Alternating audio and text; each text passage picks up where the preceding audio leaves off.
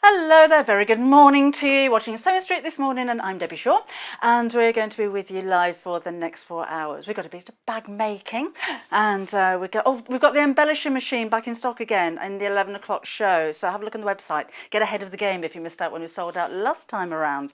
Now then, because you've joined us nice and early in the morning at 8 o'clock, as usual, we're bringing you a very special price on some fabric that I think you're going to find very useful. Look at what we got here. So school grey cotton fabric, and you know there is 1.5 meters, but you're only paying for one. Oh, sorry, 2 meters, but you're paying for 1.5. Well prepped, Deborah. £10.47 is your price there, so you have a saving of £3.49. It's school grey cotton and it's lovely quality as well, so you're going to be able to use this for bags, for bag lining, for cushion covers. It will be cut into 1.5 meter lengths.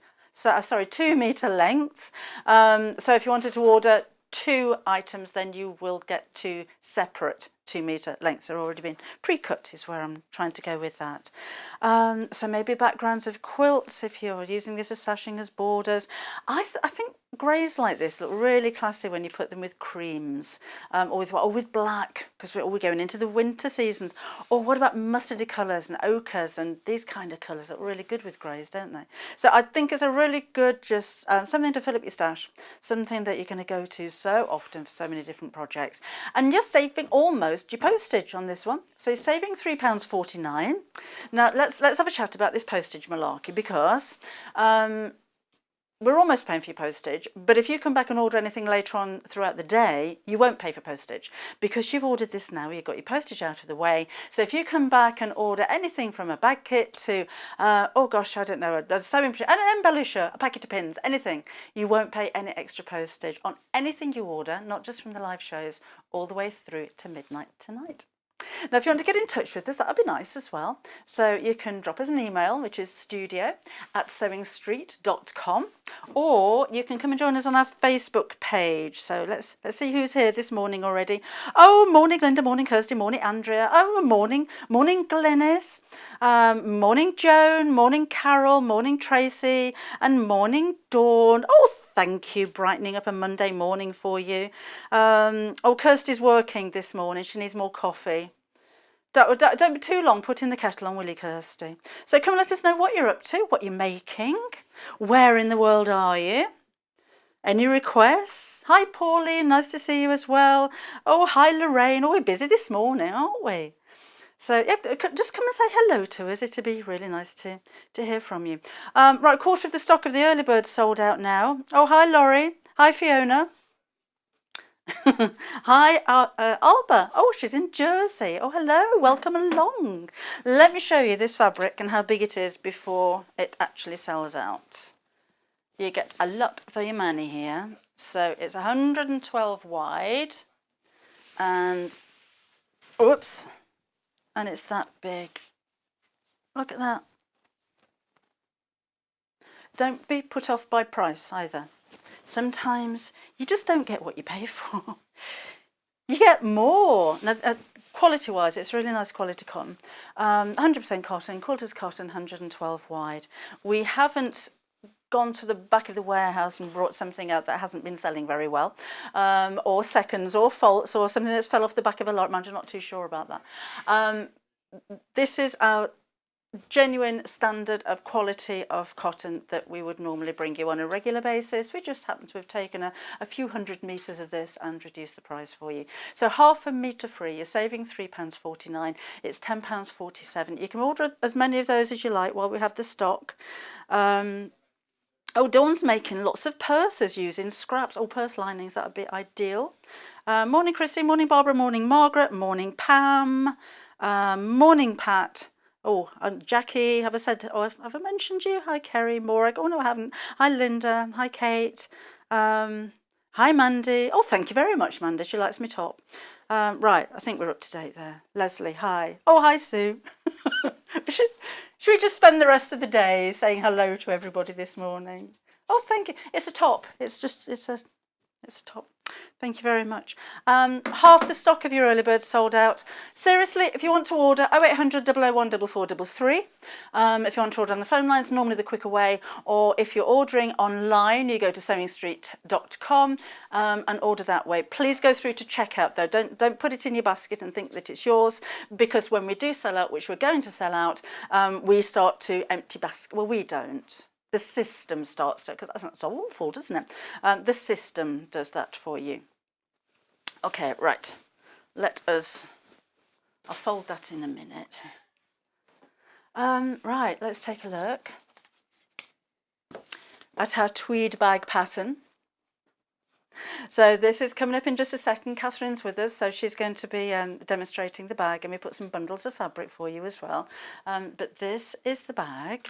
So if you want the pattern on its own, if you want to use your own fabric, then you can, feel free. You can buy that on its own if you wish. It's £15. And Katharine is from the Leicestershire Craft Centre, so we'll have a chat about Katharine. Oh no, we'll have a chat with Katharine.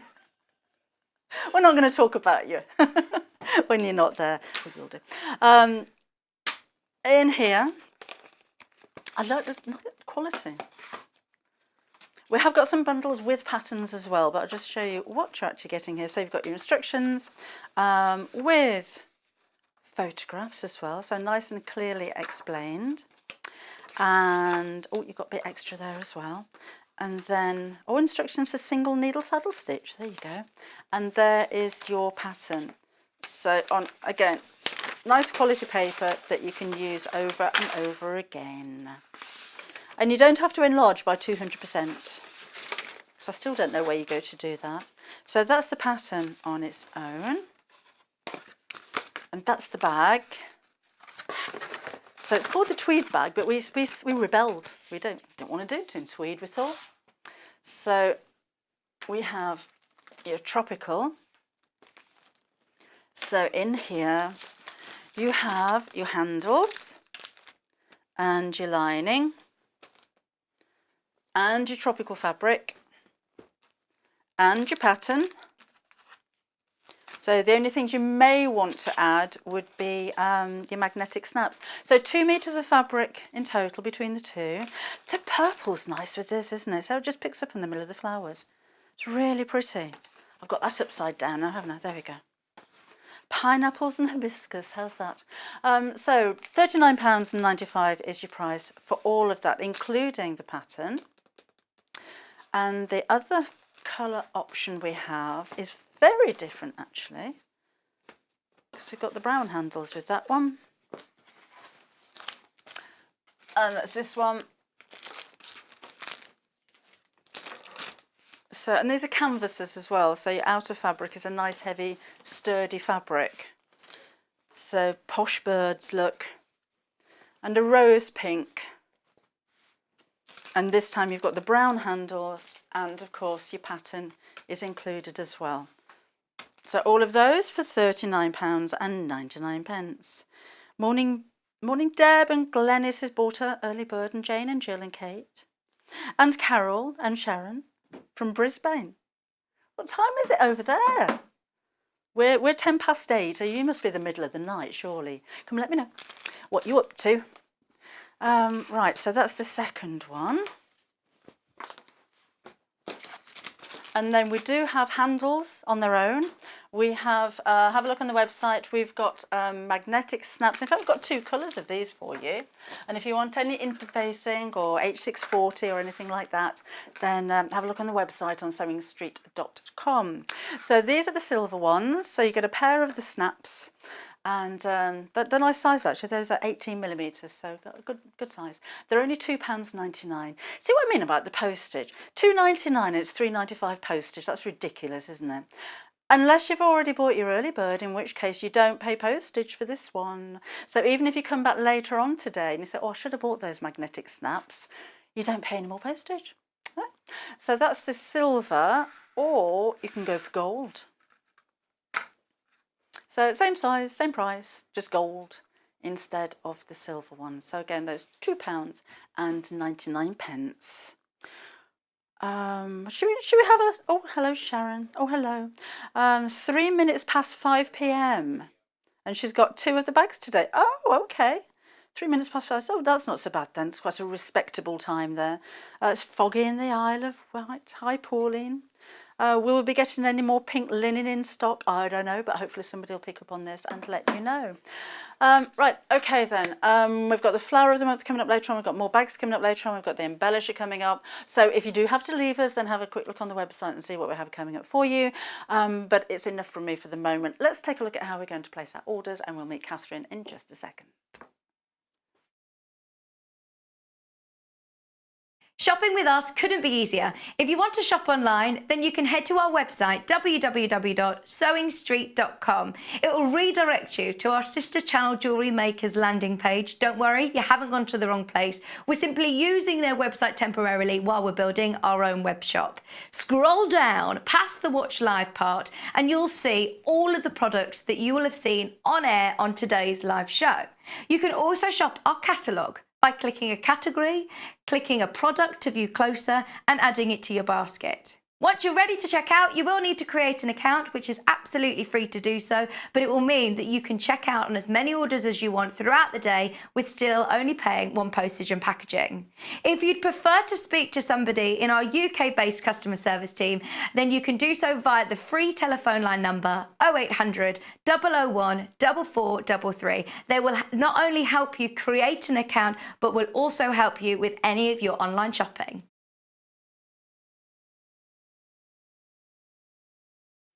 Well, welcome back again. Welcome back again to you as well, Katharine. Good morning. We've spoken about you before when we've done the show, but we haven't spoken too much about the craft centre. What did you do there?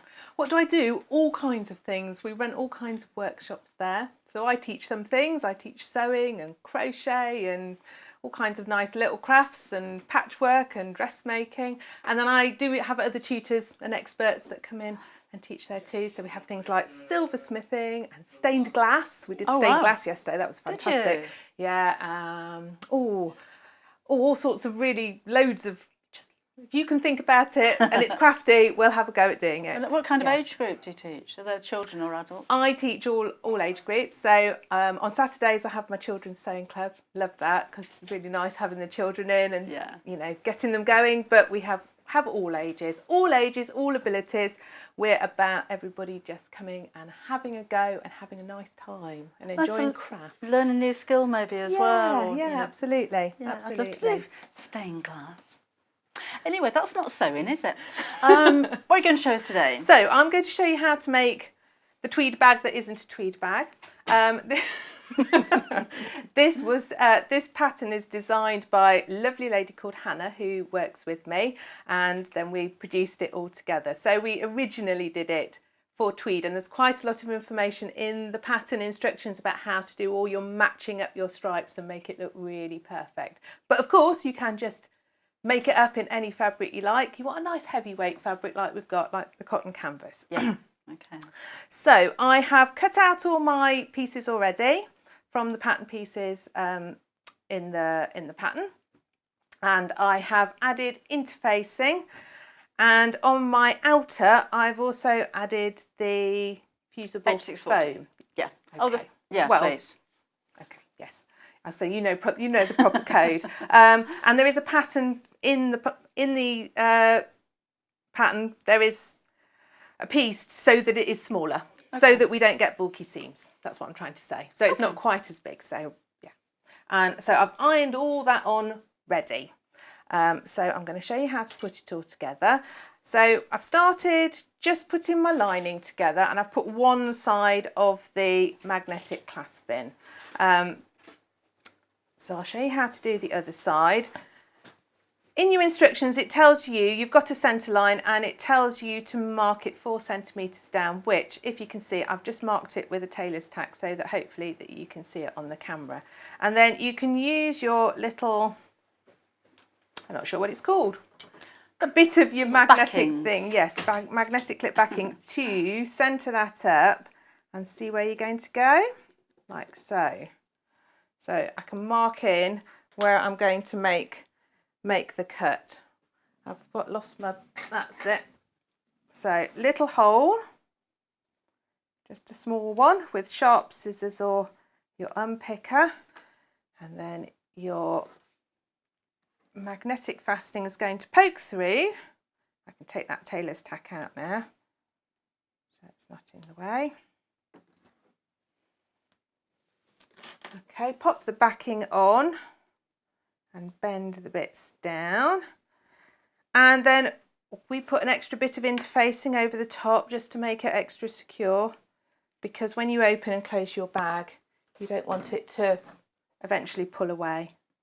So I'm just going to iron that on.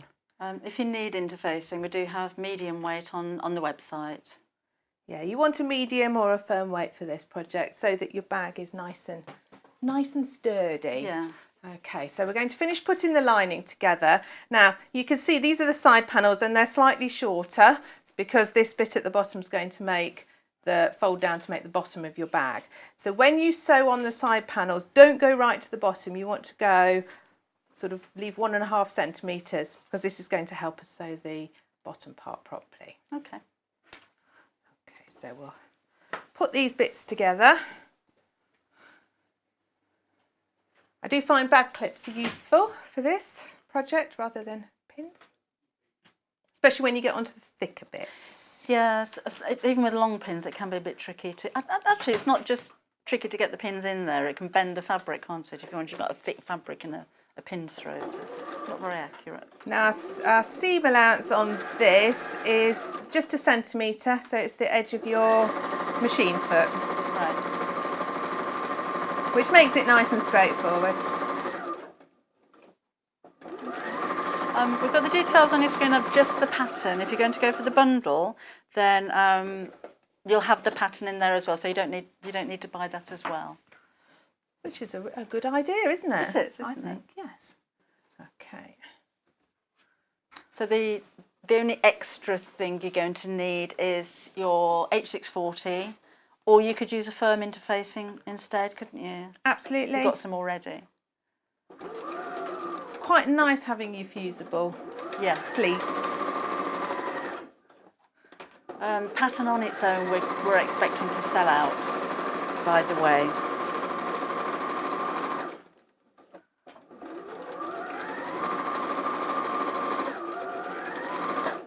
Okay, so there. We've got our lining like this, and then we are going to sew up the bottom of the bag. Do you know what I've done, Debbie? And I always do it. I've not left my hole in the side to bag it out and turn it through. And when I drove along in the car this morning, I was saying to myself, remember to leave that on the side. I'm going to leave it on the bottom instead. Right. And we'll bag it out in the bottom. That'll work, won't it? I do that so often, though. Do you know what? You get carried away, don't you? You think, oh, yes. I invariably sew something up and have to unpick a bit to turn things round.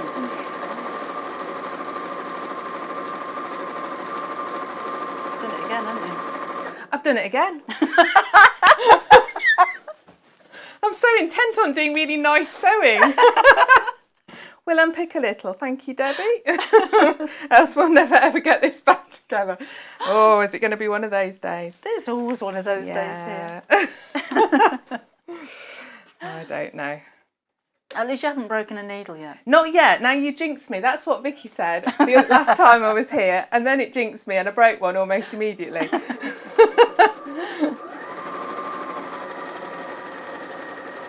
I broke a needle on an overlocker on Friday. I've never done that before. Oh, I have, unsurprisingly, yes.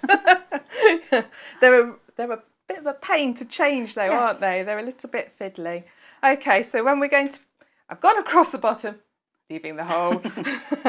And we're going to put those sides together. And because we didn't go right up to the edge, you can fit it in nicely. So this is going to give you your nice little boxed corners at the end. And I'm going to unfold that seam so it's lying nice and flat.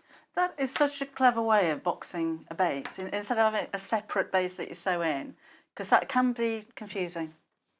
It is. It's nice and straightforward. Yeah. This is a nice pattern. If you've not made a lot of bags, this is a nice straightforward pattern.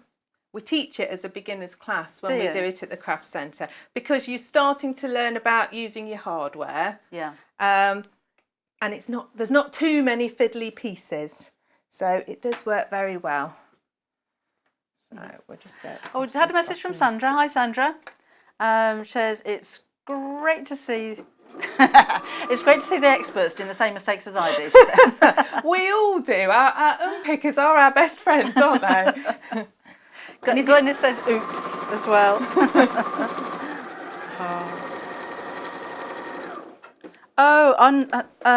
Andre puts a pin at the beginning of where she wants to leave the hole and then where to start again. And do you know what? When I teach it, that's Is what that I what tell you do? people to do. Yeah. But I have one rule for everybody that I teach, and then I have a rule for myself, you see. Oh, absolutely, yes. I think you'd call it double standards, probably. But yes. And we all have bad sewing days as well, when actually you just think, oh, I'm going to chuck it in the bin. But then you put it to one side and you come back the next day and it's Absolutely. fine. So you can see we've got a really nice box shape now. Okay, so we'll put the lining to one side and we're going to do the same with the outer. Now when you sew your outer, you can, if you catch in this fleece, it's quite good. It'll stay extra strong, because sometimes your ironing comes away a bit, doesn't it? So we will just clip this together. Now obviously this is a little bit thicker to do, so just, yes, be careful with it. Details on your screen for the bundle now, by the way. So you'll have purple lining with this one, but this is the fabric. Oh no, sorry, you don't. It's I'm looking at purple the with wrong the pineapples, I think, isn't it? Purple with the pineapples is the pink with this one. That's it. Yeah. And the brown handle on this one, and you've got the pattern included there for your 39.99. I'd be hard pressed to choose actually. I really like both fabrics. They're both kind of both tropical really nice. feelings, aren't they? Yeah, absolutely. This is the most popular one today at home. What, the pink one? You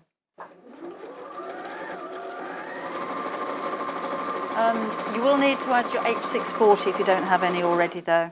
Just to let you know, FYI. It's a good size of bag, though, isn't it? It's a nice size, not too big, not too small. You know, there's nothing worse than a bag that is, you know, chuck your purse in and you can't ever find it. Yes. Yes.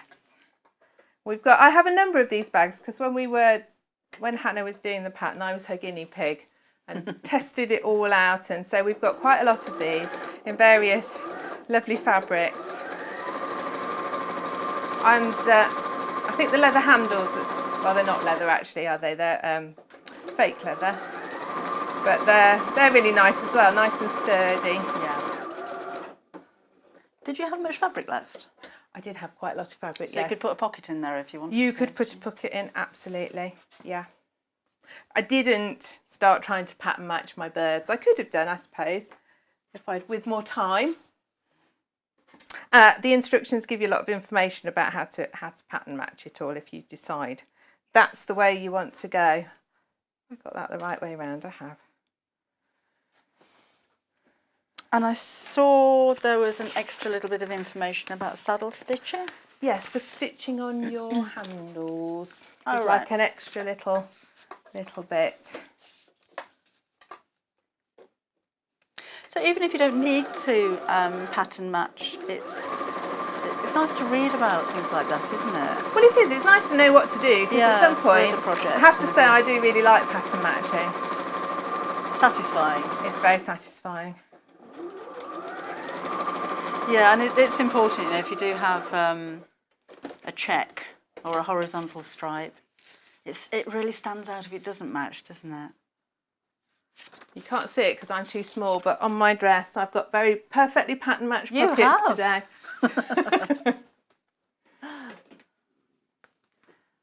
Have you got any questions for Katharine? Come and ask them, either on Facebook or email them. So Dawn says it's a pleasure to see us both. Isn't that nice? that's very nice. Cheer up a Monday morning. It's like a proper Monday morning with people back to school. So we can see it's going together nice and quickly, and we're going to do the same on this bottom bit here. quick clip just to hold it. Wasn't it hot yesterday? I was quite surprised. I sat out in the garden and I thought I could put my bikini on, I thought. But I didn't. Oh, I don't have one, actually. I have to say I'm not a bikini wearer. No, Not those these days. Those days are long gone for me. No, I was quite surprised because, I mean, the boots are out and everything now, thinking it's coming up for autumn. I'm resisting. Because once they're on, you know those boots are on till like May, June, don't you? Yeah. Yeah, I'll be getting my vest out soon. You think I'm joking, I'm not. I get really cold. So I do have to wear my vest. Is it thermal? In the depths of winter, yes. I've just gone slightly too far. I'm too busy thinking about my vest on that one. So if you can see, so if you do what I've accidentally there and go down too far, you can see it won't bend up to do the box bit. Yeah. Yeah. So you just undo a little bit to make that work. Now, when you've made this box and on the outer, you can, if you want to, and it does go through this in the pattern as well, you could add feet to your bag. Oh, okay. Which I did put some on that one. I'm not So going to do that today. So you do it At this point. this point, once you've sewn the box together. Okay. You can pop and you put your magnetic feet on very much like you put your magnetic fastening on. Oh, so they've got prongs that you open out? They've got prongs that you open out and you pierce the fabric in the same way. And then we usually reinforce it with a bit of extra interfacing, just like I did with the magnetic clasp. So if you fancy a go with that, you can get some and have a go. Sheena wears a vest all year round. Even in a heat wave. Never puts a vest away. Sheena. Lynn said, is it an easy project for a beginner, for a learner? Very much so, yes. It even says so, doesn't it? Look. It says learn beginner bag skills. There you go. Yes. Yes, it is. Yes, if you've not made a bag before, it's a good starter. Definitely. If you want to go for the pattern on its own, we don't have very much stock left. It's £15. Have a look on the website or ask at the call centre. But if you just want the pattern, if you love the design but you don't want to go for our fabrics, then it's very limited in stock now. But it is in the bundle if you want to go for the fabrics as well. Okay, so turn this around just to show you how nice it's starting to look already.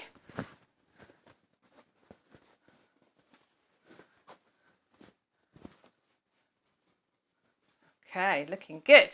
So if at this stage you wanted to put feet on it, you're going to put them on the bottom, just there. And there's no absolute measurements about it. You by eye what looks right. Right. So when you do, if you do it with a check, you can see on your checks what's going to look right. Yeah. Okay. So at this point, we need to put our bag handles on, because we can't put it all together till we've got the bag handles. Again, I have marked up with a couple of tailor's tacks just to show you where they're going to go. It's 5 centimetres down from the top, so that they're nicely out the way for when you come to sew it all together. Okay, so we've got to do this bit by hand, I'm afraid. Sarah Bolam's message, she says, morning both, loving the demo. She's going to design a vest pattern for you. Oh, thanks, Sarah. Yeah. And Amanda says, morning, the reason you forgot to stop and leave a gap is because you're too busy thinking about your new doggo. It's true, Amanda. Yes. Catherine's having a puppy. Stevie. I am. I'm very excited to get her on Saturday. Well, in fact, the whole family is excited. I fell over the dog cage this morning there and hurt my foot. So. Right, so we're just gonna, I've put my thread double so it's extra strong. Now you really, really need to sew these on strongly. You do not want your handles to come away, do you? No. No. No, absolutely. So we're going to start down one end. I always think this is a job if you need a thimble job almost. Now these bits go on the back and you can stitch them both on, but it's ever so fiddly. I have got it the wrong way around. It's because I'm thinking about when I put it together this way, because then I've got to bend them down when I put it all together. So if you have handles that you made yourselves, you would sew them on upside down. You're right. I like the brown with the pink. It looks good. It's classy, isn't it? It is. And I do like a little bit of shop bought hardware, feet, clasps, handles. It gives a really kind of makes it professional look look, rather elegant, doesn't it? It does, yes, yeah. And smart. And not homemade, actually. Yes. So we're going to go in and out, around, and then we're going to fill in the gaps in the same way. Just because it's a bit of a slower process, this bit, I'm not stitching that bit on just because it's really fiddly to do. Right. But if I was doing this at home and taking a longer time, I'd make sure I was going to put that on as well, because again, it's going to keep it nice and strong. So that would go on the opposite side? Yeah, so you'd that would stitch be it fiddly. on that side, but it's Okay. quite hard. It's just as I'm here showing you, it'll take me ages just to try and get it through all the holes. Yeah. So I'm just going to do it like this for you, since there's more than one to do. I like to put a spot of Gutermann glue behind the handles as well. That's a good idea. And in fact, I have been known to glue the handles on and then sew them afterwards. That's a pretty good idea as well. We're going to come around and fill in the gaps. Do you find when you've, because I know you do lots of different types of sewing, once you start making a bag, you just want to make bags all the time, and then when you go back to dressmaking, it's all about the dressmaking. Do you know what? My favourite thing is always, people say, what's your favourite thing? It's always the thing I'm doing at the moment. Yeah. Yeah. So I've been doing a lot of patchwork lately with people. That's my favourite thing at the moment. Until I then, do something else. Or I find a new thing. I do like finding new things to do. What kind of thing would you like to do that you haven't done before? I've never done tapestry, that kind of thing. Oh, haven't you? No. Now, I've done lots of tapestry. Have you? I used to do that when I was a teenager. Well, I still do. I've still got one on the go. Have you? Yeah, that's quite a nice Telegraph tapestry. Yeah. Yeah. Right. I would go round again if I was doing it at home to make it, extra secure. But as it's not that exciting watching me do running stitch on a handle, we'll finish it off for now. So that we can go on. But the full instructions are in there for your handles. Alice Marion's got back and says she does wear a vest all year round, but she calls it a camisole. Yes, that does make it Yeah. sound slightly more luxurious and a little bit sexier, doesn't it? Pauline's asking what... Oh, Hazel's going to work. Bye. I'll see you later. What is the interfacing that she needs to make the bag? So we've got the H640, which is on the outer section. But you provided it was one of a medium weight Medium. interfacing, a medium or a heavy weight, okay. I would say.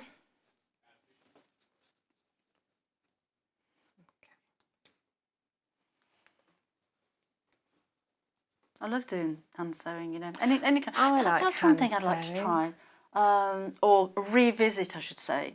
The smock. I do Canadian smocking. All right. So the cushion covers and things like that. I love doing that. But English smocking on clothes. My Yeah, mum taught me I've when not I was done it. little. I did buy. Oh no, actually, I was given a pleater a few years ago, but I've never actually got around to using it. And a lady in New Zealand sent me so many magazines about smocking, and I just haven't got around to doing it. I haven't done any smocking, Haven't you? but no. And people do ask me about it every so often. I think it's coming back into fashion a Yeah. little bit. Yeah. I'm surprised it hasn't more. When the Royals went to Australia with their first one. Oh, what's his name? George. George, that was the one. He was wearing a little pair of dungarees with a smocked boat on the front of it. And when I saw it in all the newspapers, I thought then this is going to be really big now. And it didn't seem to take off so much. No, maybe not for a little boy. Nice on little dresses. Yeah. Perhaps. Oh, the pattern on its own, by the way, sold out now. So the only way you can get hold of your pattern is to go for the fabric bundle. Do you know, it's such a good deal anyhow. You're going to need your handles. So if you don't want to make the bag out of the fabrics that we've got, I'm thinking what I might think, and I think I might think, do I want the black, do I want the brown, and then use the fabric for something else? Absolutely, because it's gorgeous fabric. It would It make all is, so isn't many it? nice things, wouldn't it? Yeah. Right, what are we doing? Oh, it's cold and grey in Cambridgeshire, says Caroline. Glenys has never done smocking. No, I think it's one of those things, it's going to take me a while to figure it out, and I just haven't had time to do it. The only sewing I seem to do these days is either here or for a book. Don't get much time to sew for pleasure. No, I haven't done anything for myself for ages. I've got a half-finished coat. I'm going to have to get on with it because I'm going to be needing to wear it soon, aren't I? Yeah. Yes. It's on a mannequin in the craft centre, looking at me every time I'm in there, thinking, "Oh, I ought to finish that." But now our classes are a bit more getting back into full swing actually, which is lovely. It's You're really there nice. every day? Not Sundays. Really? Well, not today. Yeah, they're most days. So, but it's nice. It's sort of a little home from home. So what during lockdown did you do any Zoom classes or anything like that? I did the odd little sort of private class. I didn't, to be honest. I'd got 3 children at home needing help with school. Oh, yes, that's true.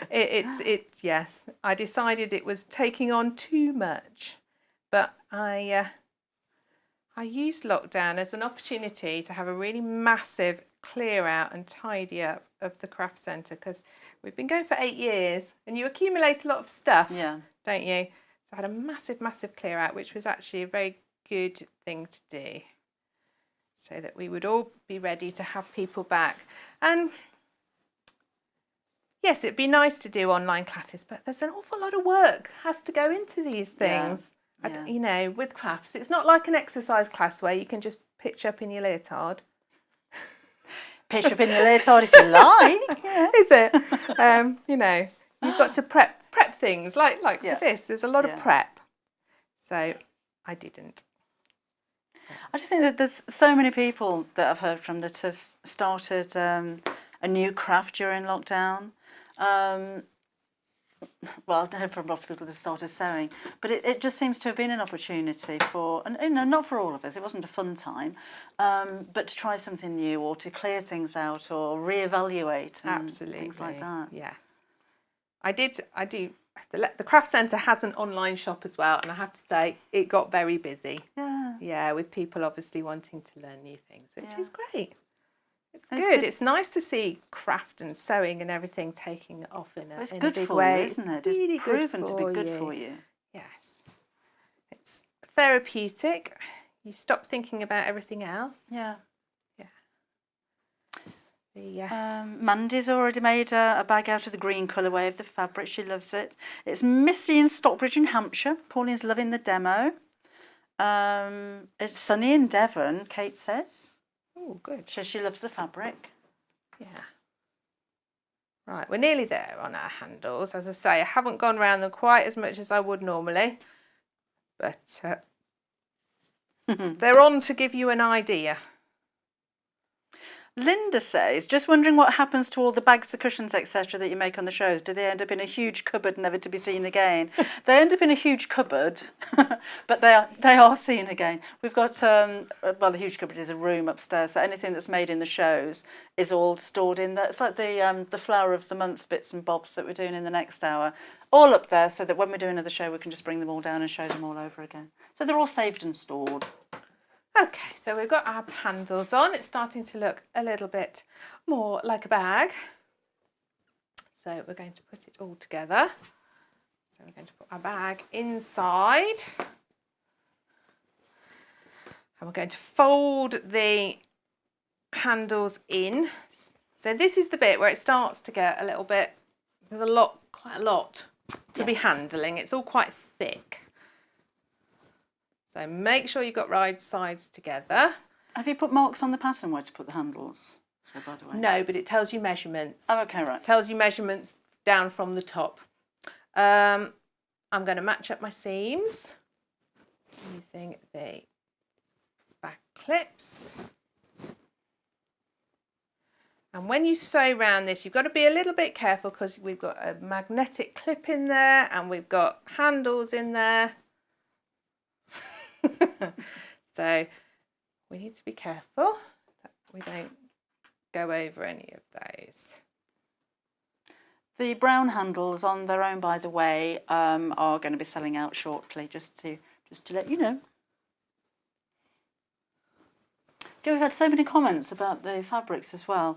I'm assuming we don't have the fabric on the website, it's just in the bundles. But if you wanted the fabric on its own, you're actually getting a whole metre of it. So although you've got if you wanted to use the pattern with a different fabric, then you've got a metre of this and a metre of the pink that you can use for other projects as well. And it's not pre-cut or anything. It's lovely quality. It's really nice, isn't it? Quality to sew, yeah. It's like a cotton canvas, but it's soft. It's lovely. It feels quality, doesn't Really it? does, You know, yeah. quality materials mean a quality project. Okay, so all clipped around and hopefully all fitting nicely. So we're going to sew all the way around the top. Again, just using this machine foot as your guide. Came off a little vigorously, didn't it? Didn't want to come off. Okay. Just making sure that all that hardware is out the way.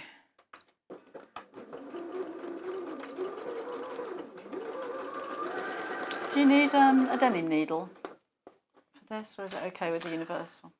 Well, it seems to be fine with this. We shall see how we go. It's not quite as heavy as denim, is it? No. No. I mean, again, if you're using a really heavy weight, you could put your walking foot on too. I didn't put it on in the end. We got one out and I didn't put it on. Because not everybody's got a walking foot, have they? No, that's true. You can do it without. It's not a must-have. Julie has said, morning ladies, could you use embroidery threads to sew the handles on in contrasting colours? Well, that would look very nice, wouldn't it? Yeah, it would look nice. Yeah, maybe if you've got a pink the same colour as the lining, it'd be nice, wouldn't it? I quite like jazzing things up a bit Yes. like that. Yeah. Makes it unique and your own, doesn't it? And I'm all for people getting a little bit creative with things. Yes. Yeah. The beauty is that you've got the pattern, so you can make as many of these in as many different fabrics as you like. And they do look very different. And just looking at your tweed one, you wouldn't have thought it was the same bag. No, they look really different Yeah. in different fabrics, absolutely. But a denim one would be nice, actually, wouldn't it? It would, wouldn't it? That would be very smart.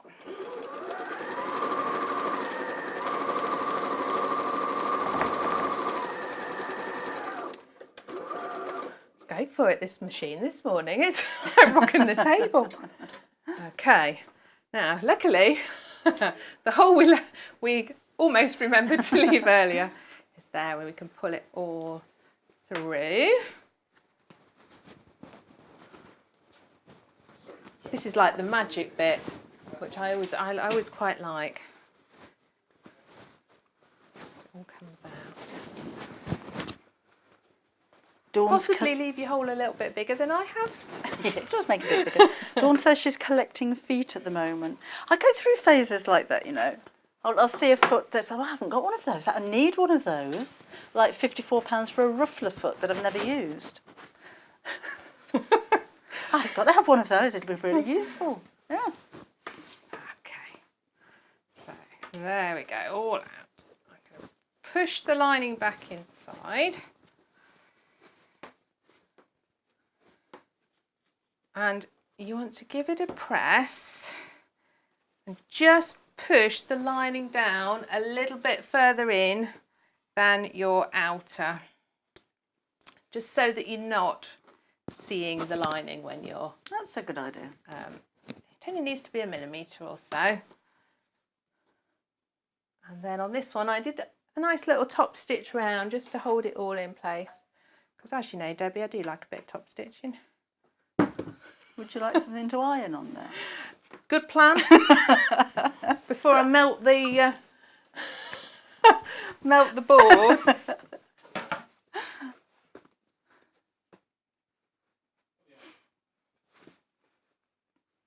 We've got another bag coming up at 10 o'clock, haven't we? Yes, slightly different one. Nice Shall- little shall I give you- patchworky bag. Give you a quick tease as to what's coming up. So this is almost the exact opposite, because it's a big slouchy, stuff your swimming towel in it for the beach type bag. Yeah. Yes. Yeah. Holds lots. So that's 10 o'clock.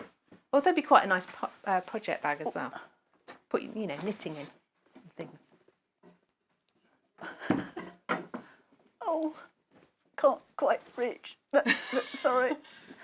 Thank you. And then we've got the flower of the month coming up in the next hour as well, which is an aster, and you're already checking out on the website for that one, so don't miss out on that one. Now Denise has learnt a lot in lockdown. She said, I hope you're well. Thank you. We're good. Learned so much from you all, especially in lockdown. Thank you. And just about to start on some of the demos now. Okay. So pressed it all down just to hold it in place. Let's have a little stitch round just to hold it.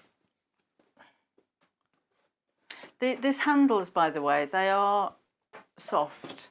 So some of them that I've used before are like, oh, you can barely bend them. They are much easier to stitch on than some Yeah. I've used, definitely. Yeah. Okay,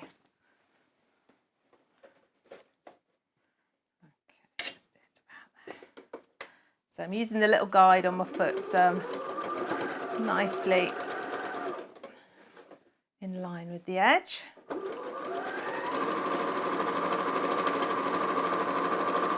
Dawn's addicted to tennis. Where did I get that from? Messenger bags. Nothing like tennis at all. I must admit, I do a lot of totes. I do like making tote bags. Well, they're handy because you can use them as storage as well. Hang them up on the back of your door. It's really, really like wobbling today, isn't it? It must be perhaps because we've got it on the edge of the cutting mat. I should not go too fast, as I feel like I might take off with it.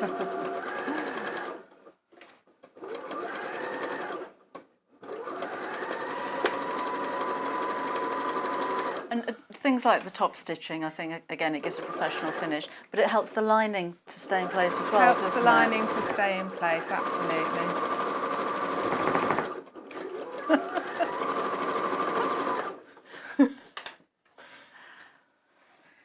The challenges of television sewing. It sounds like the machine's trying to communicate somehow.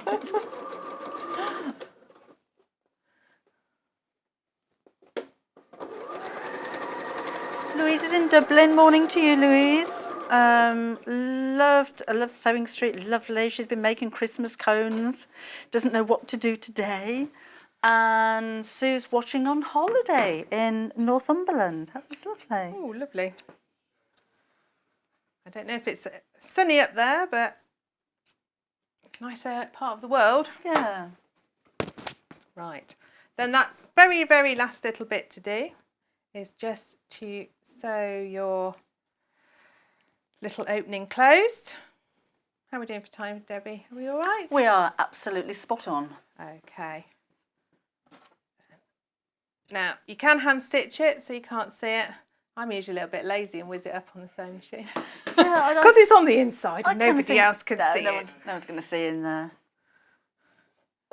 But if you're being, you know, if I was going to make it and give it to somebody, then I would probably hand stitch it so you couldn't see it.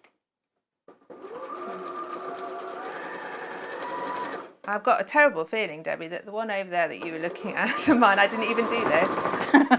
I think it's still got a hole in the lining. But I would recommend that you do sew it up so you don't lose all your loose change in the bottom of your bag. It's like a secret pocket. Okay.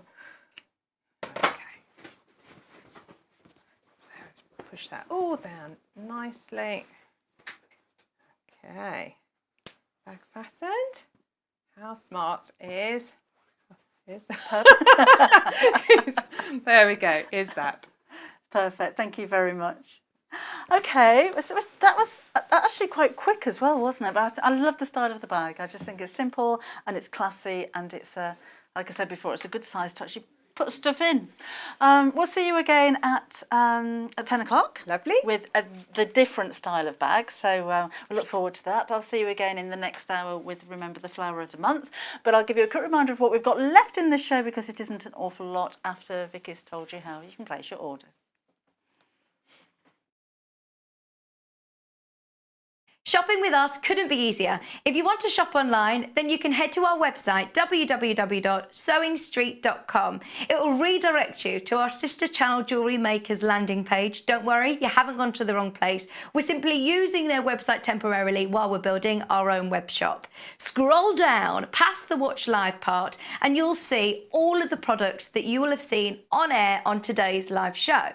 You can also shop our catalogue by clicking a category, clicking a product to view closer, and adding it to your basket. Once you're ready to check out, you will need to create an account, which is absolutely free to do so, but it will mean that you can check out on as many orders as you want throughout the day with still only paying one postage and packaging. If you'd prefer to speak to somebody in our UK-based customer service team, then you can do so via the free telephone line number 0800 001 4433. They will not only help you create an account, but will also help you with any of your online shopping.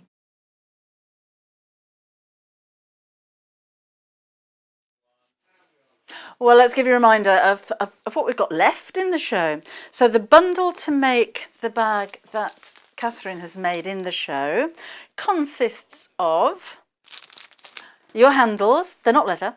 They look like it. They're very soft and they're very easy to work with. Then you'll have a metre of the lining, and then a metre, let's have a look at this, of the outer fabric. Because look at the size that you've got here. And there's the bag. So if that's the front and the back, and then there's your sides, and there's your base. I'm thinking that you could have made that bag with 1/2 metre, so you're going to have 1/2 metre left over. So that's good value, isn't it? You could make 2, or you could use that for another project. You can make a matching purse. You could maybe do a little bit of patchwork and make the different style of bag we've got coming up in the 10 o'clock show. And there is the pattern included as well. So pattern, 2 metres of fabric and your handle, all for £39.99. That's fantastic value, isn't it? The second bundle, which makes this one, your pineapple and hibiscus, is here. So this time you have black handles instead of the brown, and you've got the purple lining, and there's your pineapples. And again, metre of, and those, and pattern for £39.95. And you're still going to have all of that left over as well. That's far, I don't know what we're playing at, there's far too much fabric. Far too much. Other things that you may need, if you don't have any already, we have H640. So this is a fusible fleece. If you haven't seen it before, just really briefly, it'll give your bag a little bit of substance, but it's still soft. So if you do catch it in the seam, it doesn't matter. You can sew through it really easily without needing special needles or anything like that. It's about 1/4 inch in thickness. The knobbly side on this side is ironed onto the back of your fabric, and you can use steam with this as well. A lot of them will wrinkle with steam. This is a Valaiseline H640. It doesn't wrinkle. It's really easy to use, but it'll give you a bag that's nice and soft, but it's sturdy enough to stand up on its own as well. So it's a lot easier to work with than some of the very, very stiff interfacings. And you've got about 1 metre square altogether there for your £9.99.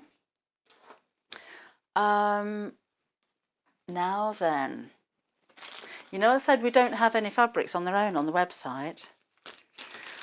We have a few, but not very many, okay? So if it's just the bird fabric that you wanted on its own, you can buy by the metre, but we don't have very metres for you to buy by. So have a look, sorry, the half metre. Have a look on sewingstreet.com and you'll be able to see it there. So really quickly with those details, because we don't have very many. It's £5.99 for half a metre, but if you wanted a 2 metre length, we've probably got about that much left. But there's really not very much there, so you can order the fabric on its own if you wish. And then if you wanted the pineapples on its own, and that's this one. And again, we didn't mention it at the top of the show or throughout the show because there's hardly anything left. But if you want it, there it is. It's £5.99 again for your half a metre. Linda says when you use H640, do you need a really hot iron or a cooler one? I'd say warm iron, but steam helps. It depends on your fabric, not on the fleece. If you're ironing the fleece from this side, then a cooler iron because it's polyester, so it'll melt. If you're ironing from the fabric side, you can use a warm to hot iron, but steam would be good. But if your fabric won't take hot iron, then don't use hot iron on your fabric, I would say for that one. Right, okay then. We have the flower of the month coming up in the next hour. It's hibiscus, it's brand new for you today. And we are going to make, what am I making, Hannah? A block keeper. I had no idea what a block keeper was this morning, but I'm making one in the next hour. So we'll tidy this away and we shall see you again in a couple of minutes.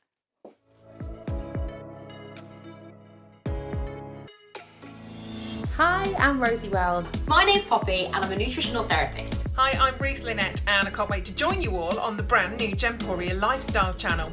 If you're a fan of primal living, you're going to adore what's around the corner. What is lifestyle? Lifestyle is healthy habits. Feeling good, it's about looking great, Making sure that we're taking good care of ourselves inside. and it's about the life that you lead and the home that you live in.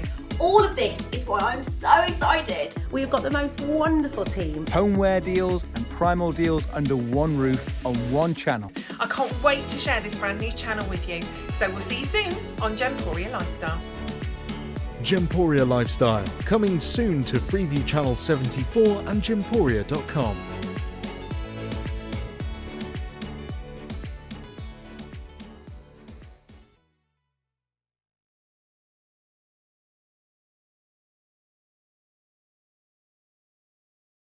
Hi there, my name's Alison Marion and I'm thrilled to be joining the Sewing Street family.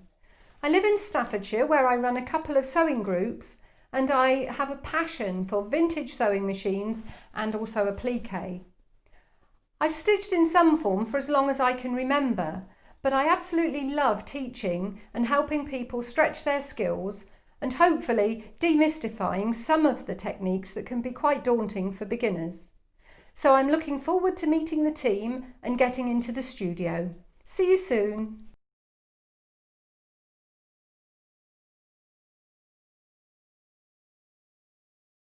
There are two ways to shop with us, either via our website, which is www.sewingstreet.com. Scroll down past the live programme and either click on the Shop Our Catalogue banner to shop via category, or shop today's products by scrolling through the list under the email newsletter sign-up form. The other way to shop is via our UK call centre, which is 0800 001 4433.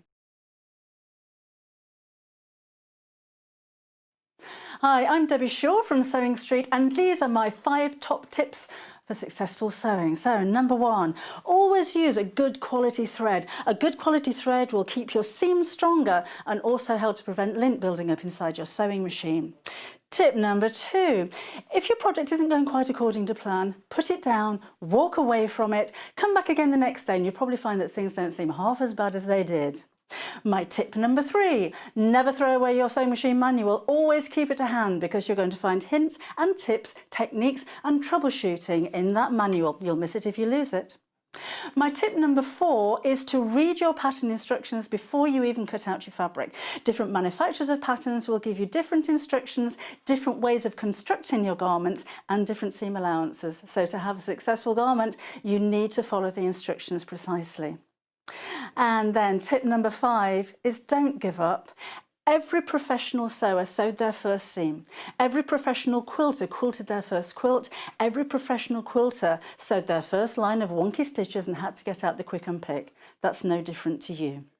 So I hope you find these useful. If you want more hints and tips, then why not go to Sewing Street on channel 74 on Freeview, on Sky 670, and of course we have a YouTube channel where you can catch up on previous demonstrations. We'll see you soon.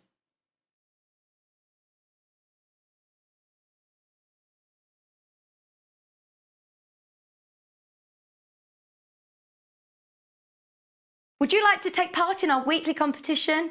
If you do, then all you have to do is head to the Sewing Street fan page group on Facebook. Post your picture of your make. Myself, Debbie Shaw and John Cole Morgan love looking at all of your makes every week. We pick our favourite and announce the winner every Friday live on the show. Happy sewing and good luck.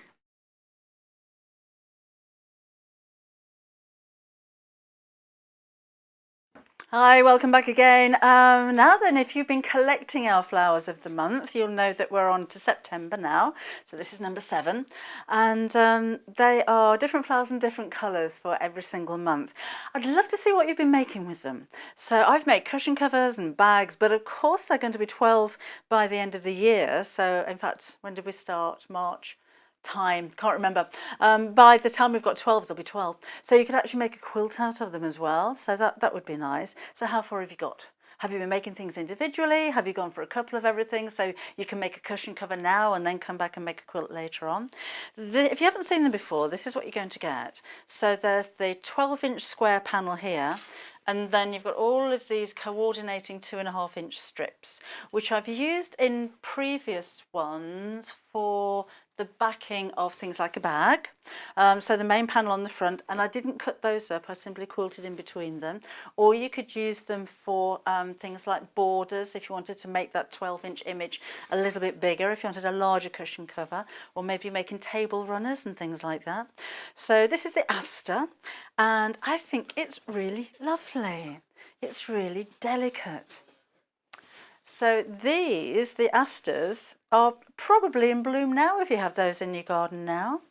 So this is one of those flowers when a lot of flowers start dying in your garden. This one is still going. They keep their colour. So if you're looking out of your window at the moment, you may well be looking at these. Come and let us know. So we've had the border printed on here already. I think it's rather nice to stitch around here so it looks like you've actually put the border on yourself. And then again, if you wanted to add more by adding the strips that you're getting at the side, you can do. We have a September label and a quilted by. So if you're making the quilt, it's quite nice to label your work, isn't it? So particularly if you're going to give this as a gift or something like that. Already really busy for these. We try and keep them for a month because it is the flower of the month, but they do tend to sell out a little bit early. Now these are unique to Sewing Street, so you can't get them anywhere else, and they are designed and printed in the UK on 100% cotton. And it's only £9.99. You can see the size there, it's 140 by 40 centimetres. But you get an awful lot of fabric with those as well. I kind of think if you're saving all 12 of them, would you maybe use one of the previous colours to add a border around here? And then this one, so it kind of ties in, so it brings all of the different colours together. Because we've had peaches and we've had greys and we've had paler purples, and there's lots of different colours on these. Obviously red when we did the poppies for you. So that is your flower of the month. So many of you checking out for this right now. Oh, well done.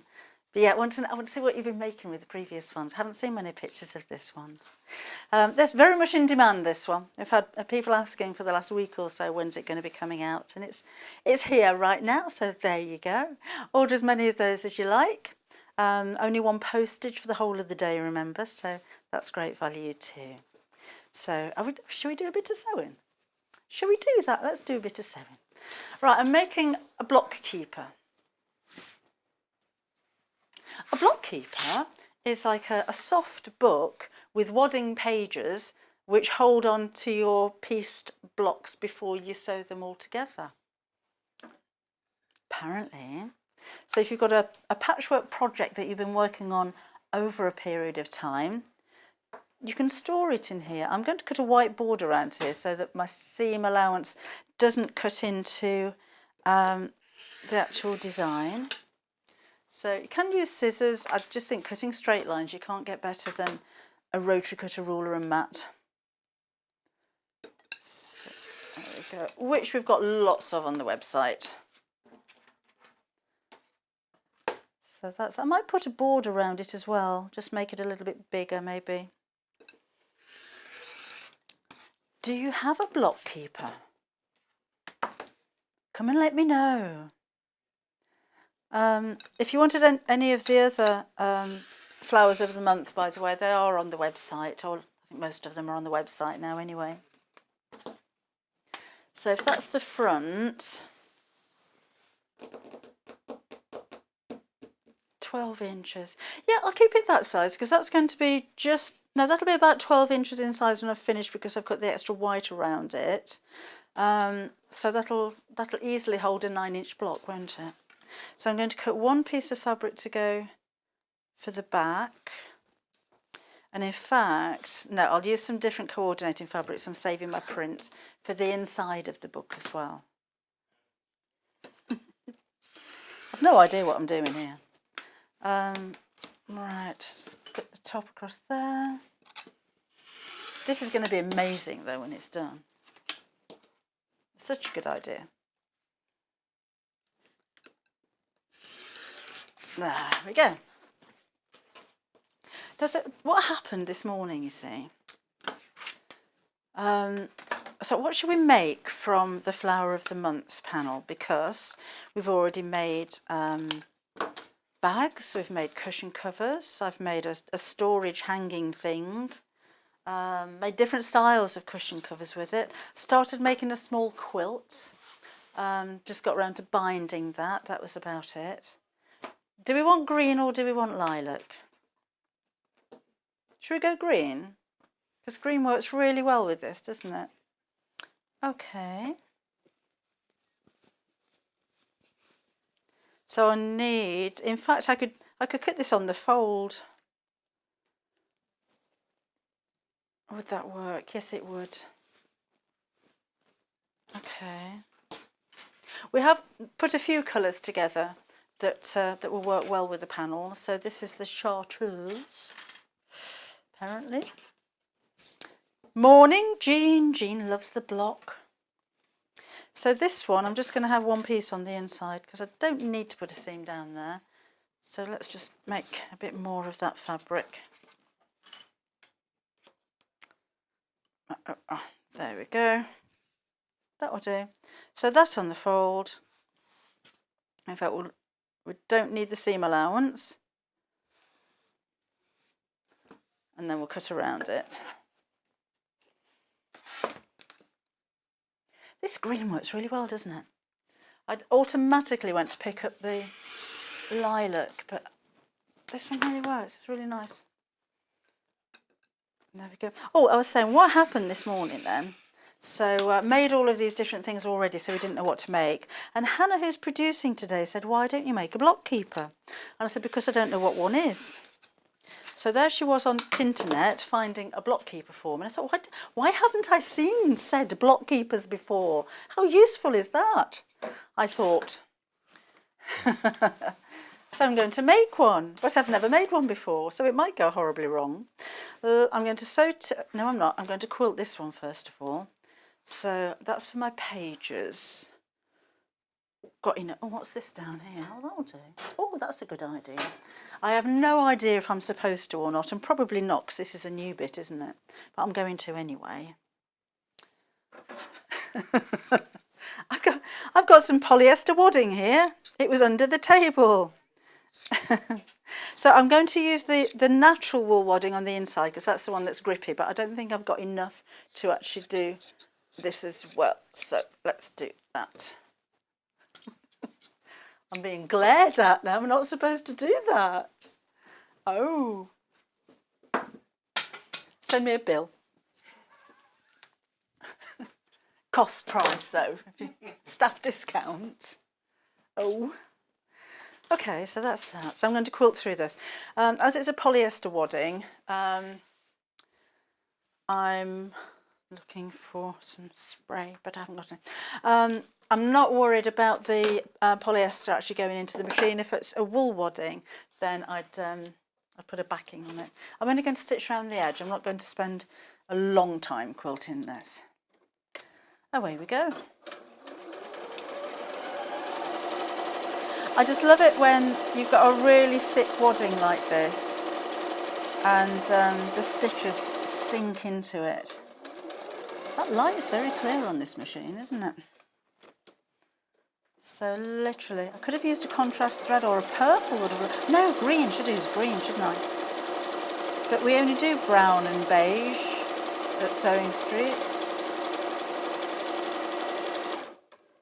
Thank you. Got some spray. I'm spraying away from the machine, okay? I just want to hold that together a little bit because it's quite a big sheet. That's better. Oh, the green by the half metre, the chartreuse is sold out now. Sorry about that. Oh, that's better. That's nice and smooth. So literally just around the square, that's all I'm going to do.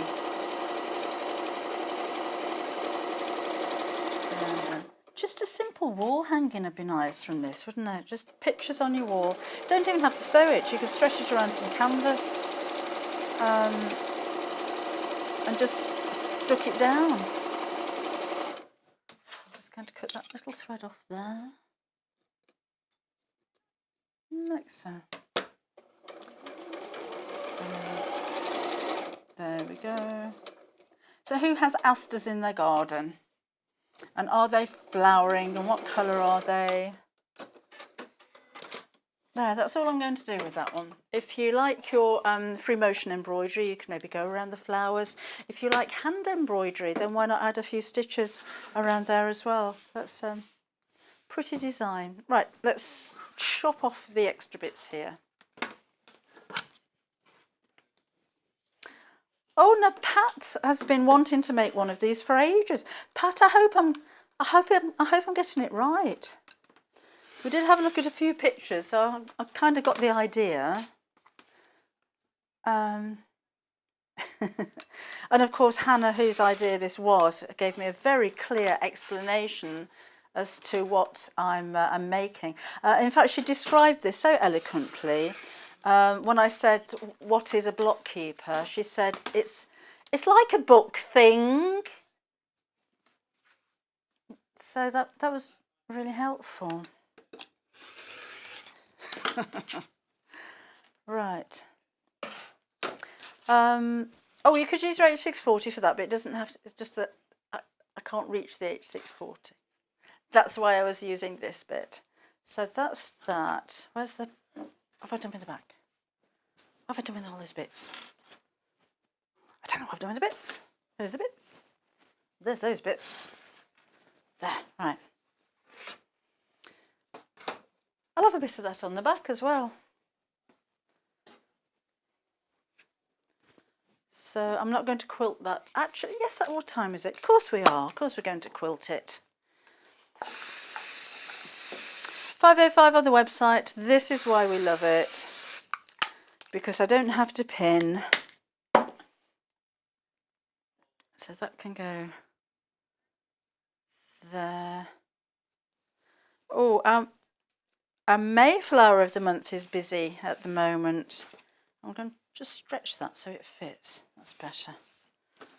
And we'll cut this. Oh no, I was going to quilt this one. So all I'm going to do here is to sew along the line. So it looks like I've got a jelly roll. Oh, it's the lily, isn't it? The May one. So literally straight lines.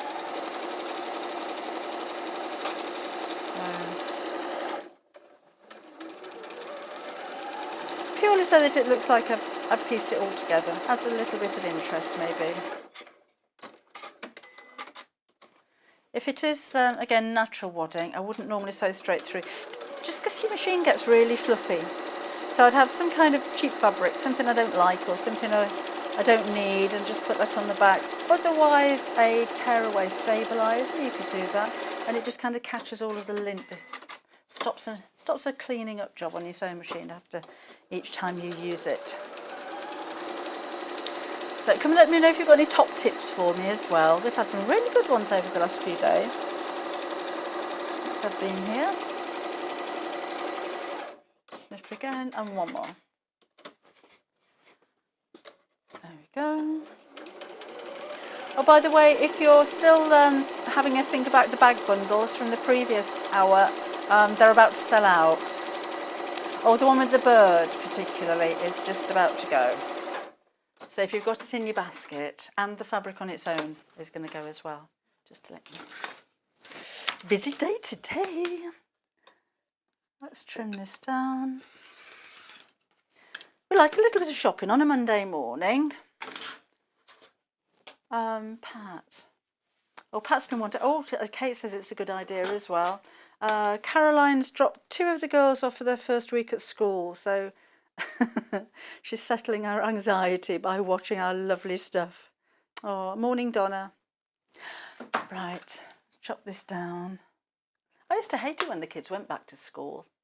I loved the summer holidays. It was awesome. Don't know what to do now.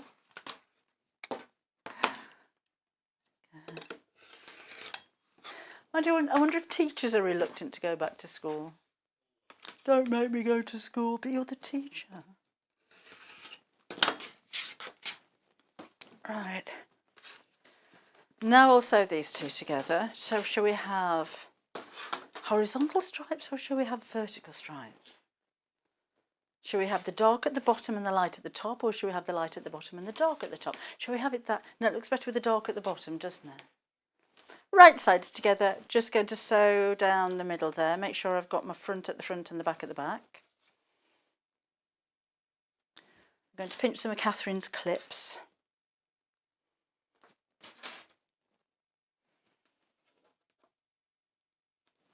Dawn saves all the squares she cuts from bag bottoms and uses them as that's a good one. Uses them as backing for magnetic snaps. That's a good idea. When you cut out your square little corners when you're making a bag base square. Never know what to do with those. But yes, such a good idea. So she's going to put them behind the magnetic snaps to reinforce the fabric. I like that one. Not heard that one before. So I'm just trying to use the same seam allowance as that white border on the front, so we'll have a look if that works in just a second.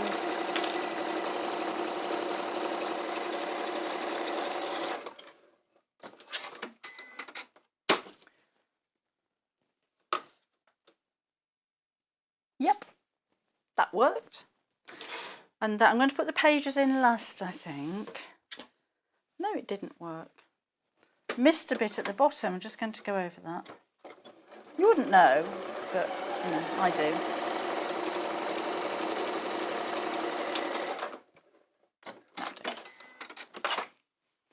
Then we'll have this together with the backing, right sides together.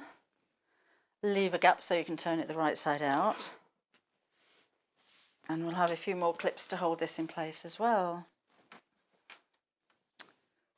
Oh, Alex home educates her son so she doesn't have to send him back. I think you're right, Alex, aren't you? My granddaughter's gone back to school. It is a bit worrying, but it'll be fine. Okay, that'll do. And we'll sew all the way around the outside, and I'll leave a turning gap in the bottom of the back.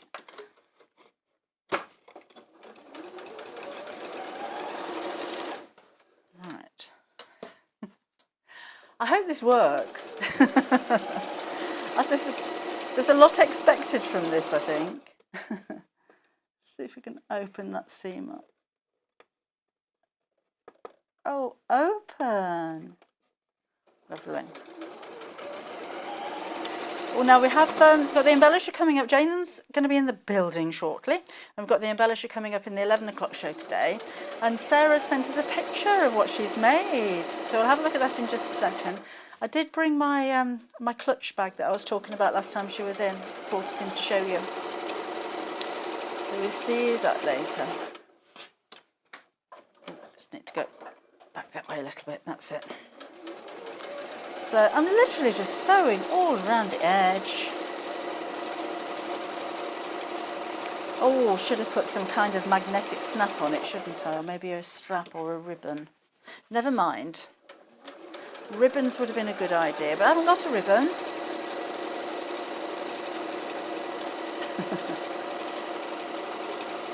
Which I might have a ribbon. Let's open that seam again. Where are you? There you go. There. So how many panels are you buying? Are you going to make a quilt at the end? I think that would look absolutely stunning. I did start to put some pieces. Oh, I'm doing a Katharine. Leave a gap there. That's fine. Yeah, I did start to make a bit of a quilt, but I left it here, so I never finished it. But I'll show you that in a minute.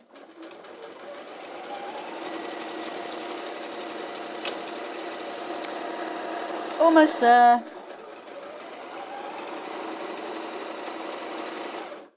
Into the corner and back round. Then we'll snip off the corners so we can get some nice pointy points. And my lining has grown a little bit, so I'll trim that back as well. Snip across there, snip across there, snip across there. And turn the right side out. Hello, Elizabeth. Elizabeth sent us a message. And she's great, Deb. I hope so. I don't know what I'm doing. Oh, she's got a top tip. Right. Oh, never so angry or tired because you always end up unpicking. That's very true, isn't it? Not that I don't get angry. Get tired. Don't do angry. Got better things in life to do than get annoyed with things. Looking for something pokey.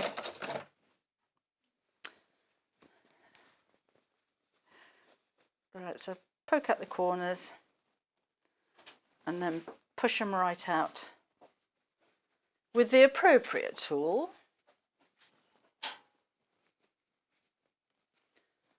That, and in here. That one's okay. And then we'll iron it. So we've got that. And we'll give that a press. And then I'm just going to stitch around the edge and down the centre. Oh, no, I'm not doing the centre yet. I'll do that when I put the pages in.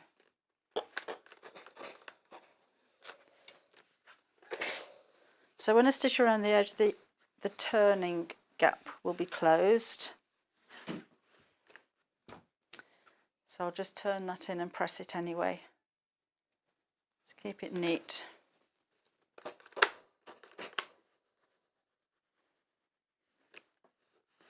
There. So I could have done a pattern for this and made a fortune, couldn't I? Right, so let's cut these pages out. I'll have to pay commission to Hannah because it was her idea.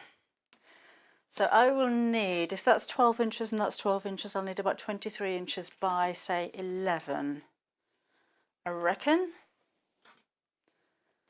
And this is a cotton wadding. I think the cotton waddings are a little bit more grippy, aren't they, than the polyester ones.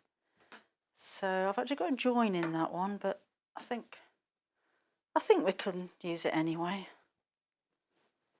Right. So I'm just going to measure that against there just to make sure I've got it right. Okay. I'm going to waste a bit of this, but otherwise we'll be here all day. Okay, so that end's folded, so that's going to be the centre of my pages. And let's line that up straight. That needs to be about there, I think. That will do. Rotary cutter. Don't normally do this on a cutting mat because it pushes it in. It's a bit difficult to clean it. So what I mean, that's when you have one of those lint remover things. So I'd normally cut this with scissors, but Right, so then that there.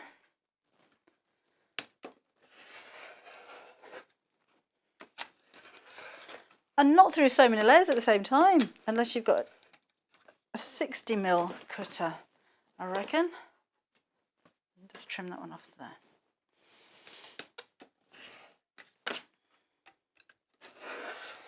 Oh, you will go through. So I find if I talk to my tools, they'll do what I want. Right. Then we'll open this up. I'm going to just crease the centre so I know. No, I'm not. I'm going to sew it from that side. I just want to make sure that I'm sewing this right down the spine.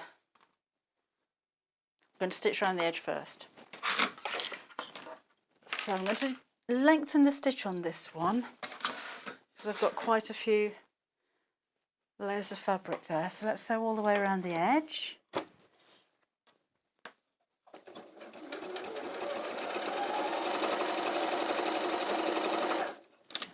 Get a bit faster than that.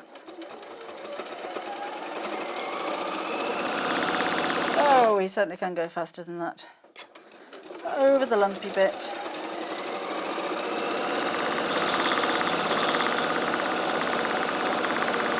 Into the corner. Who's loving the flower of the month, sorry? Catherine. Catherine's loving the flower of the month. Oh, I'm glad you're enjoying it. Pretty, aren't they? What are you going to make with yours? One more stitch. That's better. This will help to keep all of the, all the layers together. And it gives it a nice crisp edge. You could bind it. That would look good as well. And if I was going to put some ribbons on as a fastening, I would have done that before I sewed the two pieces together. We're very noisy today, aren't we? I think we've got a wobbly table. Mind you, we've got some very nice furniture in our new studio, so hopefully it won't be wobbling. Right. That's that. And then trim those bits off here. And that there. And that there. Right, then this is going to go here. Oh, that wasn't very neat, was it? Like this. Oh, should that be a little bit narrower? I think maybe. Just that's a little bit long there. Look, so I'm just going to trim this back a little bit. I don't want it poking out beyond the cover. Like so. That will do. So I'll probably have to do this one as well, won't I?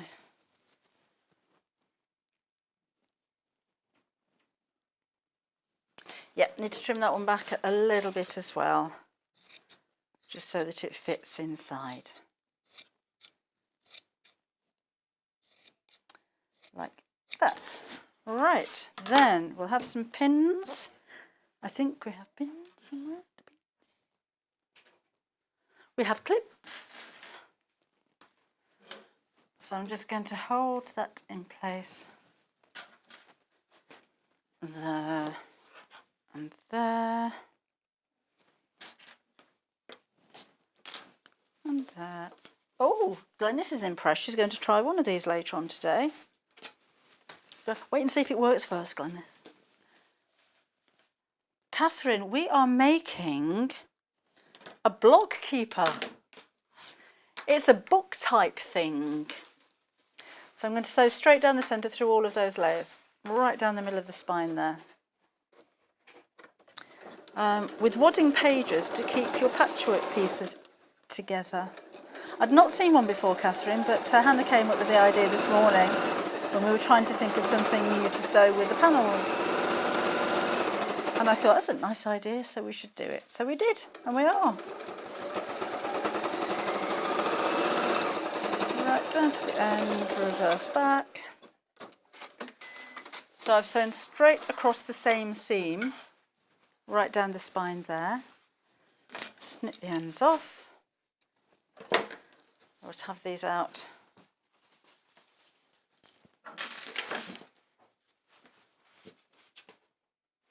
And there's my book with pages.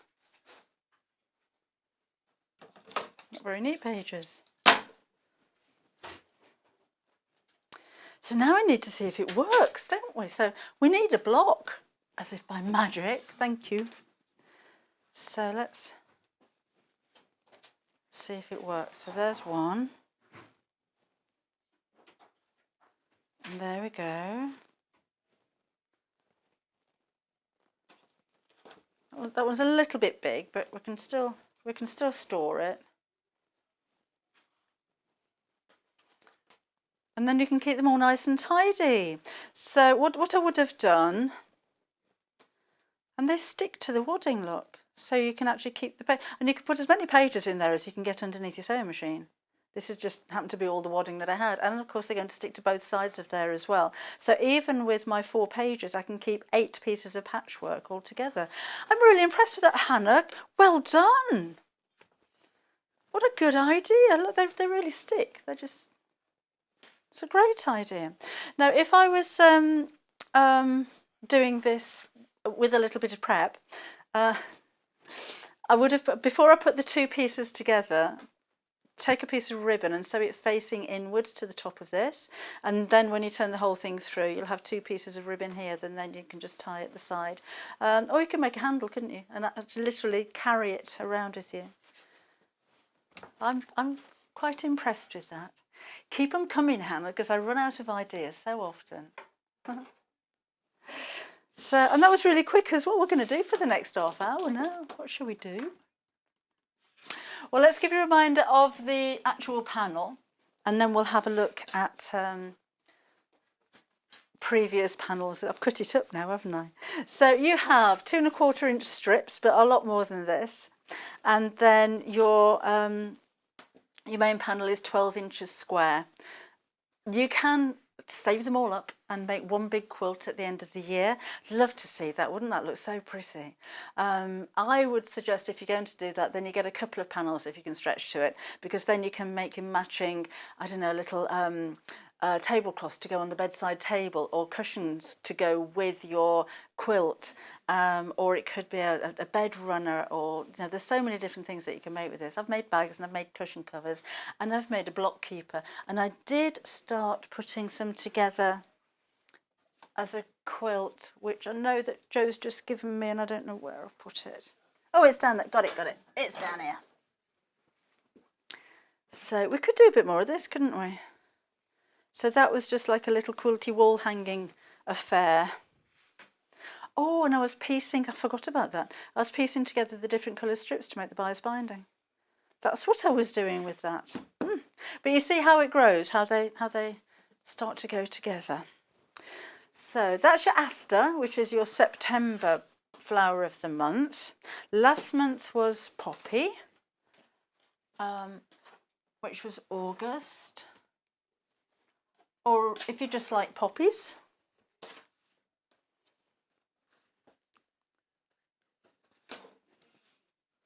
I'll find it in a minute.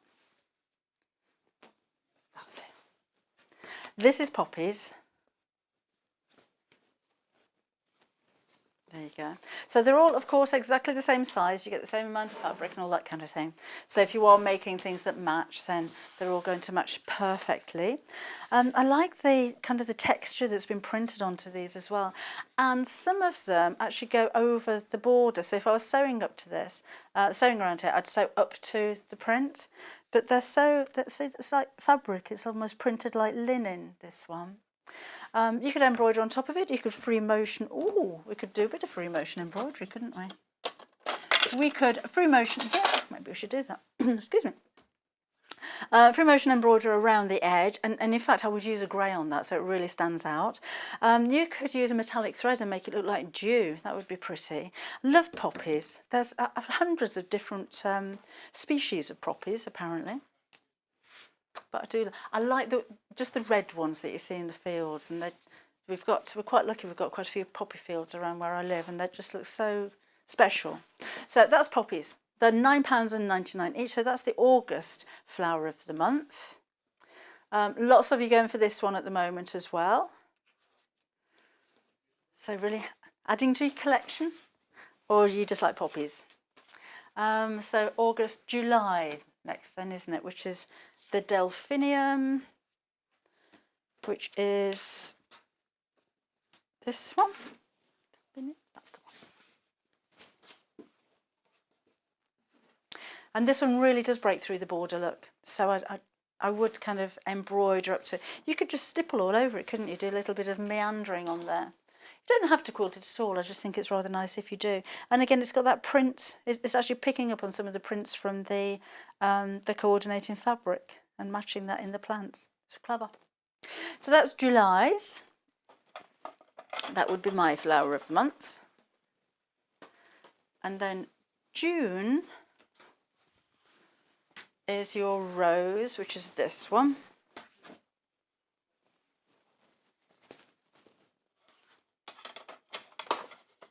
Have I done that? There we go. So apricot roses, look. And again, you've got that print on the leaves that makes it look like fabric. So pretty. And you're coordinating 2.5-inch strips, of course, the same as ever. Oh, Dawn wants some tips for free motion embroidery as a complete beginner. Well, first of all, you'll be hooked once you get going, Dawn. So that's your June. And then we've got May, haven't we? This is the May, which is Lily of the Valley. That's my favourite one. Lovely. They're very elegant flowers, aren't they? I seem to have made more samples with this one than anything. So that's the cushion cover that I made previously. And again, using some of the borders of the strips to make the borders in different colours or different shades. Denise says, can you buy all the panels? They're all, this was the first one, wasn't it? May we started. They're all on the website. Oh, Glynis says, oh yes, a toilet roll holder. I think I might have missed a bit of that conversation, Glynis. Oh, Pat says, sorry, I'm missing them. Pat says, please make a toilet roll holder. And then Glynis says, yes, she wants a toilet roll holder.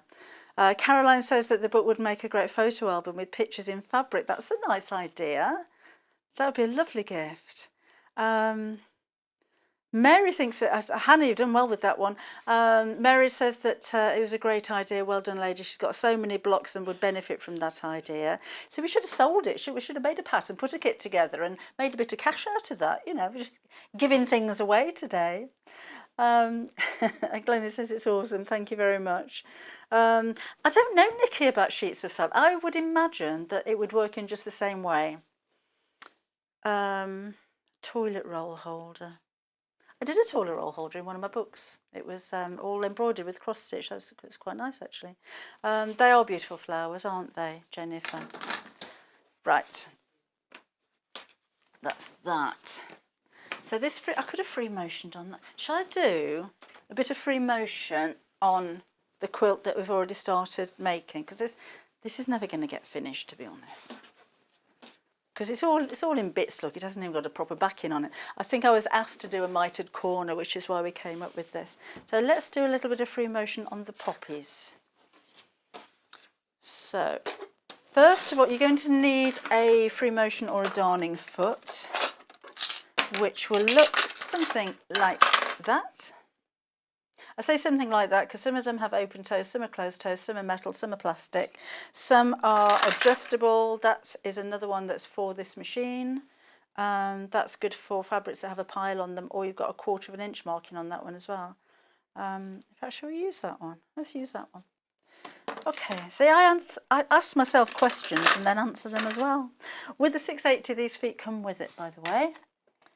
So you need a screwdriver. You will need to take off the foot that's on your machine, including the ankle. So you'll have your snap-on foot, and then this bit needs to come off. Don't lose it, you don't get another one. And then this foot will hook around the same bar, like so.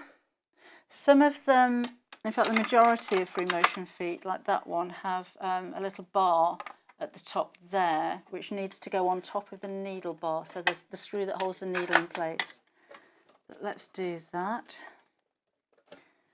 And just tighten that up. This is the sewing machine of choice for so many of our demonstrators here.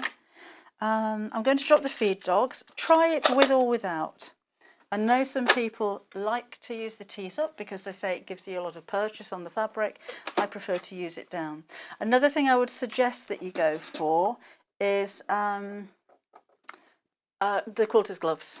So you should find those on the website. They're white gloves with like silicone pads on both sides of the tips, and it means that you've got a really good grip on the fabric as you're moving them. It makes a big difference. They're well worth the investment, and they're double-sided, so they're not left and right-handed. So you can use both sides, and if one side gets dirty, turn them over and use the other side before you wash them. Right, I'm going to have a little bit of a practice, as you always do when you're starting to sew with a new stitch. So foot down. It's just alerting me that my foot... Oh, I need to thread that needle again, bear with me. I'm just getting an alert from the machine to say that the feed dogs are down, just in case I wasn't aware. Let me just thread that up. I'm not using a needle threader for this, it's sometimes quicker without. And then we'll get going. So a straight stitch, you can use a zigzag stitch for free motion if you wish, for a completely different look. And you're going to thread it again. What's going on there then?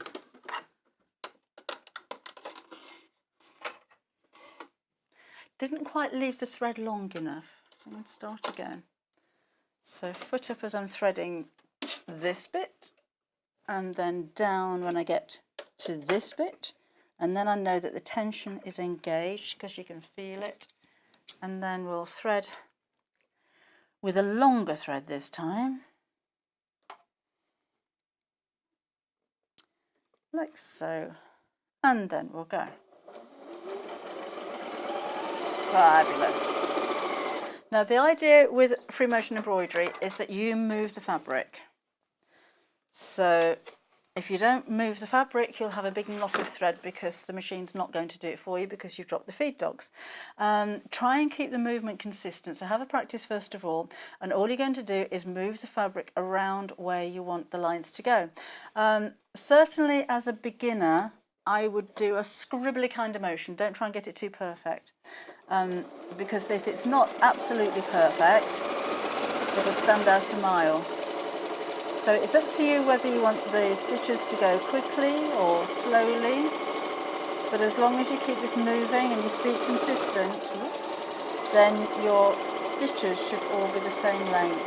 This is where those quilter's gloves really come in handy. It helps that's better, helps the fabric to glide. And I'm saying scribbly as in maybe go around a few times and not quite get the lines perfectly on top of each other. Almost like a sketchy outline.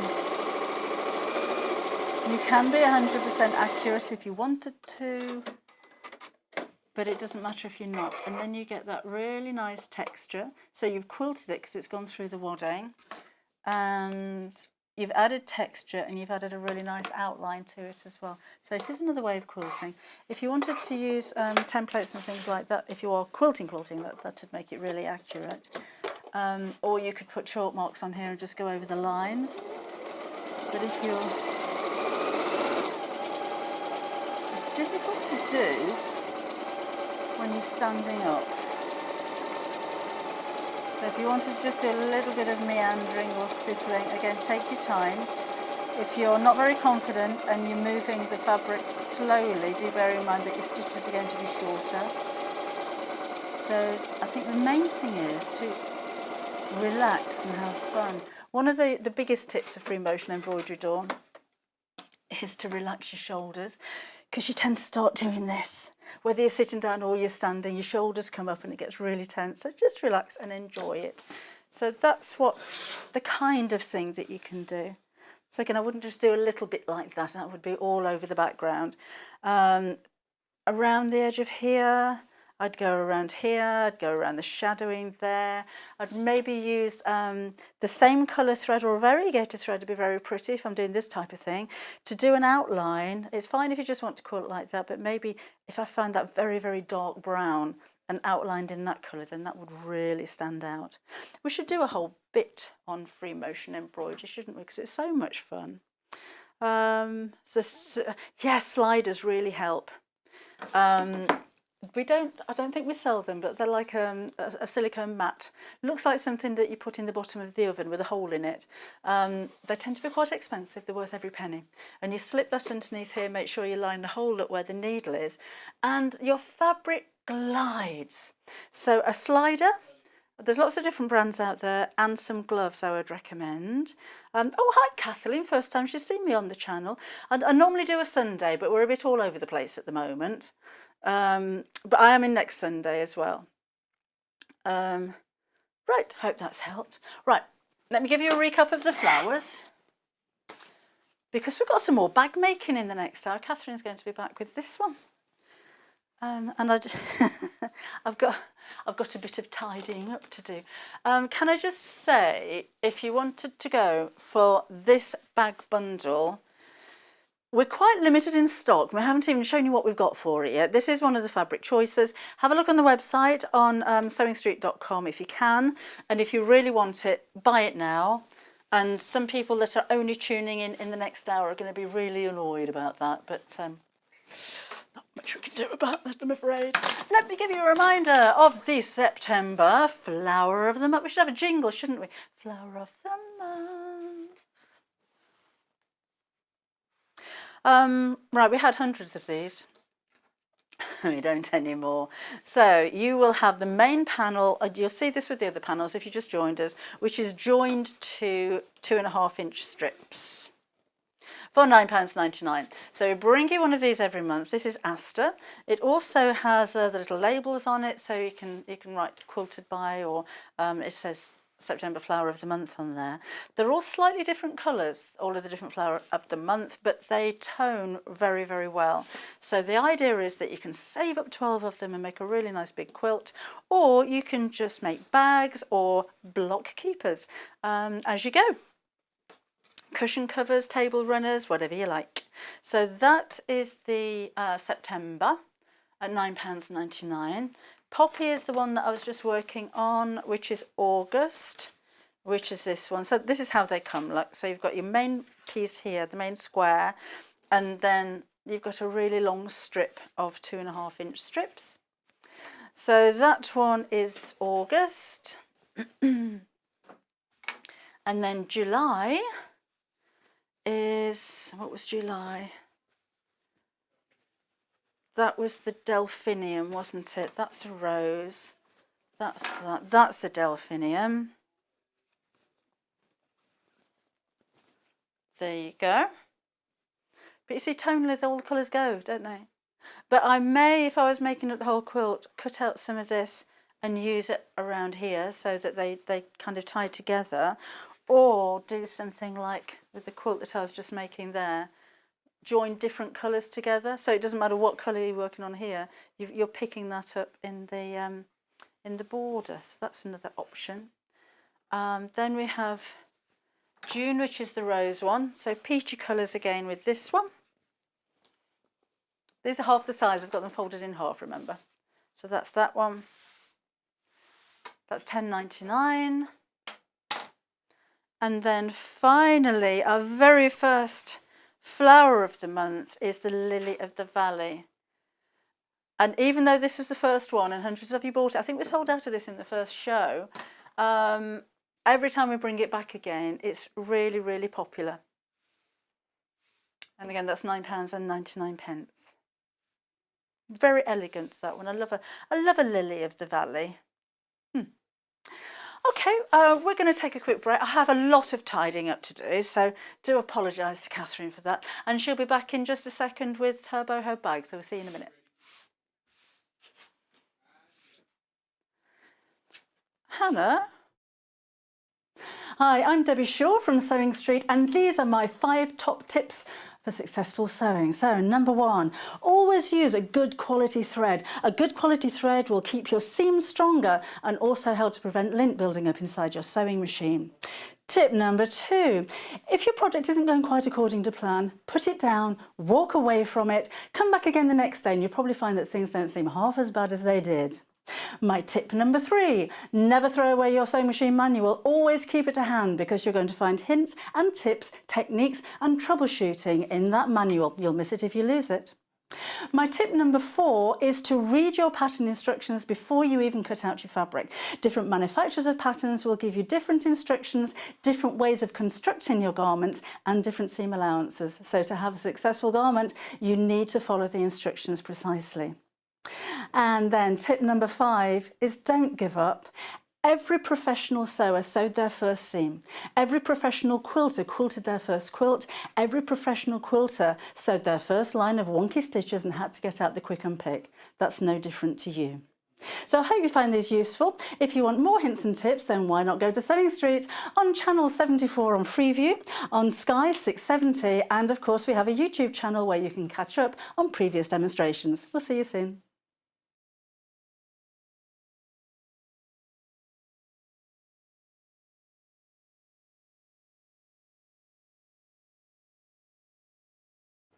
Hello everyone, my name's Cara Ackerman and I'm absolutely delighted to be here at Sewing Street. I actually originated from Hertfordshire, then went down to Hampshire and then it ended up in the East Midlands. I've been in the East Midlands for about 40 years now, which seems crazy, but 36 of those I actually worked with DMC Creative World, which was wonderful. I really, really enjoyed that. And then I decided to go freelance and that's how I got introduced to Sewing Street.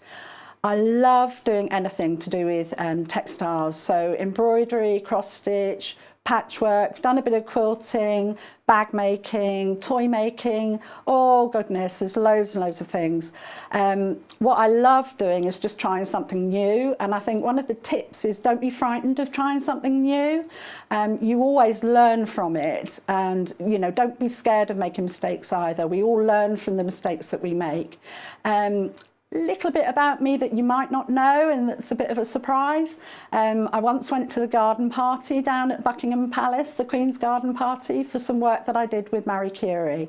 I was so lucky to go there and just a wonderful time.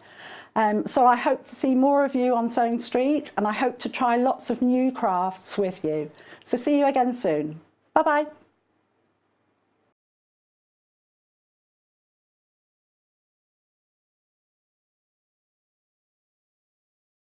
Would you like to take part in our weekly competition? If you do, then all you have to do is head to the Sewing Street fan page group on Facebook. Post your picture of your make. Myself, Debbie Shaw and John Cole Morgan love looking at all of your makes every week. We pick our favourite and announce the winner every Friday live on the show. Happy sewing and good luck.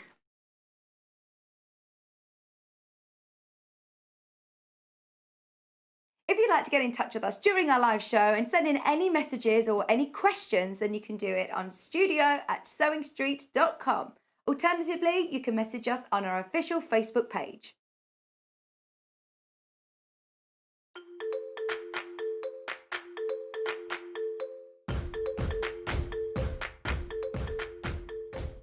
Now I got to sewing through various methods. It seems like a perfect storm almost. There's my grandfather's treadle singer sewing machine when I was a little boy. That was just absolutely fascinating to play with. And then there's my husband Clive, who is also a sewer, but hadn't done any for a while when we first got together. So watching him get back into it also encouraged me.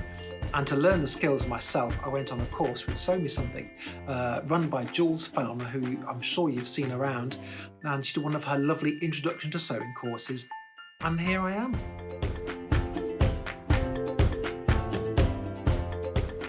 Now, something you may not know about me is that I once appeared on Blue Peter. It was a very long time ago when Anthea Turner was doing the programme, and I used to play in the Warwickshire Youth Orchestra at the time. But to earn my badge, I played the part of the triangle.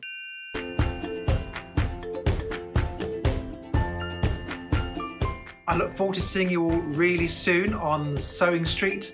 well, I'm going to be showing you how to make lots of lovely things.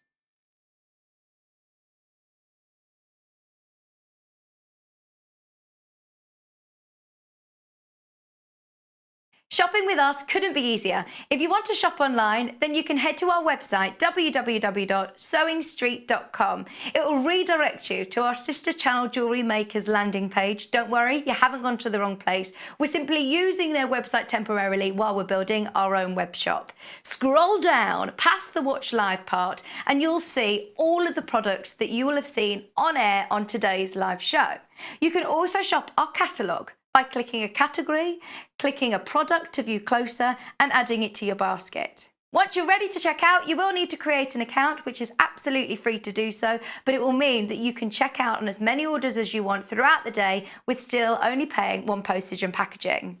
If you'd prefer to speak to somebody in our UK-based customer service team, then you can do so via the free telephone line number 0800 001 4433. They will not only help you create an account, but will also help you with any of your online shopping.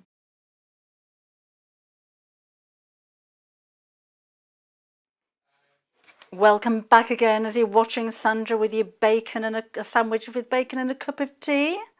Welcome back again. This hour we have Katharine Wright and she's going to show us how to make the boho bag that you see there. This is the pattern for it, the boho beach bag, and your price is £12 for this one. And again, just like previously, inside here you've got your pattern and your full instructions as well, all photographs. I like lots and lots of pictures, it makes it easier, doesn't it? Right, so it has been very busy for this pattern on its own, so please be swift. We are limited in the amount of stock that we have remaining for you, so if you'd like to order from our current stock, please do it quickly. We don't have very much stock left is what I'm trying to say. Only £12, okay, so if you want to order 0800 001 4433 or Sewing Street TV. But the thing, when we come live at 8 o'clock in the morning, everyone can see what's underneath the video on the website and they shop ahead, and that's what you've been doing with this one. We're not expecting it to last too much longer, so sorry about that, but that's the way it happens. We have put some fabrics together for you though. So with the bundle that makes this bag, we have this. This is the silver bundle, and in here I've got lots of different fabrics. So there are 4 fat quarters that have been especially cut just for this project, and then there's a metre of the fabric as well, that's the silver, and you've got your webbing strap and the pattern. All of that for your £29.99. So this is what you're going to use for your patchwork. There's pretty fabric, isn't it? That's that Lewis and Irene chocolate shop. And you've got the plain as well. So all of that for your £29.99. Or if you wanted to go a little bit more down the navy look, this is navy birds, so deeper colours, patterns included as well, and you have the swallows, a metre of that, and then the rose pink, floral, plain navy, and then you've got the ditzy navy flowers as well, and your webbing is included there as well. So everything that you need, unless you want to use any interfacing or waddings on there, for £29.99. So, but the shape of the bag, it looks like a puzzle, doesn't it? It's really unusual. And I can't wait to see the way that this comes together. And I think there must be quite a clever trick to line up all of the patterns all in a row. So it's great for storage, it's great for the beach, it's great for work, it's great for the gym, great for going swimming. And it's another one of those bags that's a really good size as well. I like a big bag. I like a little bag, but I like a big bag because you can fit lots of stuff in it, particularly if you're going out to work and you want to take some lunch, or I've got my diary and my purse and my phone, and you have your life in your bag, don't you? So again, £29.99 for everything that you see there. So Katharine will be here in just a second. So if you've got any more messages, oh no, not since Sandra. Oh, Jennifer likes Aurifil thread, lovely. Andrea says, could I back it on a blanket. My mum's in a wheelchair. That would be a lovely idea for the flower of the month from last year. It seems like last year. It was an hour. Well, it was like 10 minutes ago, wasn't it, really? Just a long time. Morning, Jenny. She's back from shopping. Note for coffee and Debbie. Lol. Right, well, I'll clear off out of the way, and Katharine will be here in just a second to go through some bag making techniques for you after we have a look how you're going to place your order. Shopping with us couldn't be easier. If you want to shop online, then you can head to our website, www.sewingstreet.com. It will redirect you to our sister channel Jewellery Makers landing page. Don't worry, you haven't gone to the wrong place. We're simply using their website temporarily while we're building our own web shop. Scroll down past the Watch Live part and you'll see all of the products that you will have seen on air on today's live show. You can also shop our catalogue by clicking a category, clicking a product to view closer and adding it to your basket. Once you're ready to check out, you will need to create an account, which is absolutely free to do so, but it will mean that you can check out on as many orders as you want throughout the day with still only paying one postage and packaging. If you'd prefer to speak to somebody in our UK-based customer service team, then you can do so via the free telephone line number 0800 001 4433. They will not only help you create an account, but will also help you with any of your online shopping.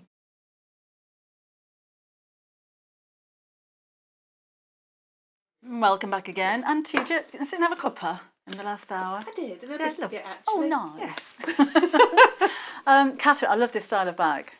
It's cool, isn't it? Yeah. Yes, I believe it's a Japanese sort of a style. Is it? Yeah, because it is, as we put it together, a little bit origami-ish. Ah. So I had fun working it out, getting those stripes going across. So that's what I'm going to show you. Okay. Now, how we get the nice pattern going and how we fold up the sides to get the nice shape. So, and you will see, I am going to refer to my instructions so that I hopefully get it right as I show you. There's a lovely diagram that shows you how to lay your squares out so that we get the pattern right. Now I have pre-cut my squares, the 15 centimetres square. If you want to make, this is quite flexible, this bag. If you want to make it bigger, you can make your squares bigger. If you want to make it smaller, you can make your squares smaller. So that's quite clever. Okay, so, and I did do my fabric slightly differently because I just got sent a lot of fabric and I chose the ones I liked. Right, I'm just going to do it like this so that it all fits on. So what we're actually going to do is put our squares together in rows, because when you do patchwork, it's always better if we're going in rows rather than in round corners, isn't it? Okay. And what you'll see is that you start to get diagonals of your patterns, because eventually this will be the top of your bag. Right. Is how it will work, but we put it all together in rows and then we turn it to put it together. So I'll start, I'm not going to be able to fit it all on, but we will start by putting the first 3 rows on. Let's just see. So you can see it is a little bit of a puzzle. I'm thinking about it so that I get it right. But at least you've got the diagram there to follow. The diagram you can keep referring to help you. That's going there. So we'll start with the first 2 rows because they fit on my board. We're going to put them together just with a normal patchwork 1/4 inch seam. Okay. So right sides together. They're not too big, so I'm not going to bother to pin them, but you can if you want to. And so how many attempts did you have at making it before you got it right? I got it right on the second go. Sometimes you have to do a thing wrongly to then know how to do it right, don't you? Yeah. Yes, the first one I did, my stripes were going down, not across. Oh. Which was nice too. Let's remember back to, this sounds a bit bizarre, when I first started learning how to drive in a Model T Ford in 1926. I said to my he was saying we were driving down the road, and he said, now before you stop, before you change gear, put your foot on the clutch. And I said, why? And he said, well, try not doing that then. And I kangarooed down the road before I stalled. But it's one of those, I know what happens now if I do that wrong, so I will never ever do that again. Yes. Yes. And it's the same kind of thing, isn't it? Yes. They say you learn from your mistakes, you really do. I did that the first time I ever got in a car with my mum, who then promptly said, I'm not ever riding with you again. And I don't blame her either. It must have been really terrifying.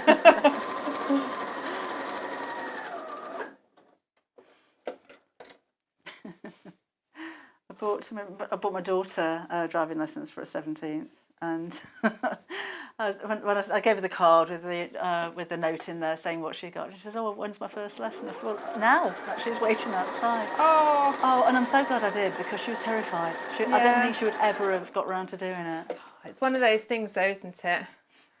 I've rotated that as I picked it up. I realised. It's so easy to do in patchwork, isn't it? Yeah. To rotate something. And I do actually recommend to people, if they're doing something and they've got it laid all out, take a picture of it on your phone. That's a good idea. Because then you can go back to it, can't you? Yeah. And just check you're doing it right. But because I'm chatting as well, I turned it round. Sorry.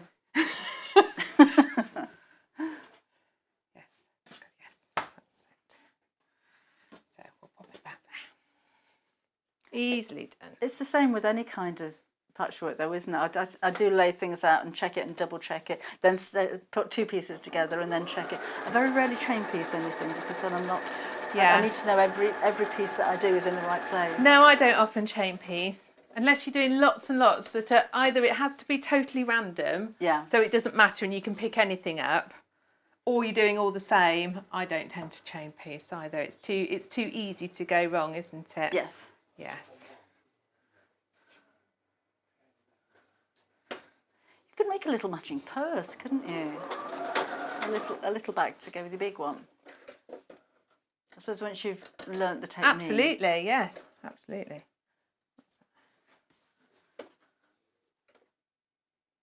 Are you going to put some interfacing on that as well? Well, I haven't in. I didn't in the example, and I'm not today, but there is the option to, and it tells you in the pattern at what point you can do that if you want to make it a bit stiffer. Okay. In the past, I've sometimes made this bag out of quite heavyweight fabrics, and then it doesn't really need it. Yeah. Hannah, producer's just saying to look nice in different coloured denims. It would. We like denim, don't we? Oh, I love denim. I love denim that's been worn. Buy a lot of jeans from charity shops. Because it just goes really soft in the way that it fades. I love the colour of denim as well, indigo. Well, you can get so many nice colours of denim. So actually, different coloured denim squares would look awesome. Yeah. Nice upcycling project if you like a bit of upcycling. That's true.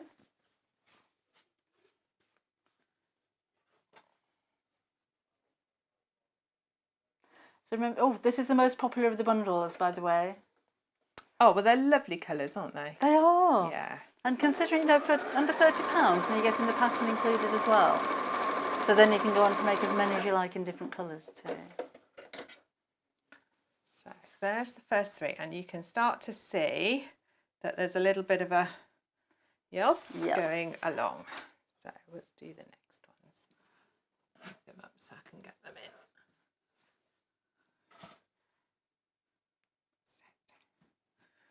So we're on row 4.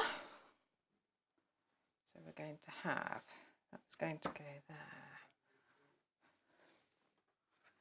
So if I just show, we have these on the show as well. Have a look on the website. All of your instructions are in here, remember, step by step, so there's lots and lots of pictures as well. So the layout that Katharine's using is actually there on the front page. I'm going to show you all of that. So you've always got something to refer back to again, but it Yes, kind because of, when you do put it together, you see it's not lining up. You've got this a sort of odd thing going on, so it's you've got to make sure you get the right number on this side and the right number on this side, so that it eventually will all go together properly. And it all seems a little bit, possibly a little bit random right now, but you will see when I get it together that it will. It's crazy, but it might just work. Hopefully.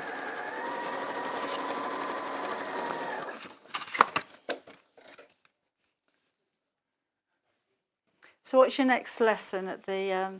Oh, sorry, we had a message earlier on I missed saying, where is the craft centre? Where's the craft centre? We're based in Market Harborough in Leicestershire. So that's South Leicestershire. So right on the high street. We have a lovely little studio right on the high street. And what's on the agenda for tomorrow? I've actually got some watercolour ladies in. So this is a class. It's a regular class that we run, and I have a lovely artist tutor called Kay Carpenter who teaches, and obviously it's been on hold for quite some time, and tomorrow we're welcoming everybody back, which will be really nice. So it's lovely when you get to know people and you've got regulars. Yeah. So yeah, we're really looking forward to seeing all those ladies again. So I'm not actually teaching anything tomorrow myself.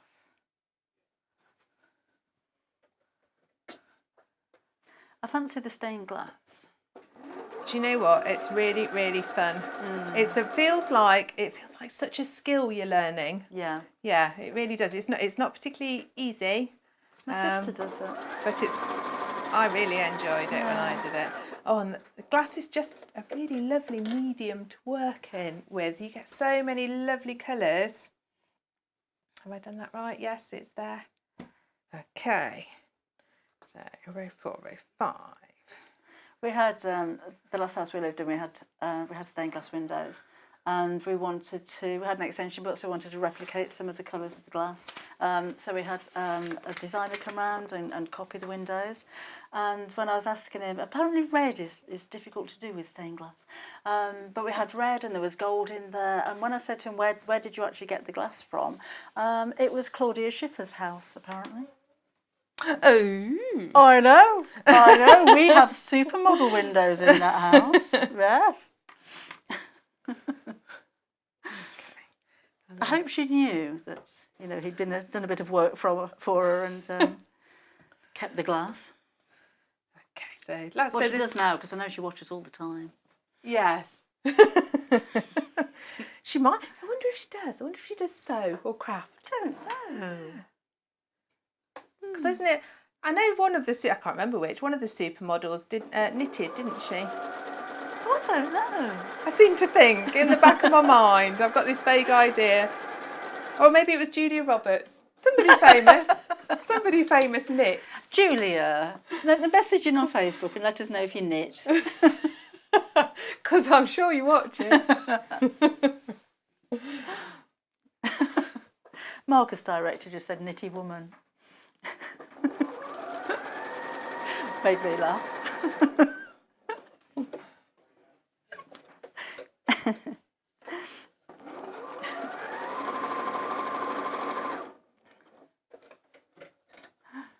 Okay, so we've got 6 rows in total. Nearly got them all together. Oh, was that the last one? And then they're just those 2. Oh, yeah. So they're different size rows, you see. This is the... I always really like the 1/4 inch foot on this machine. Yeah. It's very good. It does. You can keep nice and even.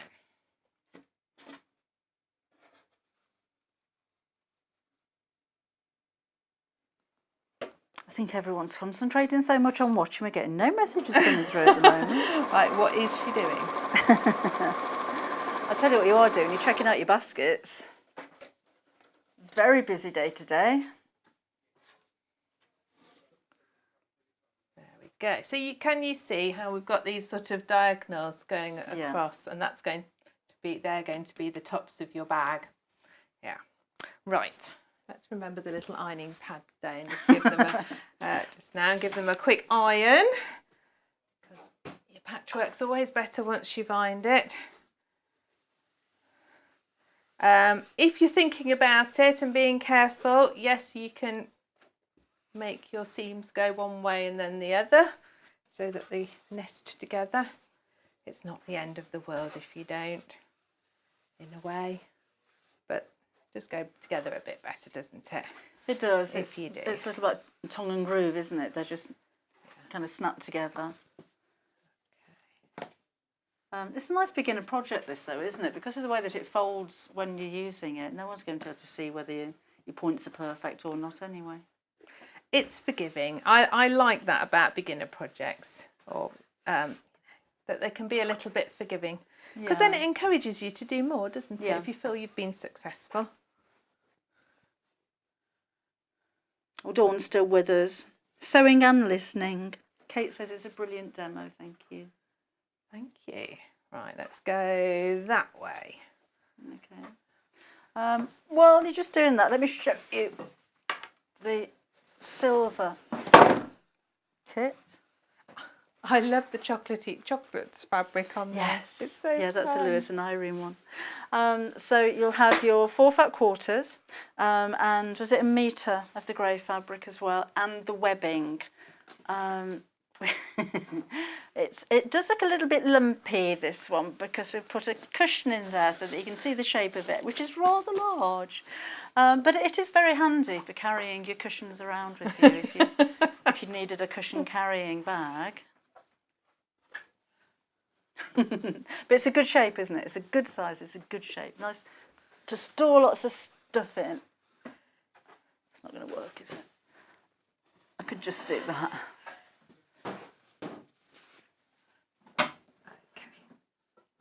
Oh, very speedy pressing. Honestly. So we're going to start putting our rows together. There's a little bit of matching to do on these, but not a huge amount.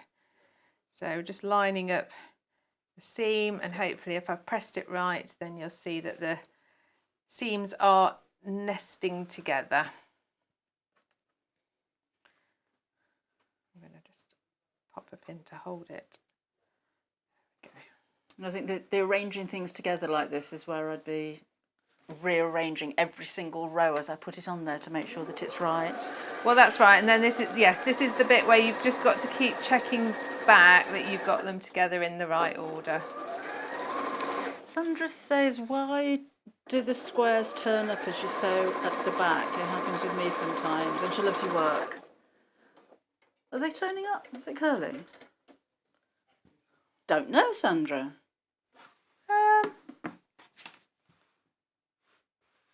It's not massively curling. No.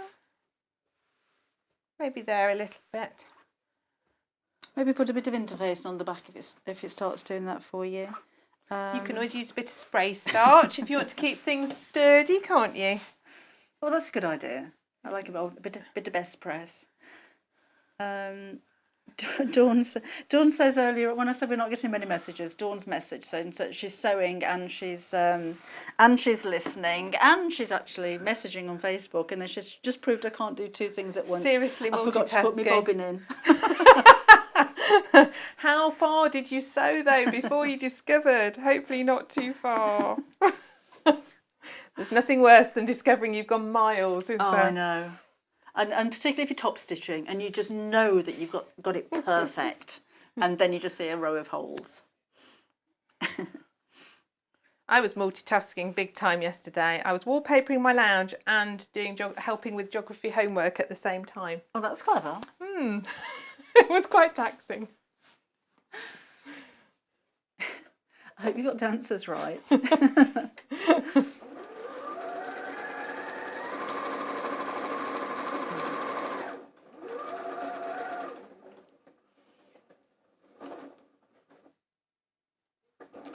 Is it the 780 Plus that has the alert when you start running out of bobbin thread?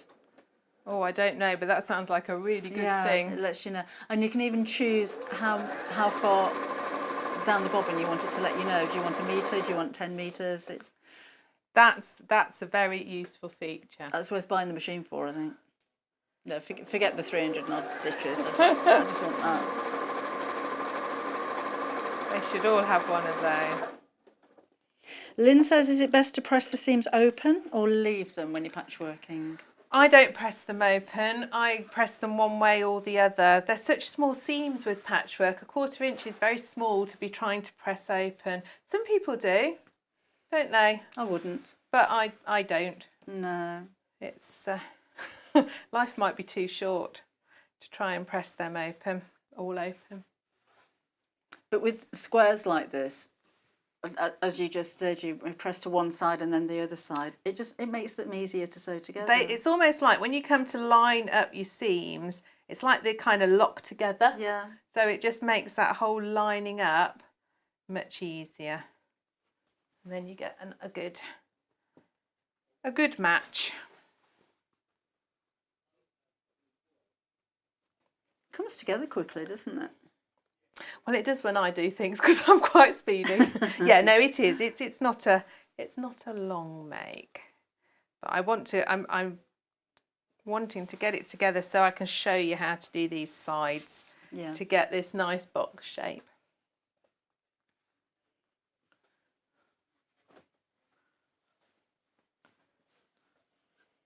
But if you like doing patchwork, and you don't always want to do a massive quilt, do you? No. You know, that takes days and days. Sometimes you want a project that you can do in an afternoon or, you know, over a day or so. Well, I do anyway. I like to start and finish something. I'm not good at putting things down and coming back to them. So even if it takes me all day to make something, I'll take all day to make it. Yes. Yes, I think if you're someone who's maybe got quite a busy life, quick projects are good. Things you can finish in a session are good. Or if you're learning how to sew, it's nice to actually achieve something. You've finished it, it's all done. It hasn't taken you weeks.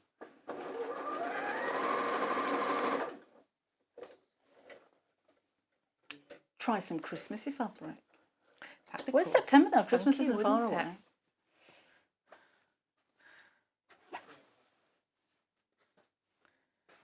Fabric wrapping I'm going for this year.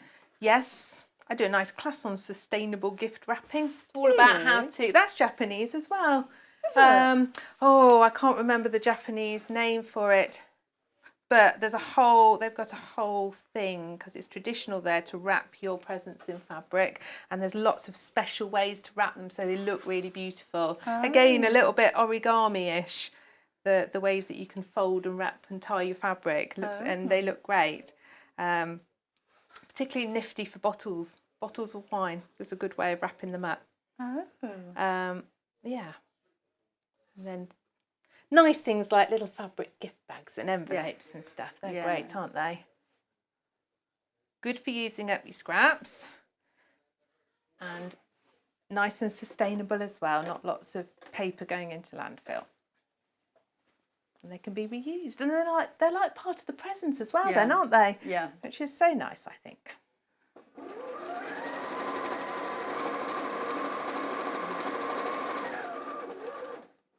We'll give the details of the pattern. The bundle that Catherine's working with is going to sell out. So yeah, check out your baskets if you have it there, or place your order now if you want it. The pattern on its own, that's £12, so then you can make it in any fabric that you like.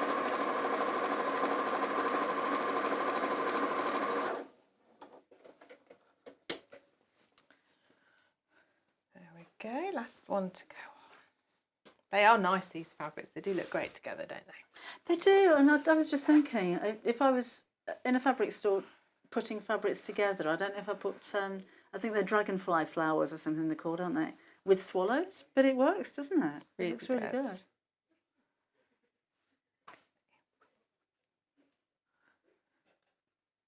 You could use a canvas as well, couldn't you? Absolutely. You know, like the ones from the previous hour. Yeah, they'd look lovely.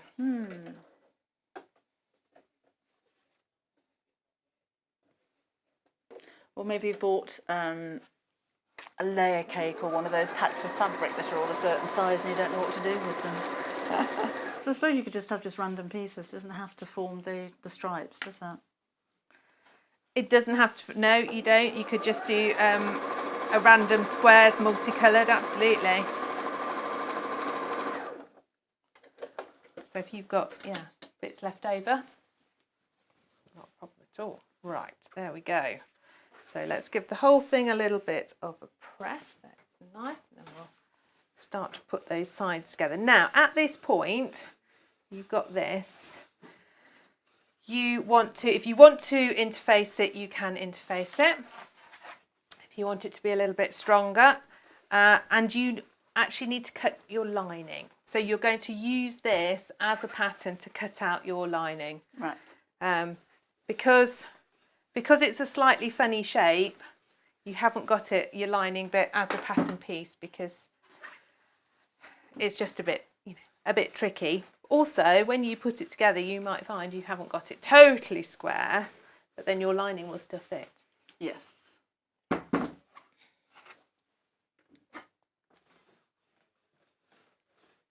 So get it all pressed so it is nice and flat. And then I did save one of these. What do you think, Debbie? Pink or blue for a lining? What would you like? I'm blue. You're going blue. That probably would have been my choice. So we'll lay this out and just...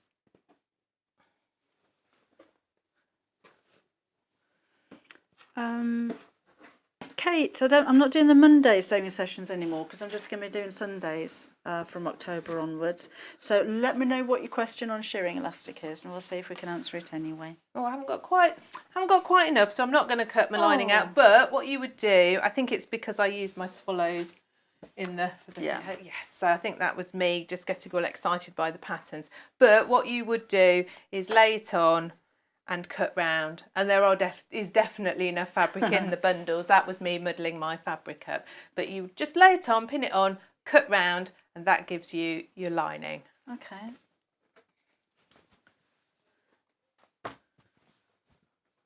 So pop that. Can't wait to see this bit. More of that one. Maybe there's more. No, not quite.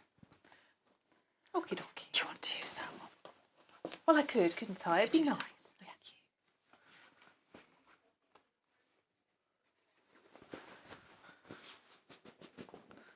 That's nice quality fabric as well, It does feel nice. Absolutely. As you can see, there's loads of this. Yeah.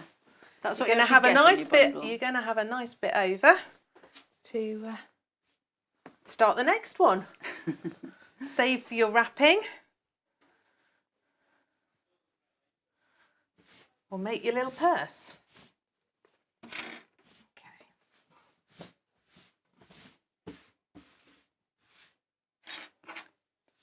It's all nice and smooth. Okie dokie. I'm just going to cut round.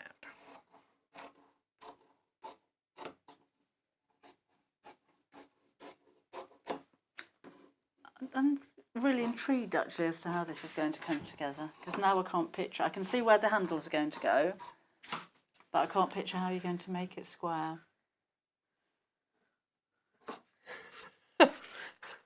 Well, it's hopefully I've put it together correctly.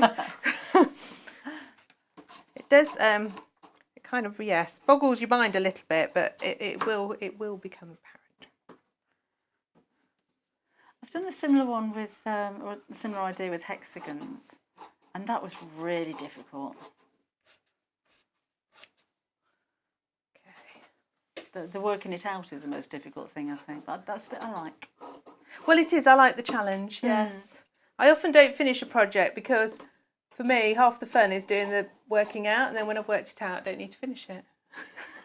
Yeah, done that before.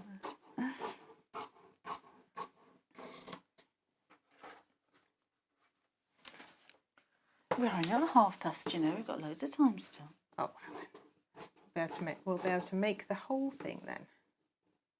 Good. While you're just snipping out, can we mention these applique picture kits that I keep knocking over as well? I did those a couple of weeks ago. These are, we've got two colour options, sorry. So there's orange and purple or orange, what were they called again? Orange and purple. Oh, sorry, orange and blue, or green and purple. And in the kits, you've got everything that you need, including the hoops as well. But these are really fun, aren't they? I do like these. Really fun. You can add a lot extra if you want. You can get into embroidery, personalise them. They are very, very nice as gifts. If you've got a youngster you'd like to encourage to sew, it's a really nice project. And I suppose you could sew them by hand as well. You can sew them by hand if you want.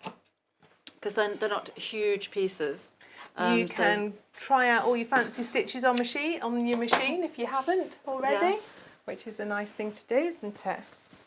And I like the kind of neutral fabrics that you've used in the background as well. I love organic type of fabrics like this, seeded cottons. So again, in the kits, which are beautifully packaged, have to say, you will have your fabrics. This is the green and purple one. So those are your fabrics, those are your buttons, and your backing fabric, and your hoops, and of course your full instructions in there as well. So easy and quick, but nice to go for a couple of them, I think, one of each colour, so that you can have them together in a row, decorate your home with those. So that one's the green and purple kit, that's £18. And then this one is the orange and blue. Shan't open it all up again. My daughter made up that orange and blue one for me, yes, to show. And she said afterwards, "Oh, Mum, I wish I'd done the colours the other way round because the bird didn't show up on television quite as well as I thought." But you've got the same amount of fabric in for all three fabrics, so you can do it whichever way you like. Yeah. So how old's your daughter? She's 15, the one She's that 15. did that one. And what's her name? Anna. Well done, Anna. That's lovely. Right. Okay, so I've got my lining cut out, and then what you're going to do is you're going to fold them in half. So you can see now this is the top of your bag, and these bits are going to make the sides. Okay. This is your bottom of your bag. So what's going to happen is we're going to join this point here up to this point there on both sides.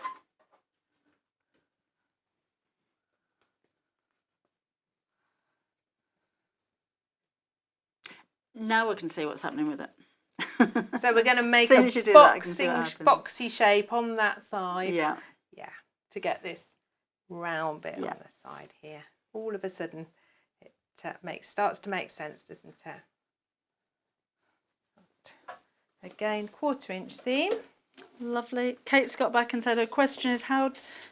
I know to hand wind the bobbin with the elastic, but do the bottom and top thread stitches both need to be the same size? Bottom and top thread stitches? I'm not sure if that makes sense. Don't know what you mean by the bottom and top thread stitches. So hand wind the elastic in the bottom bobbin. Don't stretch it tight as you're winding it. So if you're doing a big piece of shirring elastic, you're going to need to keep refilling the bobbin. Tighten up the tension on the top. Don't bother, never touch the tension on the bottom bobbin anyway. So tighten the tension on the top and use a long stitch when you're sewing it in. If your elastic doesn't gather up as much as you want to immediately, then give it a blast of steam from a hot iron and you'll find that the elastic shrinks. So it'll all kind of ruche up. So I hope that helps. Bit of smocking with your machine. Yes. Okay. And then you can see you're going to go up this side. So we've just got one little seam to match there. And you're not going to go right up to the top because that bit we need to leave to get into our bag. So we're just going to go up to there.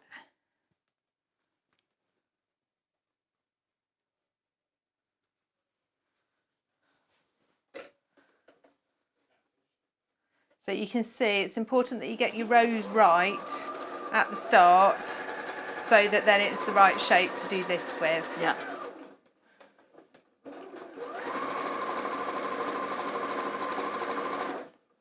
And having those, you know, where you arranged all of the squares initially, it gives you the diamond shapes in rows, if you get what I mean. So you've got the same patterns going across. So can you see we've got the we've made that into the little boxy shape on that side. So we're going to do the same on this side.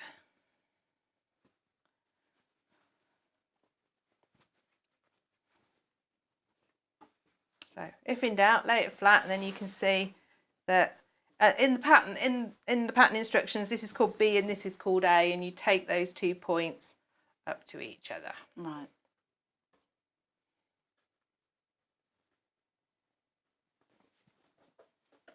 So it's one of those things. It's not actually quite as hard as maybe it looks, as things often aren't.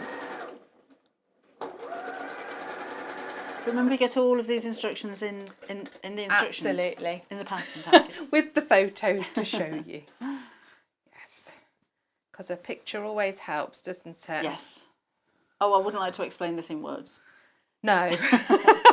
Me neither. Linda's asking if the picture kits are suitable for children. Yeah, absolutely. Yeah. Absolutely. I think that's a great idea for children. And you could even add, you know, if I'm thinking hand stitching with kids, so you could do a bit of blanket stitch and running stitch, and then maybe put some little cross stitches on there as well. If you've got a little granddaughter or grandson or niece or nephew or any small person who likes to craft, they're a really nice project, because they're achievable in a, you know, not too long. Children like to be able to finish things. Yeah. That don't take too long, and also because everything's in the box, you can sit down and you can get on with it. Yeah. I don't like a kit where you open it up and you're like, oh, I've got to get that, and I haven't got any of that. Yeah. You know, it's really nice if it's all there.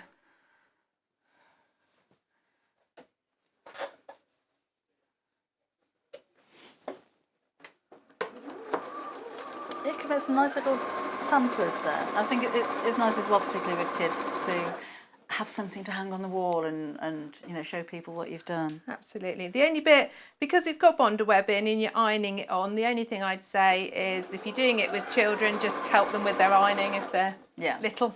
Yeah. Although the younger that you can train your children up to iron, the better, I say. My 11-year-old's very keen on it. I'm going to get her on the shirt soon. I never quite mastered that one. I went wrong there. Okay, so we've got that. You can see that one together, the outer. So the same applies to the lining. What you've got to remember with the lining is what I always forget. Can you leave a little bit open? Yeah. So that we can turn it through. You know, there's a clue, it's called bagging out, isn't it? And also when you do up the side, you're not going to go all the way. Now, obviously you haven't got a seam to remind you, have you, on this? So if you're going to mark it out about halfway. You could measure this. I'm a devil for doing everything by eye. The thing is, when you sew so much, you can gauge things pretty well by eye, can't you?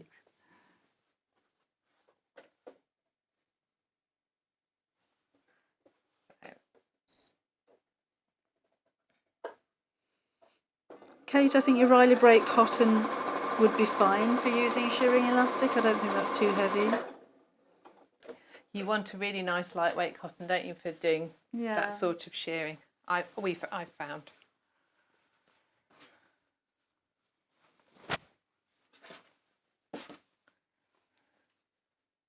A nice cotton lawn. Yes, that's nice. What's your favourite sort of fabric to work with, Debbie? Poplin. A poplin. Yeah. Yeah. I like cottons. Yeah. You always get nice results, don't you? I like the canvases as well. I do like the heavier fabrics too, for bag making certainly. And I love all the different types of interfacings and stabilisers and foams and fleeces and everything. That they worked around when I was younger. I had interfacing because you use that in dressmaking, but not. But only really one sort, I think. Yeah. Yeah. I've got that I don't use very much interfacing and dressmaking, actually. Don't you? Unless it's extremely lightweight, because it can make it a bit stiff, can't it? Yeah. You do a lot of dressmaking, don't you? I do. I like dressmaking. Yeah.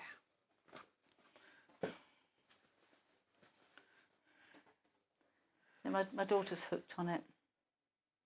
She comes up every week and goes home with a new outfit. Fantastic. Never stops.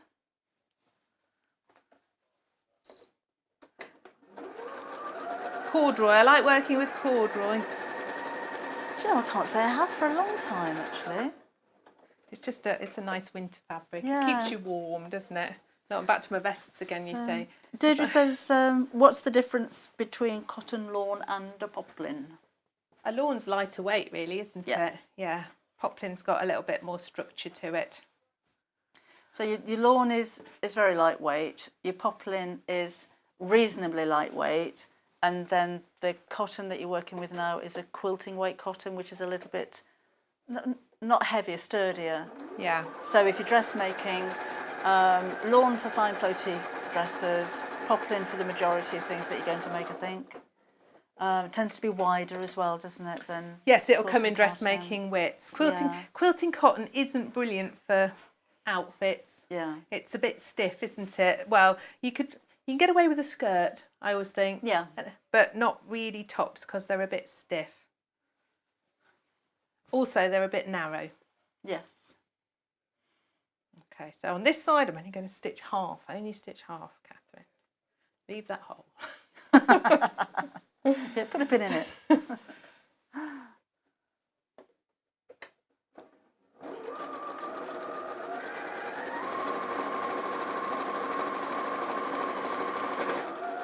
Oh, Julie's gone to work. See you later, Julie. That's a nice leisurely start, isn't it? She's probably working till 3 in the morning then. Okay, well, we'll let her off then. Okay, so we've got a lining in the same shape, but with a little hole for turning it round. Okay, so we'll pop our bag straps on before we put it all together. Okay. They've got a bit crumpled. Let's just give them a very quick iron so that they're just a bit nicer.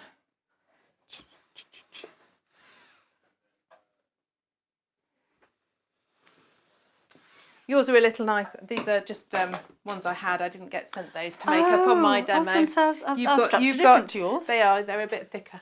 They're better. Yes. But the same applies. So you'll get a metre of your strapping and you just want to chop it in half. So we've got 50 centimetres each side. Now you want to position it about 5 centimetres down. I've tucked the end in so that it's there's no raw edges, and I'm just going to stick round in a little square. Okay. And just remember that your strap stays on the same side. It doesn't go across like that. People do that sometimes. They get confused. So we've had a question about the webbing from Jennifer. And she says, morning Jennifer. She's loving the bag making demonstrations, and she's completely new to bag making. And a new sewer too. Welcome along. Well done. How do I stop my cotton webbing from fraying? That's when you fold it up, isn't it? Fold it in, hem it, put a little hem on, yeah. Yeah. You could run across it with a zigzag stitch, like a satin stitch, really tight together. If you have some wet glue, then you could just pop a little bit of glue and smear that across the end. Or you could burn it. But do be careful. But if you hold it over a flame, they tend not to be 100% cotton. They tend to have a bit of polyester in them, and it can melt the end of it. So that kind of seals the end of them. But on the one that you're doing at the moment, you folded it over anyway, haven't you? I did. Just don't need to do that. Make it a little stronger.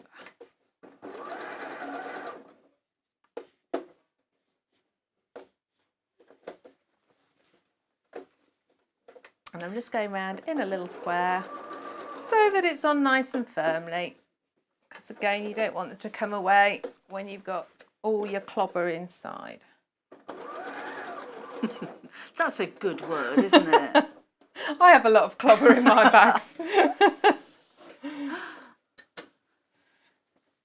I don't know about you, there's always like little bits of sewing paraphernalia in there. I've got a pin cushion in my bag for some reason. I don't know why. Unpickers, thimbles.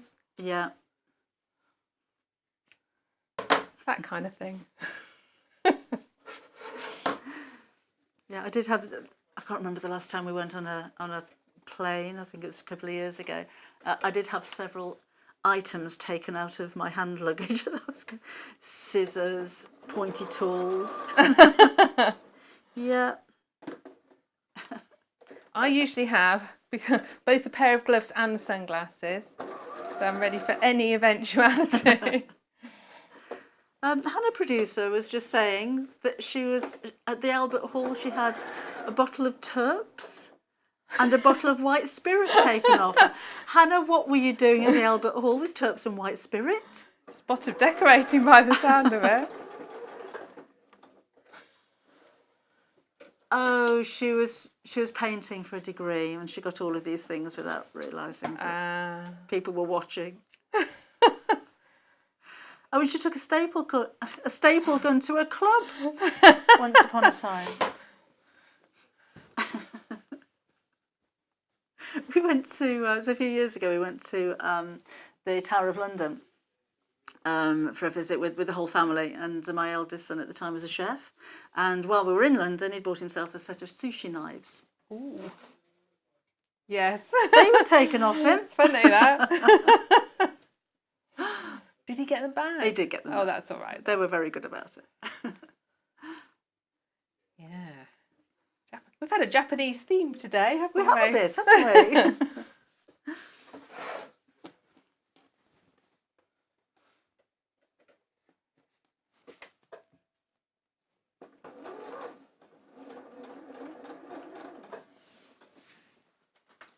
Oh, I'll be glad when we're in our new studio, we might have some more room behind the tables. And somewhere to put your feet.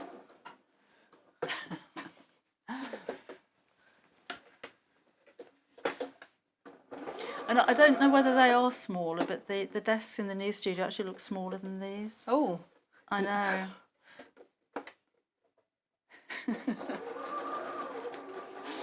This is not the biggest desk for cutting out and pressing and things.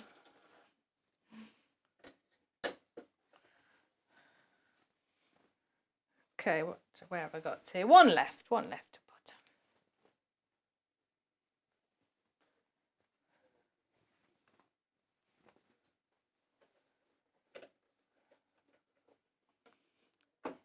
Hannah on Facebook says she always forgets to put she always forgets about the hole that she's leaving, the turning gap, and makes it too small. At least you remember to put it in. That's true. I think I deliberately try and make the hole small because then you've got less to sew over, but I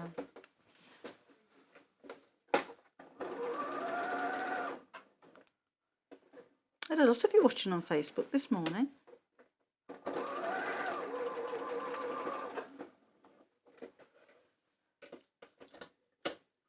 Okay, so we've got 4 straps. And we are going to slide the bag inside the lining. Again, match it up all the way around the top. Now you want to make sure your handles are nicely pushed down out of the way so you don't catch them when you sew round.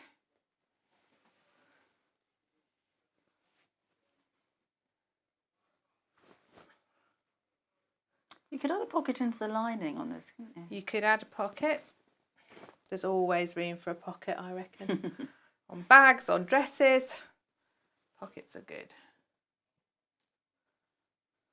Yes, so you do that before you put it all together. Sandra's leaving us. Bye, Sandra. Do you know, I think predictive text has its place, but love the demo, but have to go to make tablet for hubby's work. Oh. Yeah, I don't know what that one was supposed to be. Make tablet.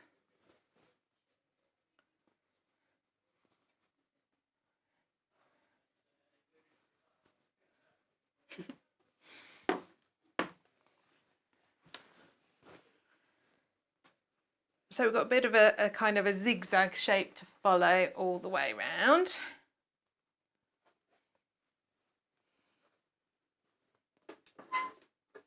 You can just line your seams up at these bottom bits. Okay. Just going to slide it off again and hope you don't take off like earlier. I had the 618 in the last hour and did the same. But I don't know what it is. They're rebelling today. Oh, making tablet wasn't a spelling mistake. They're Scottish sweets. Ah, well, that I sounds a didn't nice know workplace that. to go to. I think it's a bit like hard toffee. Is it? Never heard of that one before. Oh, are they the ones that you get a hammer with? That kind of toffee. Do you remember those? Like a tray. Yes. That kind of. Oh, thank You used to get those at Christmas, didn't you, with the little hammer? Oh yes. They were great. And they were proper stick in your teeth toffee, wasn't it? Yeah. I remember my mother used to have a problem with the dentures with those.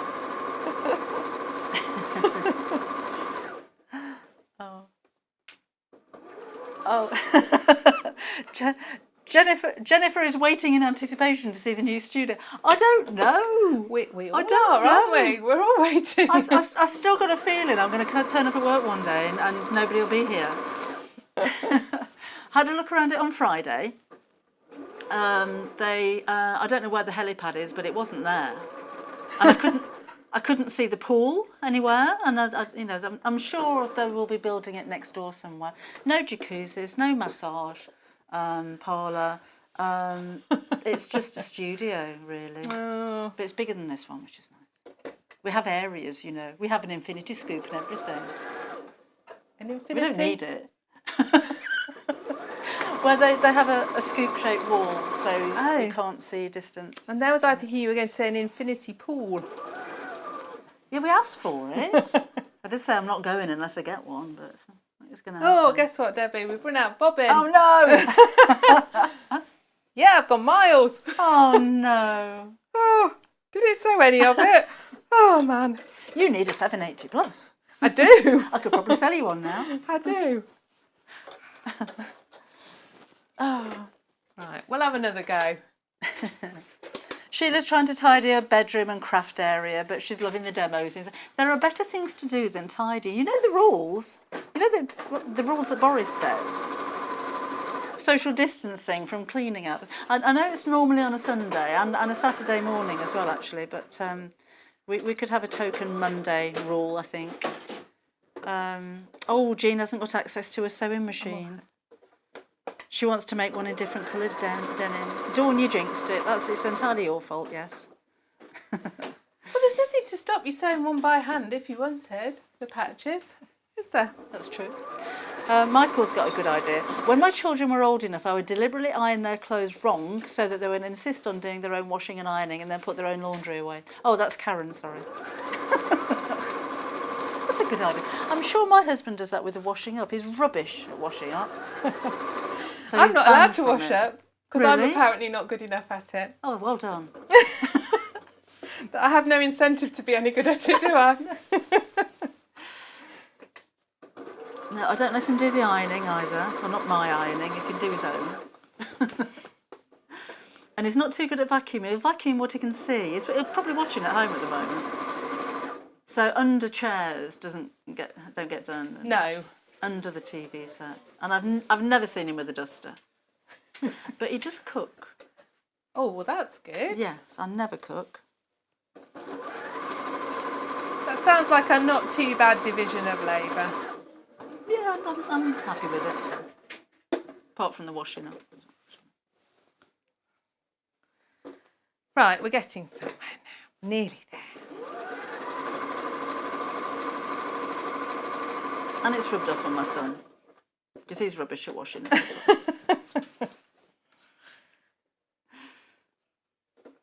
I suspect he probably has lots of other wonderful skills then. He can speak Japanese. Well, there you go.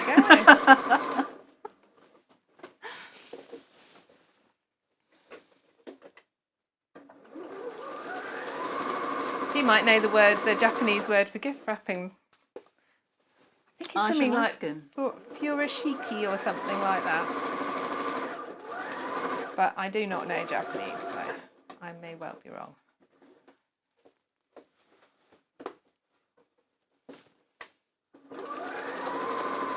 There we go.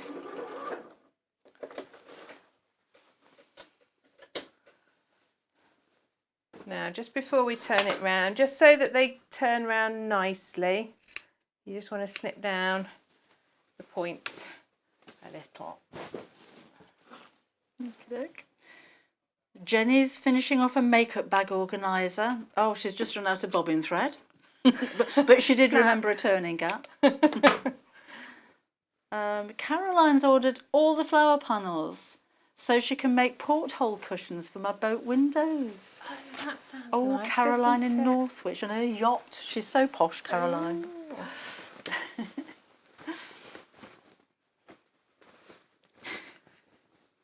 Okay, so turned it round, push the lining inside again. We've done a lot of bagging out today.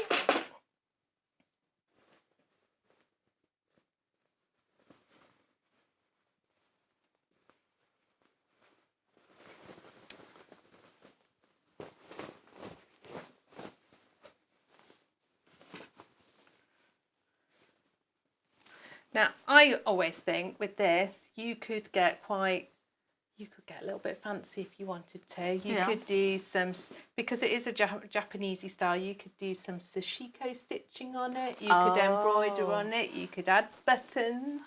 You could add patches, because it's quite a sort of, you know, funky, eclectic sort of bag. So you could really like add your spin to it, couldn't you? And personalise it for whoever. I think that's a lovely idea. Yes. So there is a little hole in there to sew up in your lining, but otherwise, in a good press, we're good to go. And perfect timing. That's a good job you ran out of bobbin thread, because you've taken us to the end of the hour now. Excellent. I like to please. Do you know when you're back again? In a fortnight. I might be in the new studio, mightn't I? Oh, I do hope so. Yes. I just hope they let us know. That's and where it is. Yeah, that would be helpful, wouldn't it? You're going to be really impressed with the new studio. Excellent. Yes. In fact, there was a tour that Neil MD put on Facebook the other day. So easy. Oh, I shall check that out. Yeah, have a look around. Yeah, brilliant. It's very nice. Anyhow, that's for some time in the future. We don't know when. So we'll see you in a couple of weeks. And thank you. It's been a lovely Debbie. morning again. Pleasure. Anything that you'd like to order, you've got a couple of ways you can do that with us here at Sewing Street. So here's Vix, and she's going to tell you how. Shopping with us couldn't be easier. If you want to shop online, then you can head to our website, www.sewingstreet.com. It will redirect you to our sister channel Jewellery Makers landing page. Don't worry, you haven't gone to the wrong place. We're simply using their website temporarily while we're building our own web shop. Scroll down past the Watch Live part and you'll see all of the products that you will have seen on air on today's live show. You can also shop our catalogue by clicking a category, clicking a product to view closer and adding it to your basket. Once you're ready to check out, you will need to create an account, which is absolutely free to do so, but it will mean that you can check out on as many orders as you want throughout the day with still only paying one postage and packaging. If you'd prefer to speak to somebody in our UK-based customer service team, then you can do so via the free telephone line number 0800 001 4433. They will not only help you create an account, but will also help you with any of your online shopping.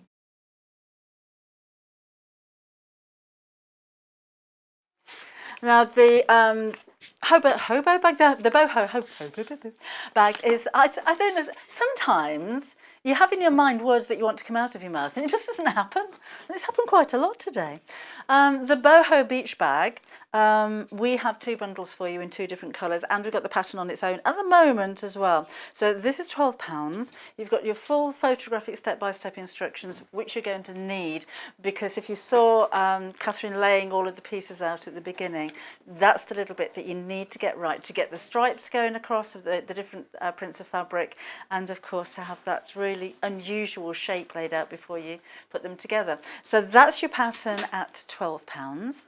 And then we put together together 2 bundles for you. So Katharine was working with the blues, and this one is the silvers. And in said bundle, you'll have the pattern. You'll have your webbing for the handle, which is nice, nice webbing, and then 4 fat quarters, which will coordinate. I love the colour of the blues as well. Doesn't that go so well with the greys?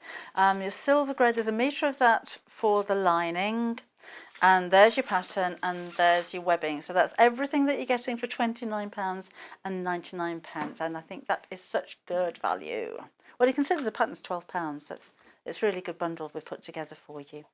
So again, if you want to order, 0800 001 4433, please don't leave that too long though. We've had a very busy morning this morning. It's great. We also have, in the hour that Katharine was off, our buyer came over from the new office and twisted her arm right up her back. Did you say she said she was aching from wallpapering? It wasn't the wallpapering. It was our buyer. And we managed to get some more of the Tweed Bag patterns for you because this sold out really quickly. So this one is £15. If you weren't watching the show at 8 o'clock this morning, this is the bag that you're going to be able to make, or the style of bag you're going to be able to make. So just for the pattern on its own, and this does have a full-size paper pattern and your written and photographic step-by-step instructions, that's £15. A simple enough bag for a beginner to make as well. So we did have a few questions about that earlier on. Other things you're going to need are your handles. You could use bag feet if you wanted to, don't need to. Magnetic snap, and of course your fabric, and you're going to need some H640 or some kind of fusible fleece as well for that one. Okay, so that's £15 for that one. Now, after the break, we've got the Embellisher bar. Last time we brought you the Embellisher, that felting machine, with Jane, we sold out within the hour, and that was it. We couldn't get any more stock at the price that she'd brought us. Okay, if she's got a funny shoulder when she comes in, so we have managed to get some back again, and that's what we're going to be doing in the next hour with Jane, which I'm really looking forward to. So I hope you can join me just after the break.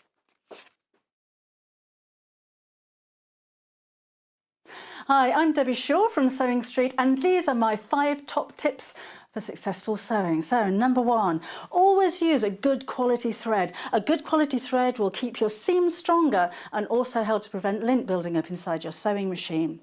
Tip number 2, if your project isn't going quite according to plan, put it down, walk away from it, come back again the next day, and you'll probably find that things don't seem half as bad as they did.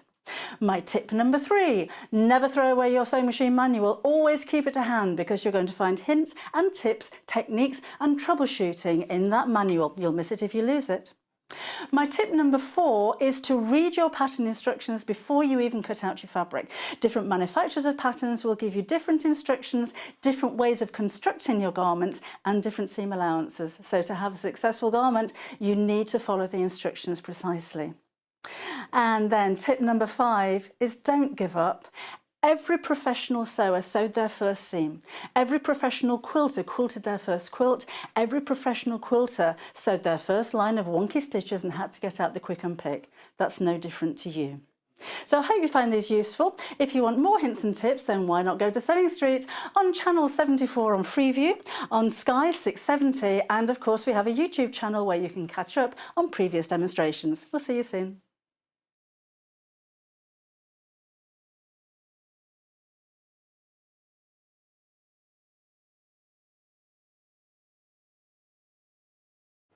Hello everyone, my name's Cara Ackerman and I'm absolutely delighted to be here at Sewing Street.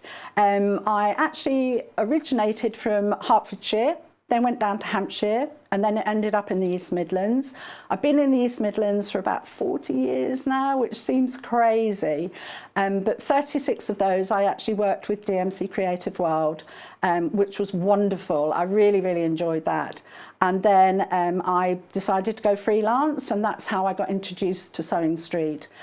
I love doing anything to do with textiles, so embroidery, cross stitch, patchwork, done a bit of quilting, bag making, toy making, oh goodness, there's loads and loads of things.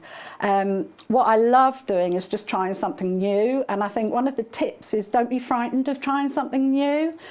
You always learn from it, and you know, don't be scared of making mistakes either. We all learn from the mistakes that we make. little bit about me that you might not know and that's a bit of a surprise. I once went to the garden party down at Buckingham Palace, the Queen's Garden Party, for some work that I did with Marie Curie. I was so lucky to go there, and just a wonderful time. So I hope to see more of you on Sewing Street, and I hope to try lots of new crafts with you. So see you again soon. Bye-bye.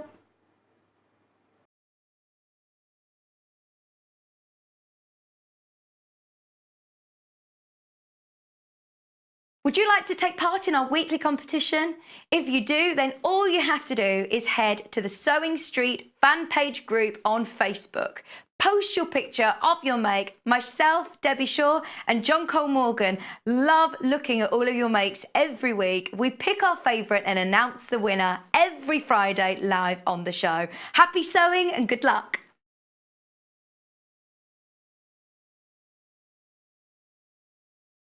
If you'd like to get in touch with us during our live show and send in any messages or any questions, then you can do it on studio@sewingstreet.com. Alternatively, you can message us on our official Facebook page.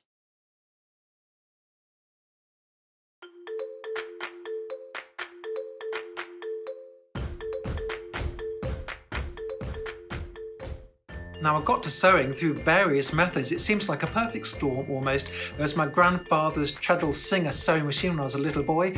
That was just absolutely fascinating to play with. And then there's my husband Clive, who was also a sewer, but hadn't done any for a while when we first got together. So watching him get back into it also encouraged me. And to learn the skills myself, I went on a course with Sew Me Something, run by Jules Farmer, who I'm sure you've seen around. And she did one of her lovely introduction to sewing courses. And here I am.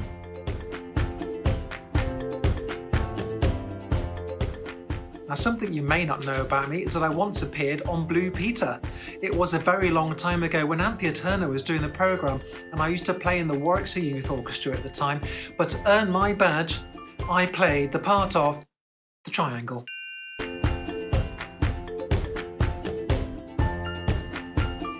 I look forward to seeing you all really soon on Sewing Street, where I'm going to be showing you how to make lots of lovely things.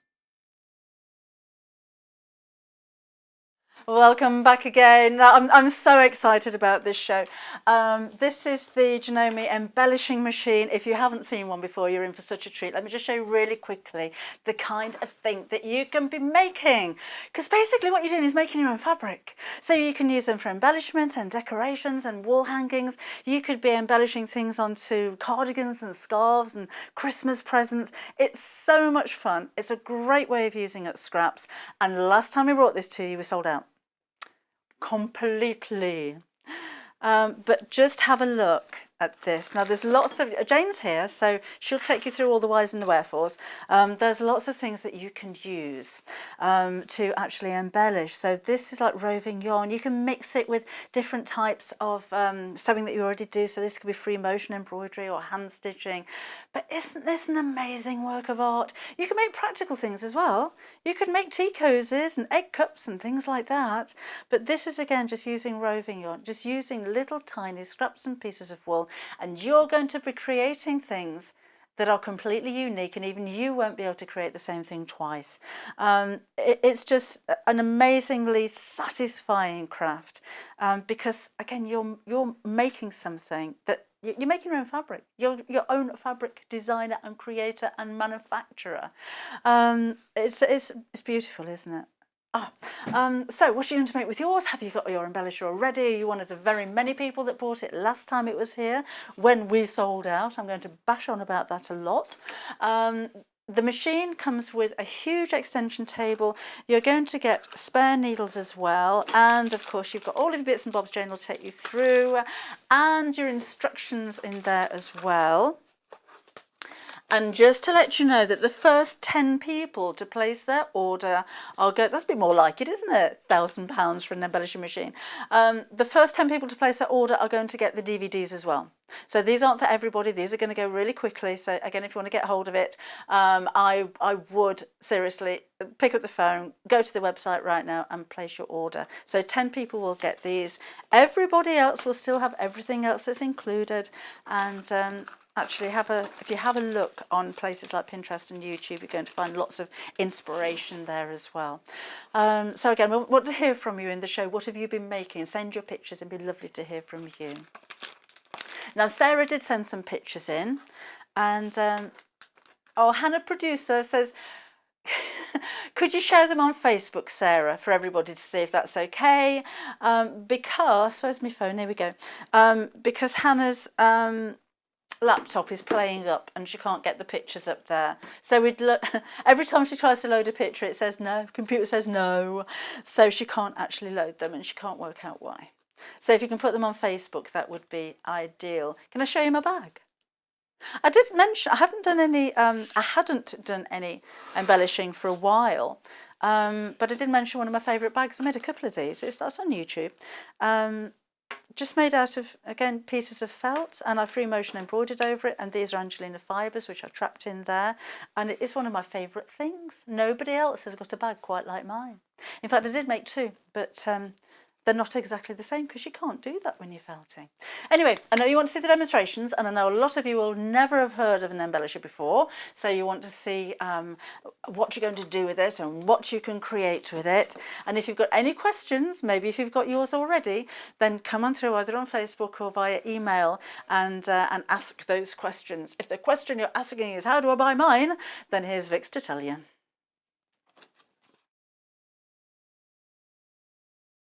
Shopping with us couldn't be easier. If you want to shop online, then you can head to our website, www.sewingstreet.com. It will redirect you to our sister channel Jewellery Makers landing page. Don't worry, you haven't gone to the wrong place. We're simply using their website temporarily while we're building our own web shop. Scroll down past the Watch Live part and you'll see all of the products that you will have seen on air on today's live show. You can also shop our catalogue by clicking a category, clicking a product to view closer, and adding it to your basket. Once you're ready to check out, you will need to create an account, which is absolutely free to do so, but it will mean that you can check out on as many orders as you want throughout the day with still only paying one postage and packaging. If you'd prefer to speak to somebody in our UK-based customer service team, then you can do so via the free telephone line number 0800 001 4433. They will not only help you create an account, but will also help you with any of your online shopping.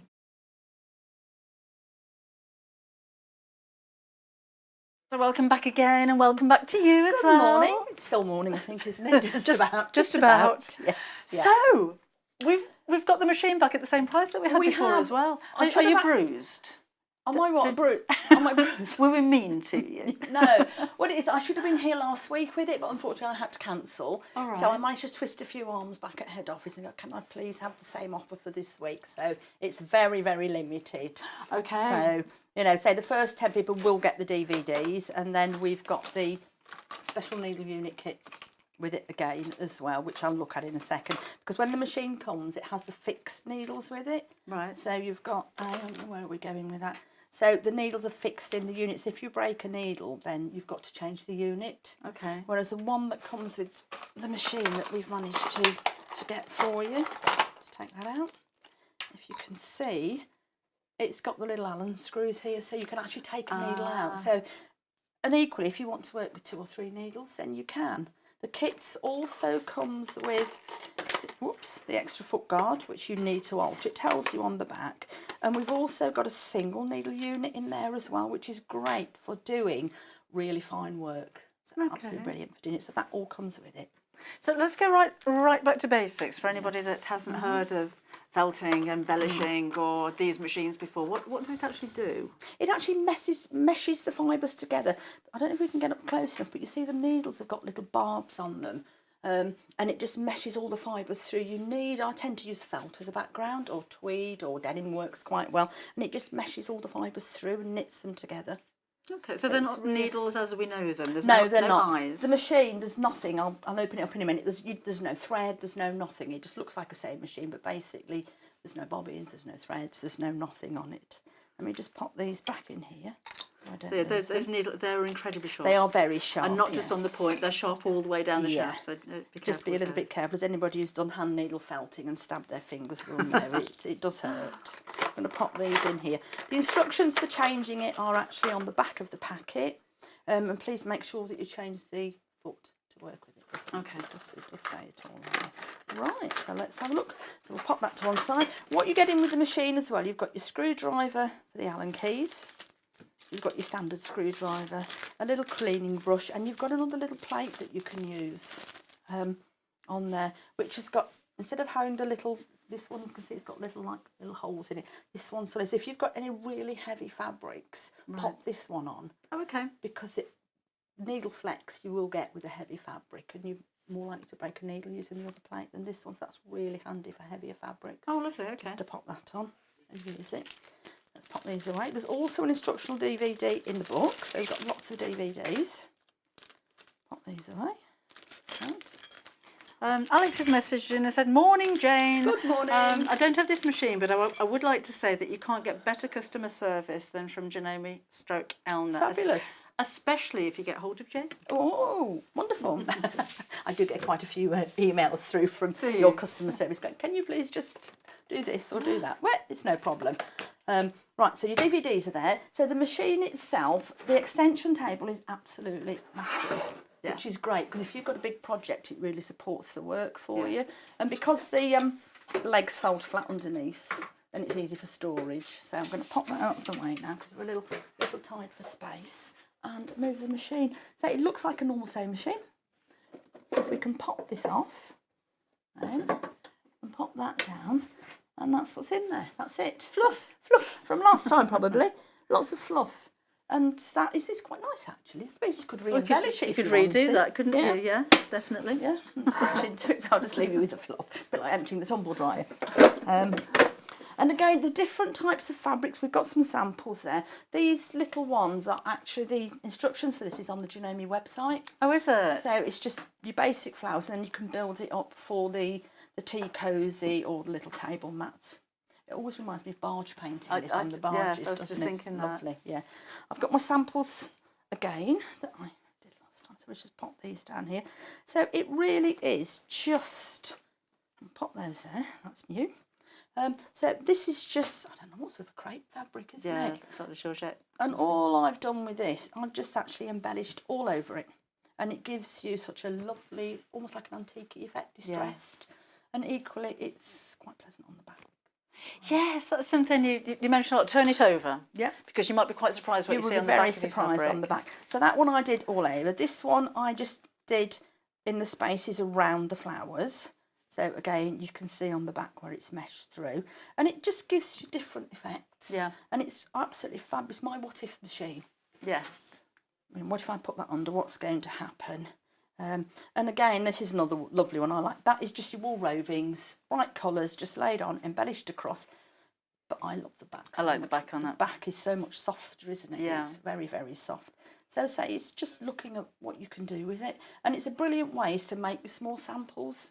Make yourself a little folder with your different samples in. And then it gives you an idea of what works and what doesn't. That is basically just organza. And again, just laid it on. You get some really fabulous effects with organza.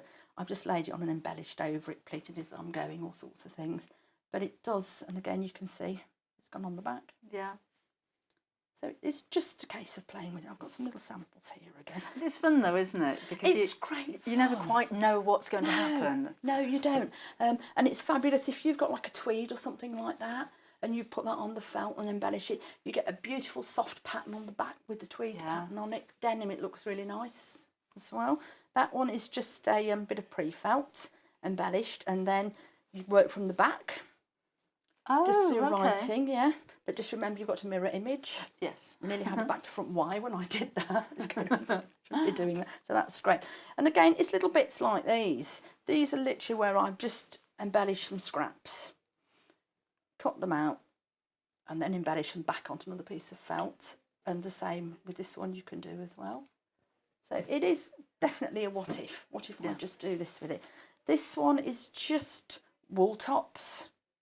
And I've just put a piece of old net in between and just embellish it because it makes it quite firm then. Yeah. So I have done pre-felts on this machine before now, just laid out small layers, which is where the table comes in really handy then. Yes. And it's a very quick way of putting the basic pre-felt together before you start wet felting with it. So it is. There's lots. What I would say, Angelina, again, like you said on your bag, you need to mix it with some other fibres. Yeah. Just to keep it contained, or alternatively free machine on top.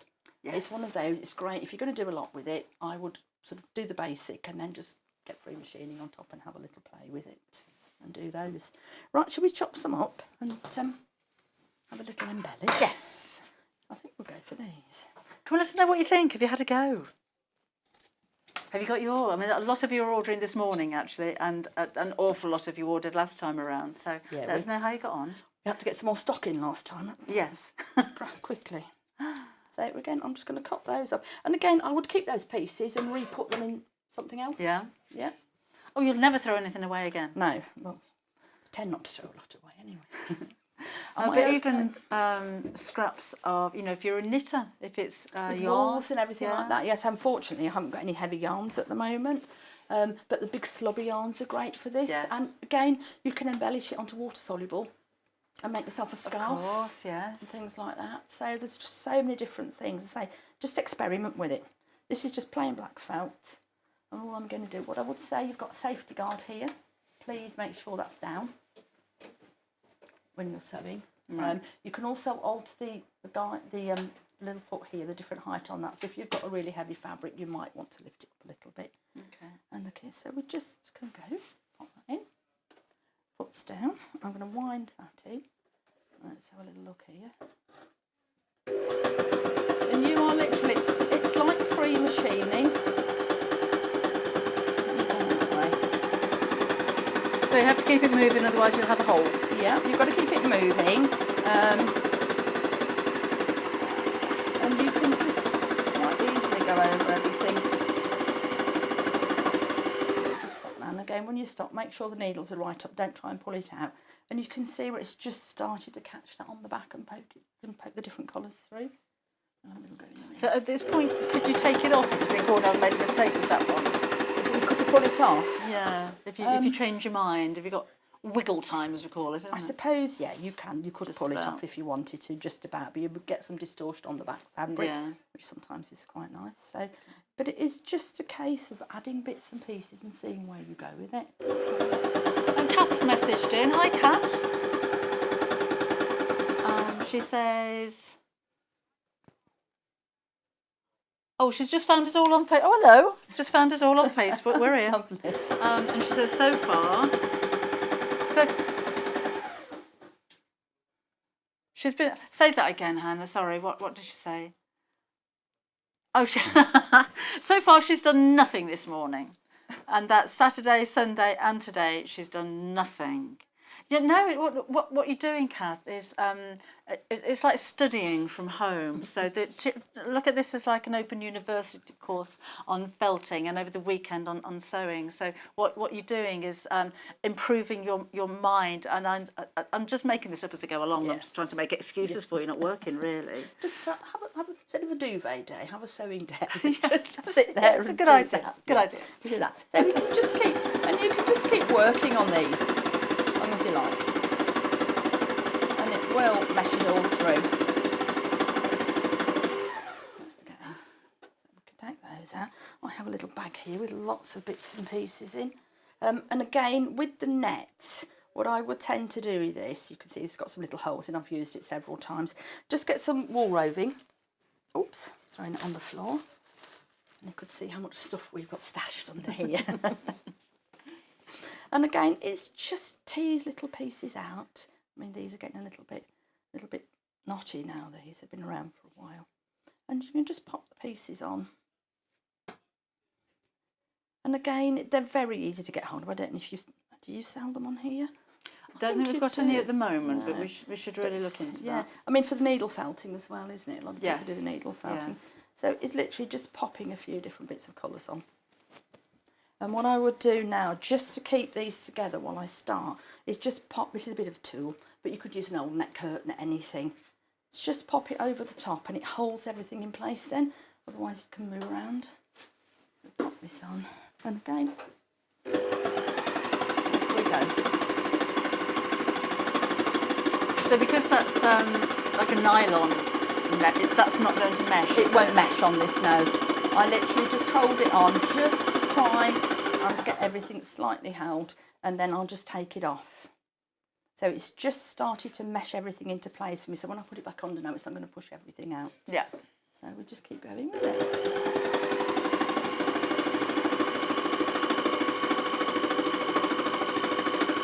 I think it's almost like having an adventure when you're felting, because you don't really know where it's going to end. You know the colours that you're using and the technique and everything. Yeah. But the way that the fibres behave are different every time, aren't they? They are, definitely, yeah. And so the more that you felt that it's going to make the look a lot different as well. Very different. You can see where I've been running around on the back, it's coming through on the back now. Yeah. So we just keep going across it. I'll just do a little bit more on the red. If we just keep going backwards and forwards on there, and then it will eventually just become a solid piece. And you can see where you've been across on it.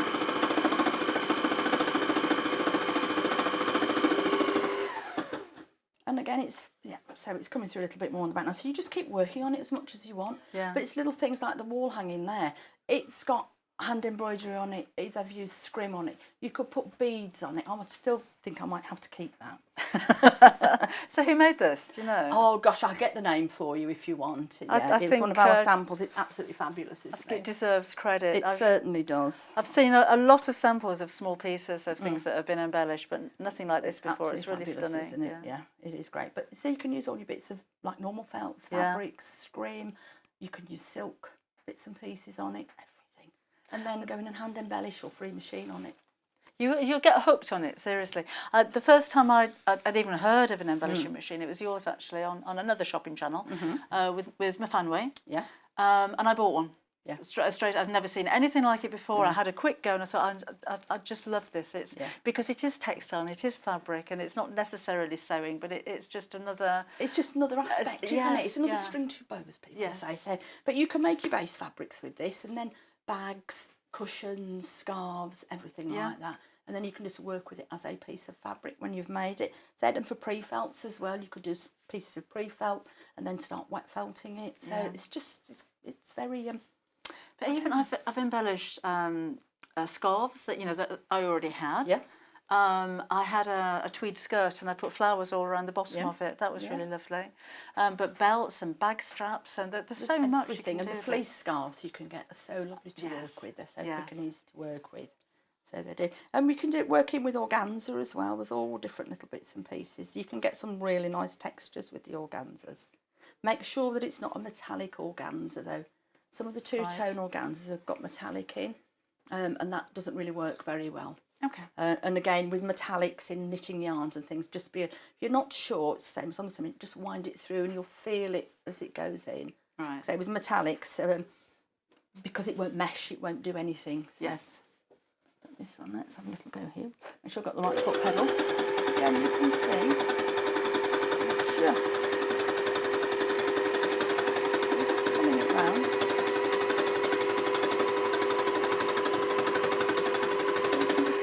So you can, I have actually seen a blouse, so it just meshes it up, so you've got quite a nice bit of texture there. I've actually seen a blouse made using fabric that they've embellished and then just used it as a piece of fabric and cut the blouse pattern out. And it looked really, really lovely, but that just gives you lots of texture with it all the time. Could you show that to the camera up there? So we can, we're coming in. We're coming in, Jane. There we go. There we go. To the left, to the left. To the left. To the left and a bit down. That way. Right a bit there. But I never thought about that. So embellish your fabric first and then just use it. And then you could use it for whatever. Yeah, because it's not going to come undone again, is it? No. And I mean, with sometimes I may just free machine on top as well. Yeah. Just to make, if it's something that's going to be quite heavily used, then maybe sometimes just a little bit of free machine just to give it that little bit of extra support with it. So it is fabulous just to play with and just to have a go at all kinds of different things with and again it's scraps. We've all got bags of scraps, haven't we, that we have around indoors. But even your scrap embroidery threads, anything like that, the little bits of things that you'd normally just put straight in the bin, you're going to be putting those straight in a little pot and then just experiment with them. I mean, the embroidery threads, I do keep all my embroidery thread ends really. Do you? Yeah. the big pack, because they're great because you could work with water soluble as well, on the same on here as well. So you can do all kinds of different things. You're not just limited to using it for one particular thing. So I'm going to have a little go with this base just so we can see how we can distress it on here. Whoops.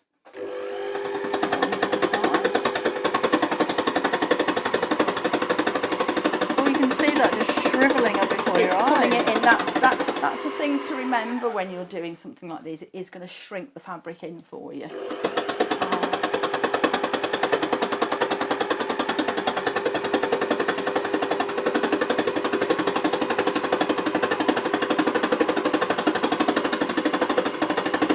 Sounds like a helicopter. It does actually, yeah.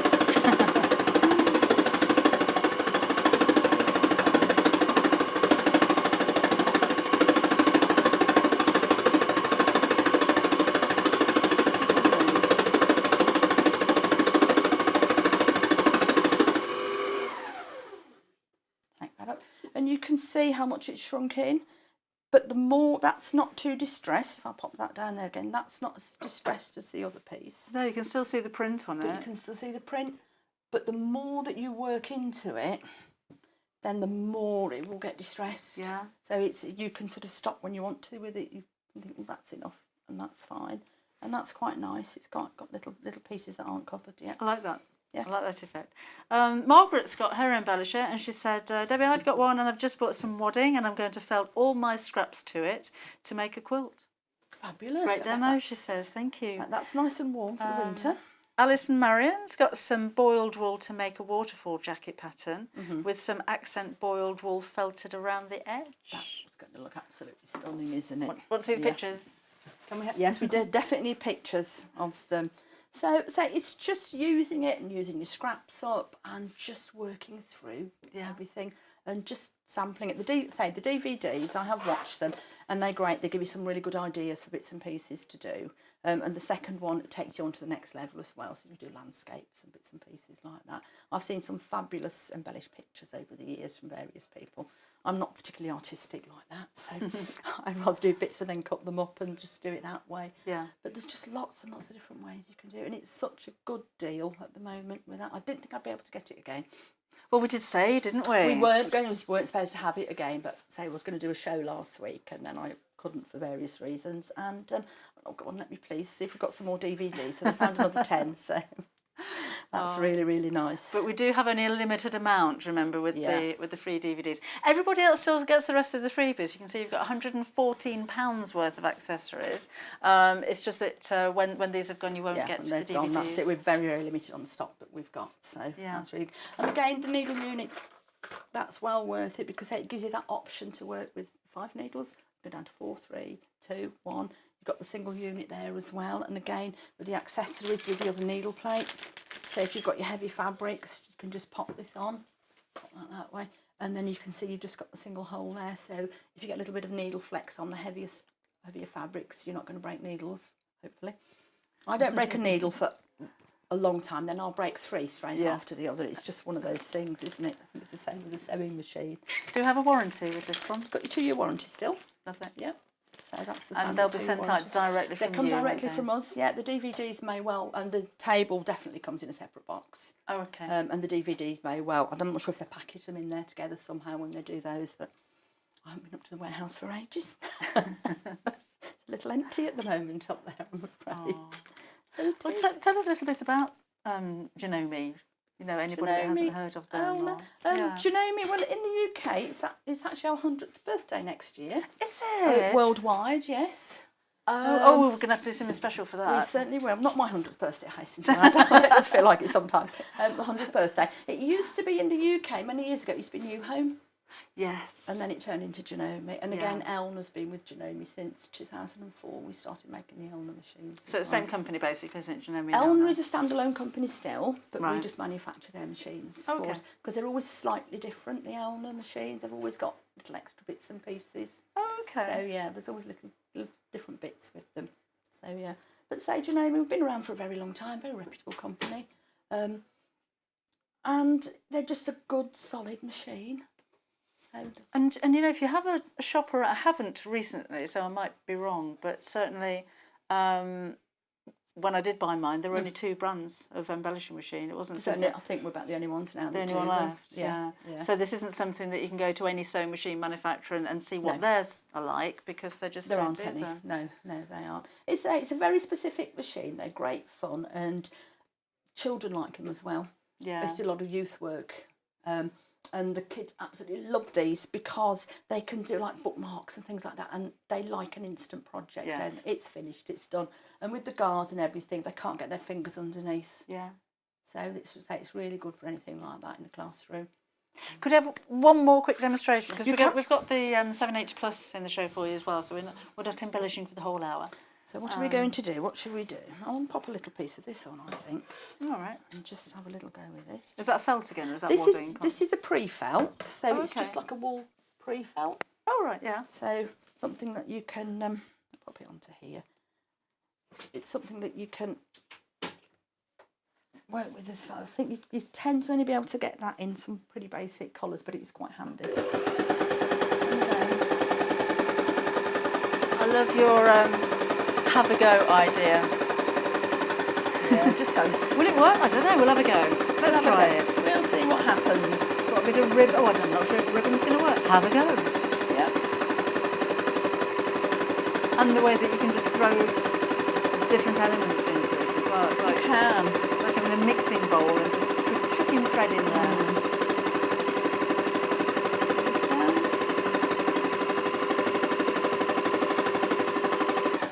The key thing to remember with this is that whatever you put on it will shrink in. Yes. It's a bit like quilting, isn't it? You always cut your wadding and your backing larger than the quilt Yeah. front because it will disappear. But we can pop that, and then we can just pop. I have my little goodie bag down here of various things. See, I've got some. This has got. I think this is some pre-felt that I made, but again, it's got some Angelina in it. Oh, right. So it's just a little bit sparkly. So we might have a little bit of that. Pop down there, and again, you can just pop on little bits of wall tops. Let me just have a look down here. There we go.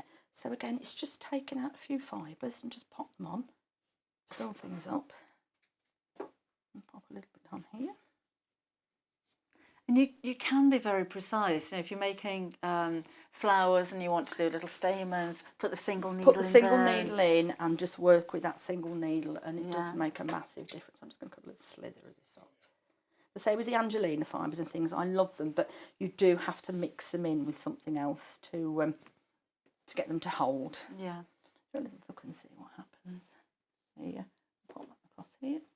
And again, I haven't popped the net on this time because I'm only doing a small piece, so we should be okay.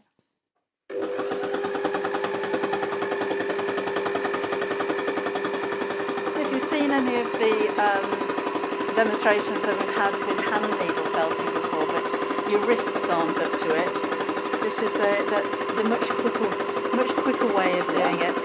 Sarah Boland's messaged in and says, "Thank you, Jane, for reminding me to check the fluff box." Yes, to see what goodies are in there. Always forgets the fluff box.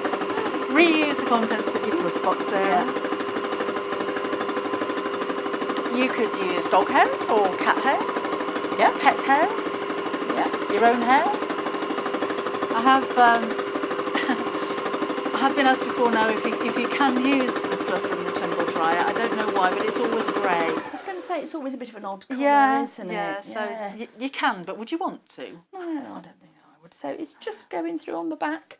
And again, you can just keep building the layers up with the different colours. You could go all one colour and just do a whole piece, and then chop it up again and apply it. I've done cushions and all kinds of things with it. So it's just playing with it, seeing what you can do. And enjoying it and having some it's good fun. It's good fun, I'd say, and the children love it as well. Yeah. Because they can get a really quick, cut some felts, get them to embellish, and you could cut a nice shape out for a bookmark, anything like that, or they could fold it up, make a little purse. Yes. Absolutely anything. With the felt, you don't have to worry about the buttonholes fraying, so you could just cut a buttonhole in it for them. Yeah. There's lots of different now remember, things. the first few of you to place your order get the free DVDs. Everybody makes £114 saving, so that's a great reason to buy now. If you haven't ordered from us before, you get a 2-year warranty from Janome. This is going to come directly from them as well.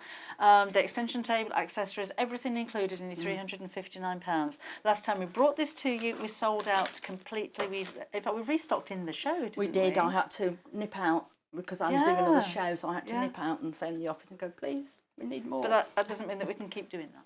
No. So I've got a feeling that was going to be a one-off. Yeah. So say, well, I've managed to acquire this because I should have been here last week. So. Right, so we're going to be back again in just a second with the 780 plus. So check out of your baskets, please, if you're ordering the embellishers. There's quite a lot of you there with this in your baskets. We can't guarantee that you're going to be able to get hold of it when we get to the stage where we're going to start selling out again, because baskets seem to mysteriously empty. So if you want to order now, here's a couple of ways of ordering, and we'll see you again in a couple of minutes.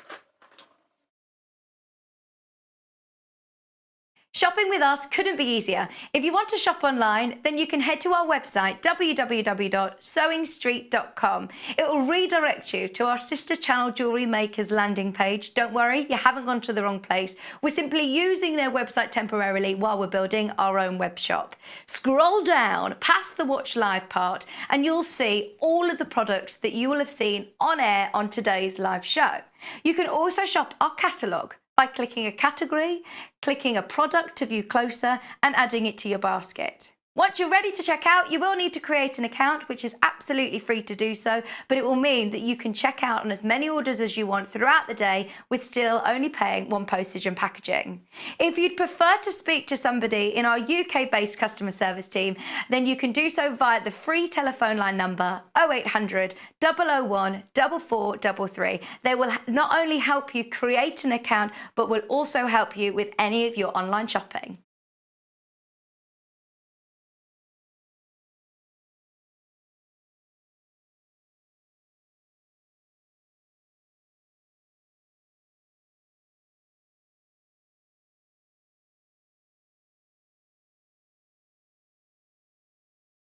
Ready to go. Oh, there's so much stuff here.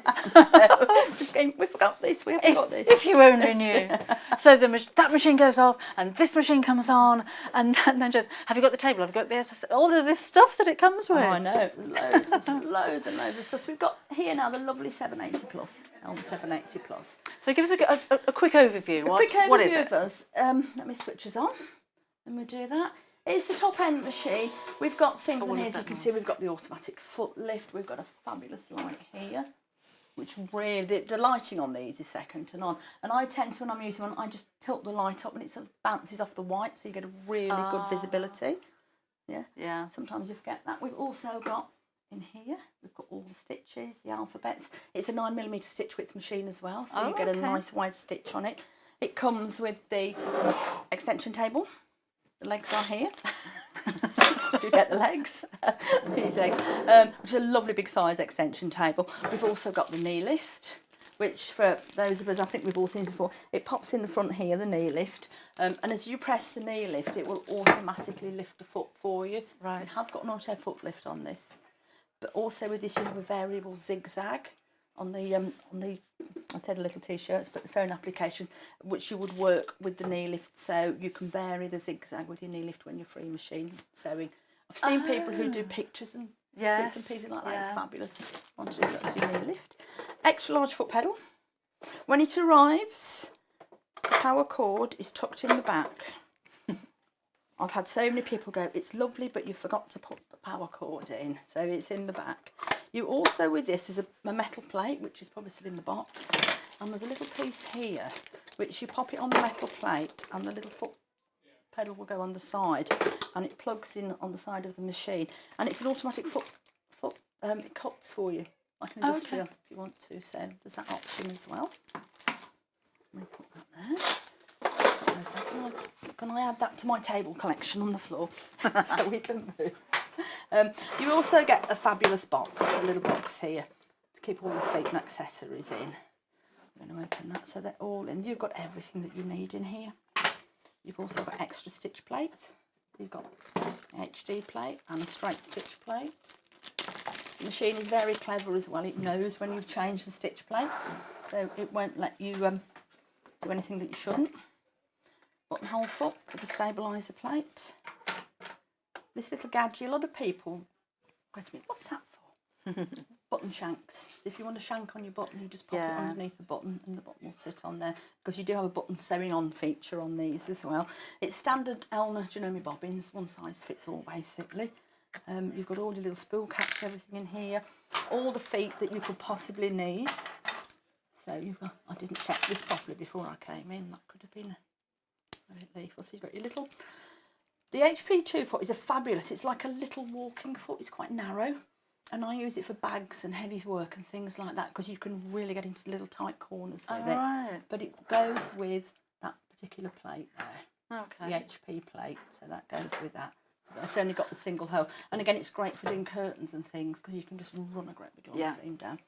I've got well, no, my machine. I've got the walking foot like built in. Yes. But the feet are really wide. So if I'm sewing, like say with bags, around magnetic snaps or anything like that, or like little, little bits where you're going across the top or top stitching on things. And they're absolutely brilliant. Those.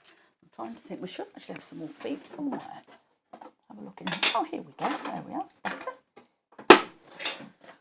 We have the other, which is the standard, what the class as a walking foot, the AccuFlex foot now, the AccuFeed foot, which goes on in a very similar way. But the lovely thing is with these, the bottom plate will pull off. Right. So if you wanted to get an open toe one or a 1/4 inch or an in the ditch one, you're just buying the plate and it just clips onto the foot holder, so you don't have to buy the whole foot again. And they just pop onto the bottom here. Quite simply. Ooh. Gosh, I can't see straight this morning. Tell it's Monday, can't you? And again, you've got this other foot here, HP plate. It's a straight stitch foot. Again, it looks more like an industrial machine. Yeah. And that's great. We've got the ruler work foot. So if you've got any quilt rulers, it's a ruler work foot. We'll look at all the apps in a minute. You've got your free motion feet, standard. You've got 2 little quilting. You like those little feet, don't you? I absolutely love these little quilt feet. They are fantastic. There should be that one, and there should be a little open toe one somewhere as well. But they're just fabulous. Like underneath next to the needles. Oh, there it is. The 2 little feet. That's all I ever use now. Is it? Yeah. On quilting. Oh. I'll pop one on in a minute because I've got a quilt sandwich with me, so we'll pop one on in a minute. And it's just you've got all the feet that you need in here. You've got your concealed zip foot, and I can retrieve it. You have got your 1/4 inch foot. You've got 2 actually, one with a guide and one without a guide because not everybody likes a guide on them. Yeah. So those. We've got the open toe satin stitch. There should be a closed toe one somewhere. The little tiny rolled hem. Yes, I like those feet. Blind hem foot. Then over edge foot. And the little button sewing foot. I will show you how to put those on. They go on the same as the little quilt feet because they've got 2 bars on, so they click, so they're actually rigid. Okay. And this one, as I said before, we've got the knee lift with the variable zigzag. That's your little variable zigzag foot. It's almost like a little horseshoe. Right. Yeah. So that does those. And again with these, that's the Echo quilting one, which clips on exactly the same. And you've got your little quilt guide bar. So that pops through the back here on the machine. And if you're doing cross hatching or you wanted evenly spaced lines, then you can do it with that. The key to remember though is to, when you're sewing, watch the guide, not the needle. Otherwise you'll be disappearing off. Let's pop some of these away, I think. Pop some of these in here, keep it out, and do a little bit of sewing. No, right then. Well, just to let you know, the bad news is, well, it's good news, but it's the bad news as well. The good news is that price at $1,999 is that price at $199.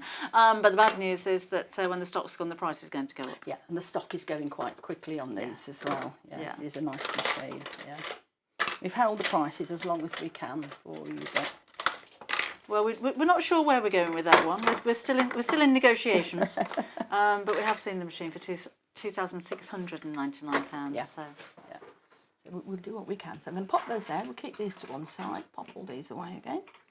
And pop that there. It's the ultimate machine, though, isn't it? It's a fabulous machine. It's got so much on it, and it's just so difficult in the time we have to even get through half of it. You could do a whole couple of hours on these. I think I'm not sure if I did do a while ago just a pre-recorded session on one of these going through it, which I think was going to be made available to people. I'm not sure. Don't quote me on that.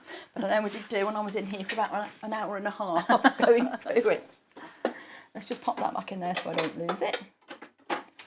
And You've got your little stylus in the top here. Can we get in to see okay on the machine? Do we need to move it or we? Do you want to move it so that it's comfortable for you? It's just we can walk around the machine first and then we can, if I move it a little bit across, can we, just so we can see that. Just to walk through everything that's on the machine or the bits I can see, like last time. Can you see everything and reach everything? Probably not, but we'll be fine. Okay, so we've got the screen. Right, so I'm going to, little lights out. So on the screen here, we got back on the screen, yeah. This is the screen that will come on when you switch the machine on, so it tells you what foot you should have on. Okay, we've got the straight stitch here, and it's just literally touch screen. So it will come on and tell you what feet you need. So you can just touch screen through there. On the top here, that's your standard. I'm trying to find my little curly whirly one now. It's that one, isn't it? I got the right one. No, that's the alphabet. Let me go back. I'm not used to going back to front. Bear with me. Normally you're in front of your machine. I know. There we go, that's better. So that brings me up then all the different stitch categories, which are actually inside the lift up lid here. So you've got utilities, really good range of buttonholes. Yeah. Fabulous eye quilts, so it's a fabulous range of applique stitches. We're making them work today, aren't we? I know. It keeps him fit. What I like about these though, they're not chapters as in mode 1, mode 2, mode 3. No. It explains what the different sections are. We've got heirloom stitches, we've got some fabulous quilt stitches, satin stitches, bridging stitches, decoratives, we've got long stitch pictograph and some what they call play stitches and your alphabets. When we change the needle plates, the machine knows, we'll do that in a minute, so it won't let you do anything that's going to harm the machine. So just say we're on here now. He's going to come running out again in a minute, isn't it? So we're back down to the screen again. Going back down to the screen now. Sorry, Marcus. And then we're going to very quickly go to the needle, and then we'll go to the needle plate, and then we'll go back to the screen again.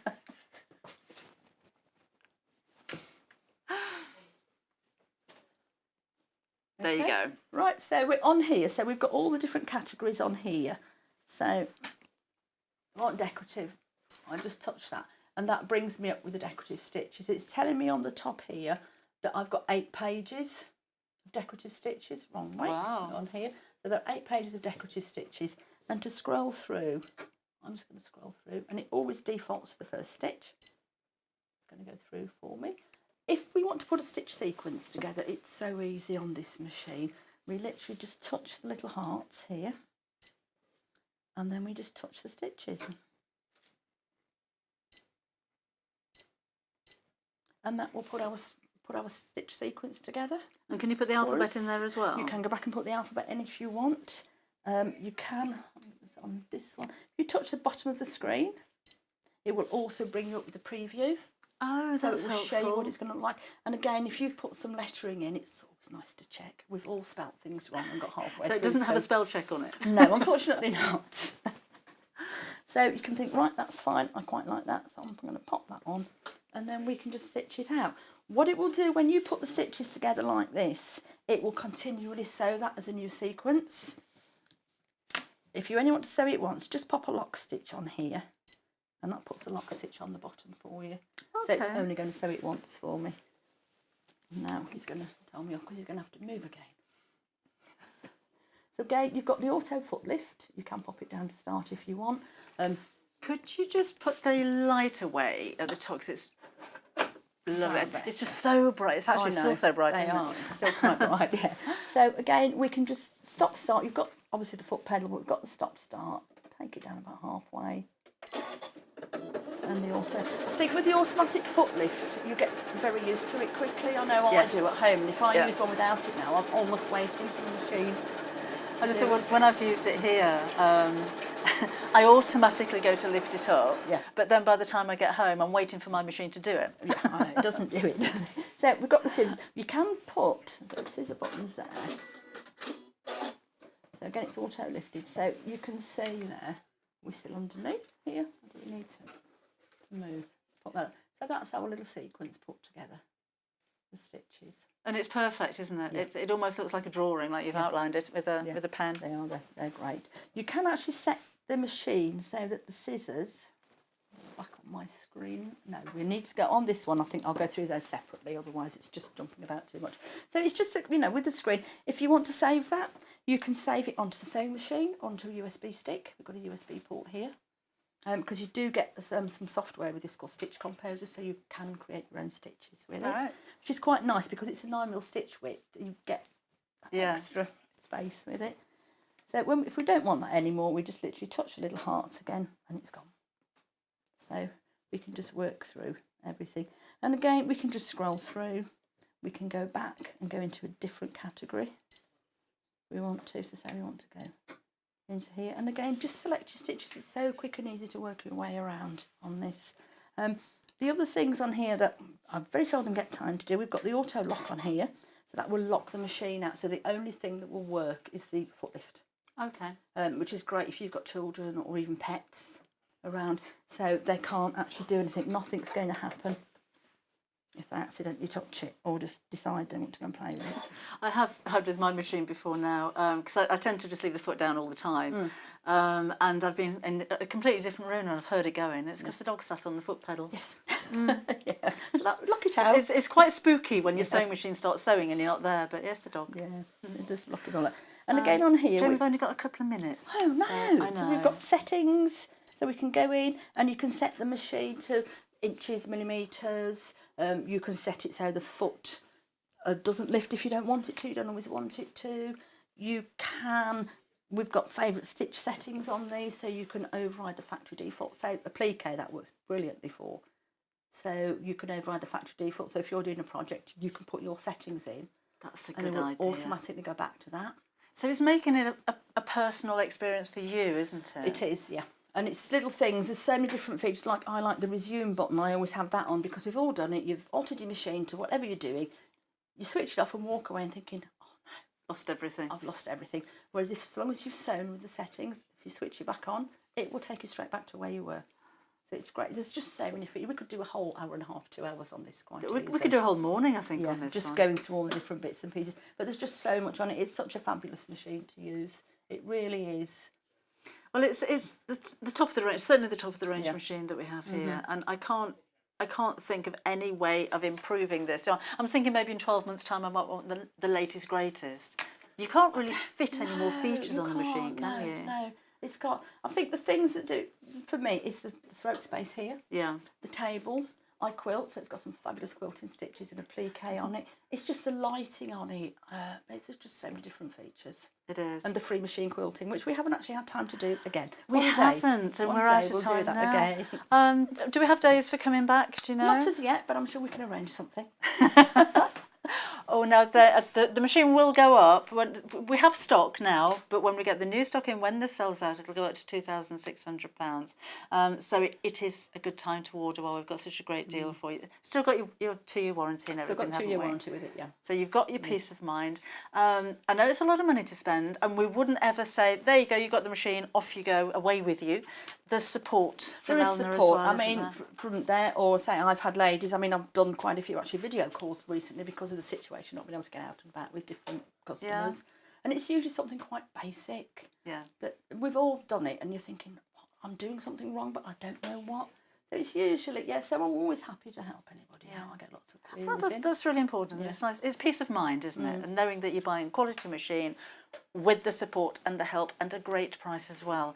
Well done to everyone that's got that embellisher as well. Remember, we sold out completely last time, and we're heading that way again. Well, hopefully we're going to see you soon. I hope so. Yeah. If you haven't ordered from us before, let's take a look at a couple of ways you can place your order, and I'll see you again in a second. Well, I'll see you again in a little while. I just wanted to say a quick hello to Dawn again, who says Monty does that all the time with the foot pedal. Oh, sitting on pedals, I know. And Alan, I hope your nan gets better soon. Send her our love. His nan's had a fall. Oh, gosh. So yeah, send her our love. Okay, then I'll give you a quick reminder of everything that we have for you in the show in just a second. See you in a minute.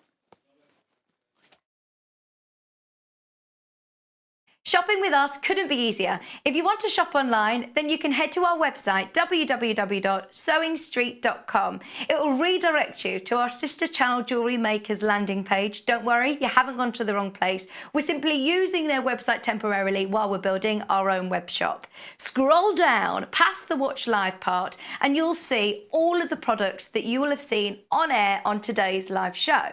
You can also shop our catalogue by clicking a category, clicking a product to view closer and adding it to your basket. Once you're ready to check out, you will need to create an account, which is absolutely free to do so, but it will mean that you can check out on as many orders as you want throughout the day with still only paying one postage and packaging.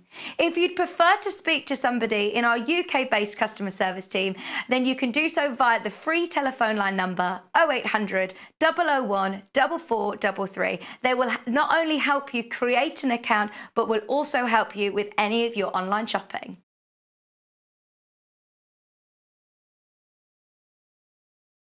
Well, do join us again tomorrow at 8 o'clock in the morning. We have Doggy Bags with Alice and Marion. At 9 o'clock in the morning, we have Autumn Stash. At 10 o'clock, Butterfly Bars Yellow Quilt with Alison again.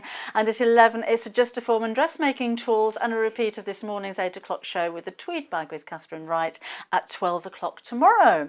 If you want to order your sewing machine, your embellishing machine, please, again, check out of your baskets as soon as you can, because you may find that those baskets are emptied if you don't order pretty sharpishly. You can carry on ordering after the end of the show. There is more sewing coming up after this show, and I shall see you again bright and early at 8 o'clock on Sunday morning. Enjoy the rest of your week.